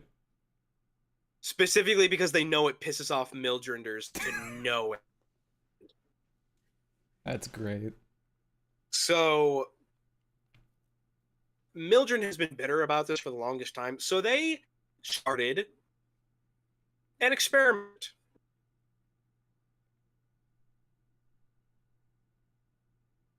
The Divine Throne experiment. Mm. They were going to pick up as many, like they were starting to do a thing where they would send out people to collect chosen wherever they popped up and bring them back to the big spire, the big one. The big one, yeah. And there they would kind of just teach them how to manage their abilities. Well, there was one, I think his name was Albert Forthatch. Albert found out what their plans were. They were trying to collect one just for the sake that, hey, we want a chosen that ascends to be loyal to Mildred. That's what we're doing all this for. Mm-hmm. And you want to know what Albert did? What he do? He did fucking nothing about it. He was like, huh, well, as long as it's me, I don't really care. This sounds like a load of not my fucking problem. Oh no, my benefit is what he thought it was until he found out that they weren't going to fucking choose him. I don't think he was too happy about that, huh? He committed something that was referred to as the desolation of creation's babes. Yeah, that's not good. He killed in cold blood every single chosen in the spire. Some of them were infants. So he pulled an Anakin. Yes. You want to know what they did? Hmm. They hooked him up like a car battery in the basement. Fucking hell. Yeah, he's powering the spire and all its little doodads. Every time you turn on the coffee maker, you just hear screams. No, don't worry about it. It's not coming from anywhere. What happened to Albert? Who? The screams make the coffee better. Mmm. Forthatch flavored. So he's down there. Bumble and Fuck try and take this horrifying relic to the Spire Mages because this is out of our purview. They take them down to the basement. Albert sees this, sees their little toy. He breaks out and grabs it from them and essentially opens it and transmutes all the magical essence in there into him. Ruh-roh. He becomes a pseudo-ascended from this.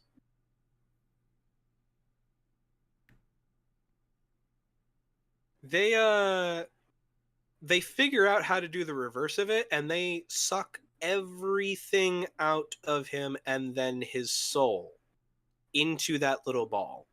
Mm-hmm. Now, here's the funny thing. Souls have a legitimate essence about them. It's not just magical essence. It's you. It's what makes you. The spark of life. Yes. The ball cares not for where the magic comes, so long as it is then turned into essence. It ground a demigod's soul into nothing but essence. Killed him permanently. No afterlife. Legitimately ground to atoms. Straight to the goo. Yes, straight to the goo. The Spire Mages naturally see this happen and go, we're gonna fucking kill you. So Bumble fuck their way out of the Spire and are now fugitives. So once year 3 ends and year 4 starts coming into play, their life sucks. So they have a religious order that's hunting them down because they have an elven artifact. They have the Spire Mages hunting after them because they have a dead god inside of a ball. Yeah. And we're also on the run from Vance has had a lot of enemies because he's killed more than a few people in his time, those people had friends and family.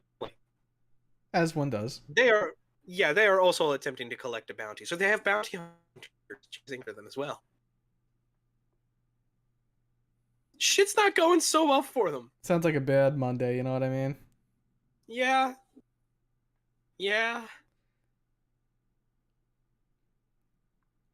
I'll just keep the rest for myself for now. You know me. I have a tendency to yap longer than I need to. It kind of sounds like two dudes just kind of chumming it up, and then they find a pocket Sar Bomba. And they're like, what the fuck is this? And they take it to the government, they're like, you gotta die now. Yes, actually. So the funny thing is that they were already being chased down by a religious order before the mages were even contacted. Mm-hmm. Before they even showed up there. Reason being is that this religious order, actually another one,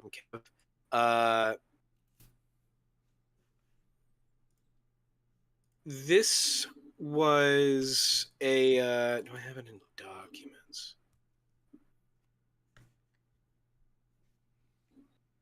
Let me change how I see this. Small icons. Large icons.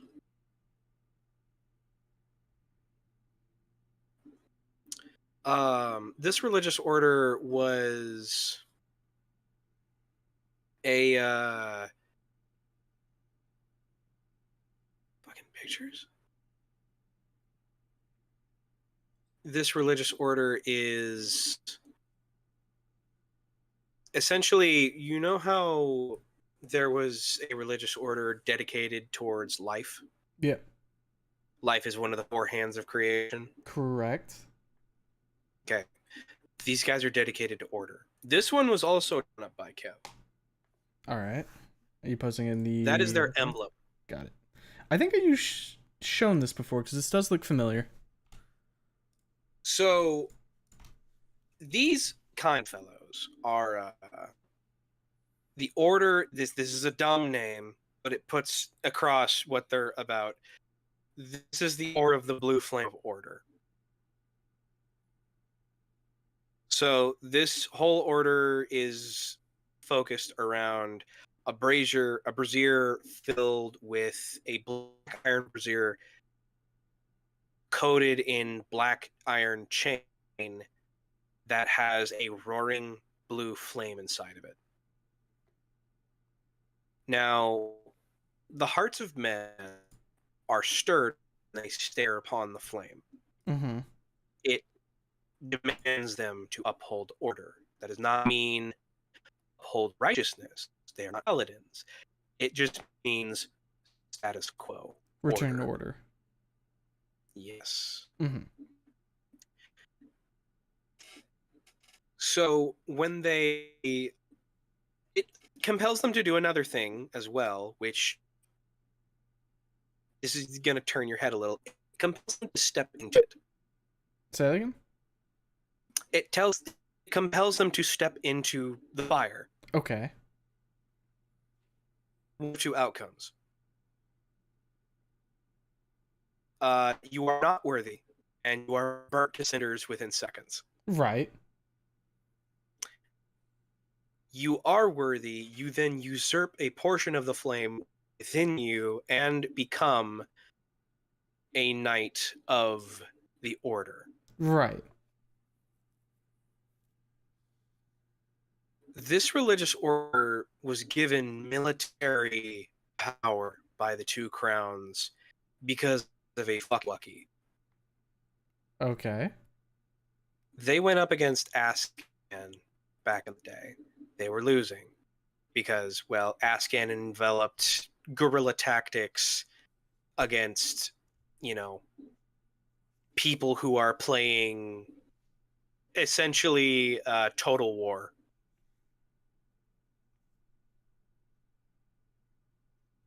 I think you know how that turns out for them. Explain. Total War has you walking in box formations. Okay. Try walking in box formations through heavy forested areas. Unless you got a bunch of Meanwhile- chainsaws at the front. Yeah. Well, case in point, the guys who are in the front aren't all that magically talented. They were just told, hold this pointy stick, point it in front. By God, did they hold that pointy stick? Yep. So the Ascani were holding them at bay. The Silver Crown King, the general, was so pissed off he went to their scholar and was like, hey, some of these elven artifacts that are from the dead elves, give me one that I can use. Like, oh yes, this one.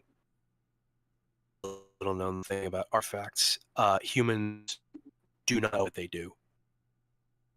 It is literally a turn it on and find out what happens. Fuck around, find out. Pretty much. Artifact science in Yeah. SF-14. Yeah. So I want you to take into concept what constitutes as an artifact is just in our day and age what you can put a battery into. Mm-hmm. It's a lot of things, right? Yeah. We're talking batteries of all shapes and sizes, right? Yes. Okay, yeah. Tons of shit. Yeah. So from things like little kids' tinker toys to neutron bombs. Yep. So he goes and he holds up this object and he like, what is this supposed to do? And it's like, oh, it's just supposed to create a light show. It's just supposed to scare them. I was like, okay. So he holds it up, turns it on, and it cuts a fucking chasm at southern border. Well, that's not a light show. That's not a light show at all. But you know it is a light show? Mm. The fucking chasm is glowing blue and has been since it was created. Oh boy. The You chasm ever that wanted makes to you know blue. what? Yeah, the chasm that makes you irradiated. Ooh, yummy. I love radiation. Yeah. Yeah, you ever wanted to find out what underground stalker is like? Ooh, looks at the chasm. Yeah. Oh boy. Yeah, shit gets mutated in there. So okay, Uh, so when you say a cat, like, is it a cat like a traversable chasm? let me see. I'm gonna have to dig through some of my stuff.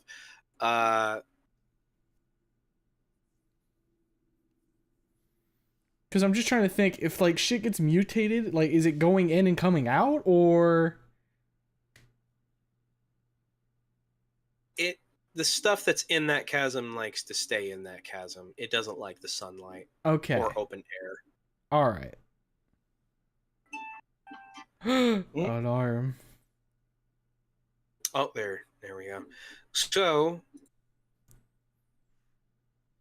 I'm gonna copy this image to give you a concept. I've drawn up a map of the Eastern Kingdoms before. I just kind of hold it off on it because I never have it on hand.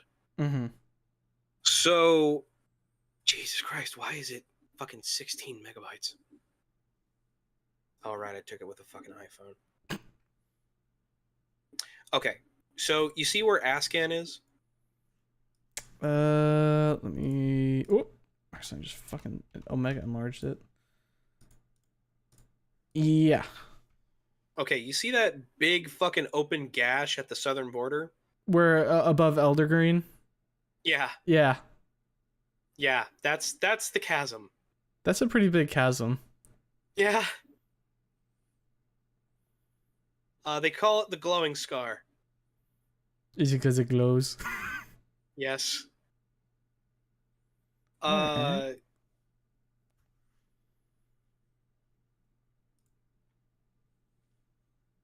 So, since we have the map, the Elder Green is quantum space. So like it simultaneously does and does not exist. More of once you go in where you are is actually throw a dart. At Okay. any given point, you could possibly be there or anywhere else. Right. So it's like a space-time anomaly type deal? Pretty much, not time so much, just space. Right. I could put it in perspective. You could be walking from, say, where Anushinen meets the Daedalus on that tip. Yeah. Say you enter Elder Green from there. Within 5 minutes, you could wind up being with a glowing star and in Gaslor. Right. That's probably a couple 100,000 miles away. Or you could have a situation where you enter in from like the Scar, walk like 5 days, and end up back at the Scar, even if you were walking straight. Yes. Okay. I would like it stated. Children have gone missing by walking into the Elder Green before, and they wind up in different countries. Okay, I got a question then. Yeah. How far in the Elder Green do you have to be before you disappear? Like, if I was sitting on like the fucking like, is it like are those? Okay, is there like a clear zone where it's like, oh, you walk too far, or is it just like, If you can't see the tree line anymore, okay, like tree meets open air. right. Yeah, when you can't see that anymore, you are at the mercy of the forest. Which I hope you know how to not piss it off, because it's sentient to an extent. It knows when someone's in it, and if you piss it off, it will deliberately. You know, Black Marsh in Elder Scrolls. How the marsh itself would kind of like move shit around. So it would be inconvenient to the Imperials. Right. So it will do that, and it will send you directly into a band of carnivorous man beasts.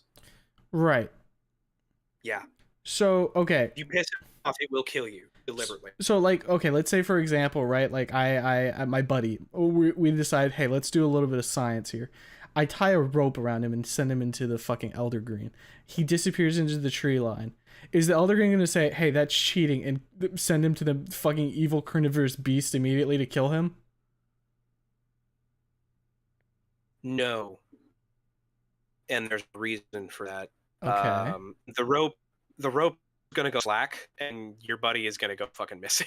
Okay, so so would it be like a moment for him where like the rope is just no longer around his waist? No, the rope goes slack somewhere in the middle. Okay. Got it. Neither of you are going to feel it like snap, or it's just going to feel like snip and fall. Something cut it somehow. Just it's never plain because you're never going to see it. Okay, got it.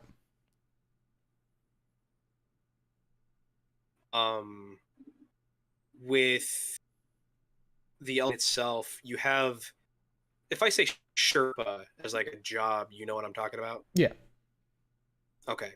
So there are guide stations like set at very specific points. So you'll have one in the Dales, you'll have one in Mildren, you'll have one in Gaslorn, and even like in this little section over here in Ascan. Fun fact: the one in Ascan is not set up by anyone in Ascan. That was the independent vendor that sets up out there. They get no supplies. Okay.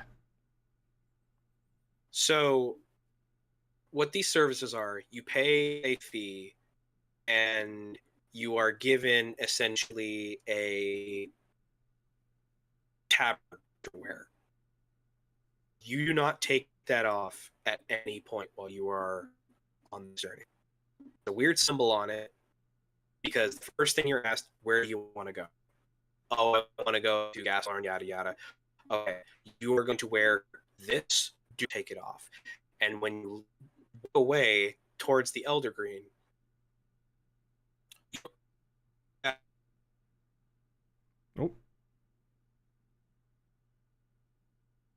Sarge? specific symbol written on it. While on while you walk further in, you look at some of the trees. Painted on those trees is that same symbol on the shack. It's not the same as on your tabard. So you go in, you listen to everything the guide tells you to do. You do not do anything out of out of way. You get to Gaslorn. Gaslorn has the same symbol as your tabard. So you wearing that is deliberately telling the forest, I want to go here. And if you're not pissing it off, it should feel pretty benevolent enough to allow that to happen. Okay. There are cases where someone fucks up and no one makes it to the other side. Yeah, I would figure. It's just essentially a wormhole if you are nice. Yeah. Yeah. I don't know who in their right mind would want to piss off a wormhole, but you know. You don't even do it intentionally. That's the thing. So is it like esoteric rules? Like The you Elder aren't Green sure used what to have you a want? different name. Okay. It used to not be called the Elder Green. It used to be called the Feywood. Now, if you look to the right of where the Elder Green is, you see I've crossed out amethyst around emerald. Yeah. The Emerald Dwarven Hold is a subterranean lush jungle where doesn't really make sense how much life is actually down there, considering there's no way that it could be kind of alive in that same fashion. There's flora and fauna that should not exist subterranean. But it does. The reason for this is that it used to be half of the Feywood. The Feywood got crushed by the Ionan Mountains when they fell. Mm. And again, looking at the Elder Green, for how big it is, I'm telling you that's half of what the Feywood used to be. I see. Yes. So when the Ionan Mountains fell, the Feywood got pissed. It was very fucking upset. And it's been upset this entire time.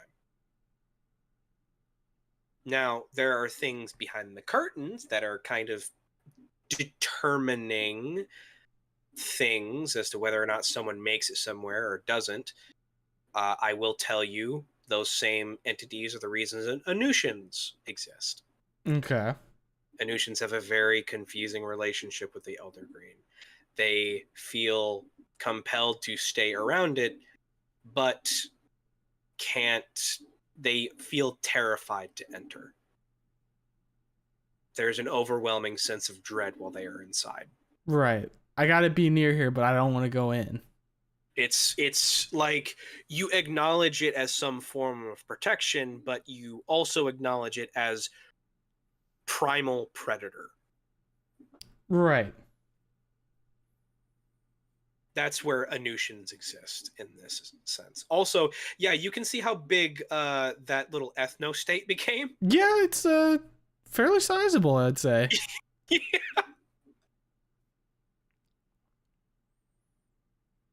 Mawena has a fun little thing. They do their own version of the shanties, but in a different sense. Mm. They have their own version of songs that they sing. They're more likened to Pacific Islander tribes. They go out on sailing boats and they hunt sea monsters casually for food. Mm. So krakens, that's Yummers, Sunday that's brunch. dinner. That's dinner, yeah. They'll just come back on 3 boats with that like strapped across the fucking top of it. That's kind of badass. They tattoo. Remember how I said how runes are used in a specific fashion? Yeah, or the tattoos used in a specific fashion. The tattoos are runes. Oh boy. They tattoo themselves with runes to give them power, magical essence, and everything. They this really shortens their fucking lifespans. I think the oldest they'll live is 35. Right.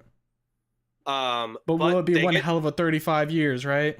Yeah, they get fucking monster fucking powers and strength. Like every dude in Mawena looks like Maui. So essentially they burn out quick, but they burn Yes. bright as fuck. Oh boy. Also, a really weird thing about Moana. Those 3 islands off their coast, Mm-hmm. constantly rotating around around those 2 islands. Mm. You won't see it. It's one of those things. Those are legitimately a essence of quantum space where if they are watched, they don't move. However, they are still moving while you are watching them. Mm. So if you watch them for say like a full minute and you blink, they will not be where you were watching them. Right. So it's like there's an internal positioning that only goes to when not being observed. Yes. So like if you went over to those islands, right? Say you had it in view at all, like 3 guys, they take turns keeping it in view, right? They Yeah. were to stand on an island, and then they all blink, they'd just be in the sea. No, they'd be on the islands. Okay, so they become part of the quantum. Yes. Okay, Until they leave, of course. interesting. Yeah. Man, I'm just thinking about like the fucking, what was it? Outer Wilds? Wilds. Yeah. Yeah. That shit's so cool. That game made me cry, man. Oh yeah, me too. I was a sobbing fucking mess because it gave me, in the oddest sense, a perception that everything was okay. Yeah, I can feel that. That music at the end just fucking, that's where I fucking broke. Where I just saw the rebirth of the universe was just, fuck, man. Yeah. It turned something. Good ass game. Fucking amazing. I still have yet to beat the DLC. I haven't touched it either. I really want to at some point. I have not looked at anything on that. You know what? Mm-hmm. You know what, dog? Mm-hmm. We gonna set up a date. I'm gonna race you. Oh boy. Racing. Hi, Jake. That's right. Hi. We're gonna call it Race War. Oh. The race war begins now. Oh my god. I think on that note, we probably want to go ahead and wrap it up. We're about 4.5 hours in here. Hey, that sounds like perfect amount of time. Oh, Oh. well, and you know what the funny part is, Sarge? I feel like we only really scraped the surface. Yeah, that's kind of how it tends to be. Didn't even touch on the fucking sci-fi setting. But you know what? Majority of that was just going to be me talking about corporations like fucking Burger. Talk about Bubba and his fucking crazy ass guns. Oh yeah, ballistic kick-ass. Yeah. Yeah, I remember you mentioning that before. I really like Leonard and the fucking story of ballistic kick-ass. Yeah. They made a laser lever action recently. Maybe we'll have to bring you on board again for like covering some of that at some point. Oh Jesus. Oh, Sarge gets part 2. Oh fuck. Maybe Sarge gets No. part 2. Oh. Hey, know I've already expressed that I'm down with people coming back on at different points, and like Part we two have will- round 2s. Part 2 will be us just not saying a word, and we put him in front of like a backdrop with like a fucking with a fireplace. Yeah, you put me up at like a school podium at like a fucking just like now valedictorian will say a speech. I was kind of 4 hours later. I was kind of Y'all thinking wanna more hear of like about my TikTok setting? a prisoner tied to a chair in a dimly lit room with a mic in front of him. Me standing behind him menacingly. I have like a recording thing at the top right of the screen. Oh my That would be really funny. But yeah, god. Sarge. I feel like CV11. Okay, Hello, Sarge. Sibby. Sarge, we have one Yes, more sir. question for you. Yeah. It's the same one we ask all of our guests. Who you want to be on the next spotlight? Kill yourself. Oh Jesus. I do not. Did we already have iron? No. Oh. Yo, Cali bitch! Get his ass! Get your fucking ass up here, punk bitch! Kill him, kill him, kill him, kill him, kill him. End his freaking life, please. Represent North Cali, you fake cowboy fuck. Fake cowboy fuck. I love you. Do you think I can put that as like the spotlight name? Fake cowboy fuck. He might kill you. Well, Sarge, thank you for sitting in and regaling us with your fucking immense world that you've created here.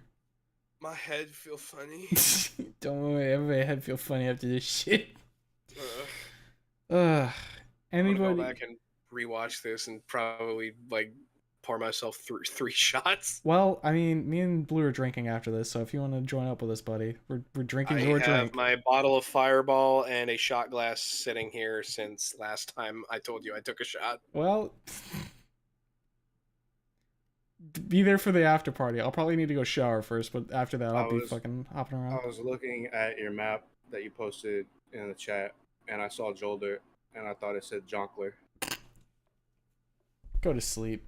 Good Go night, lay down. everyone. I don't know. Do something else. Everybody's in chat, be lurking otherwise. Hope you had a good time watching. Go throw a heart Sarge's way or something in the Discord. Let him know you love him in his setting. All right. One more note for the degenerates in chat. Yeah, that. Daddy gives you permission to come. Okay. Bye. Yeah. Bye, everybody. There's a tear on my face.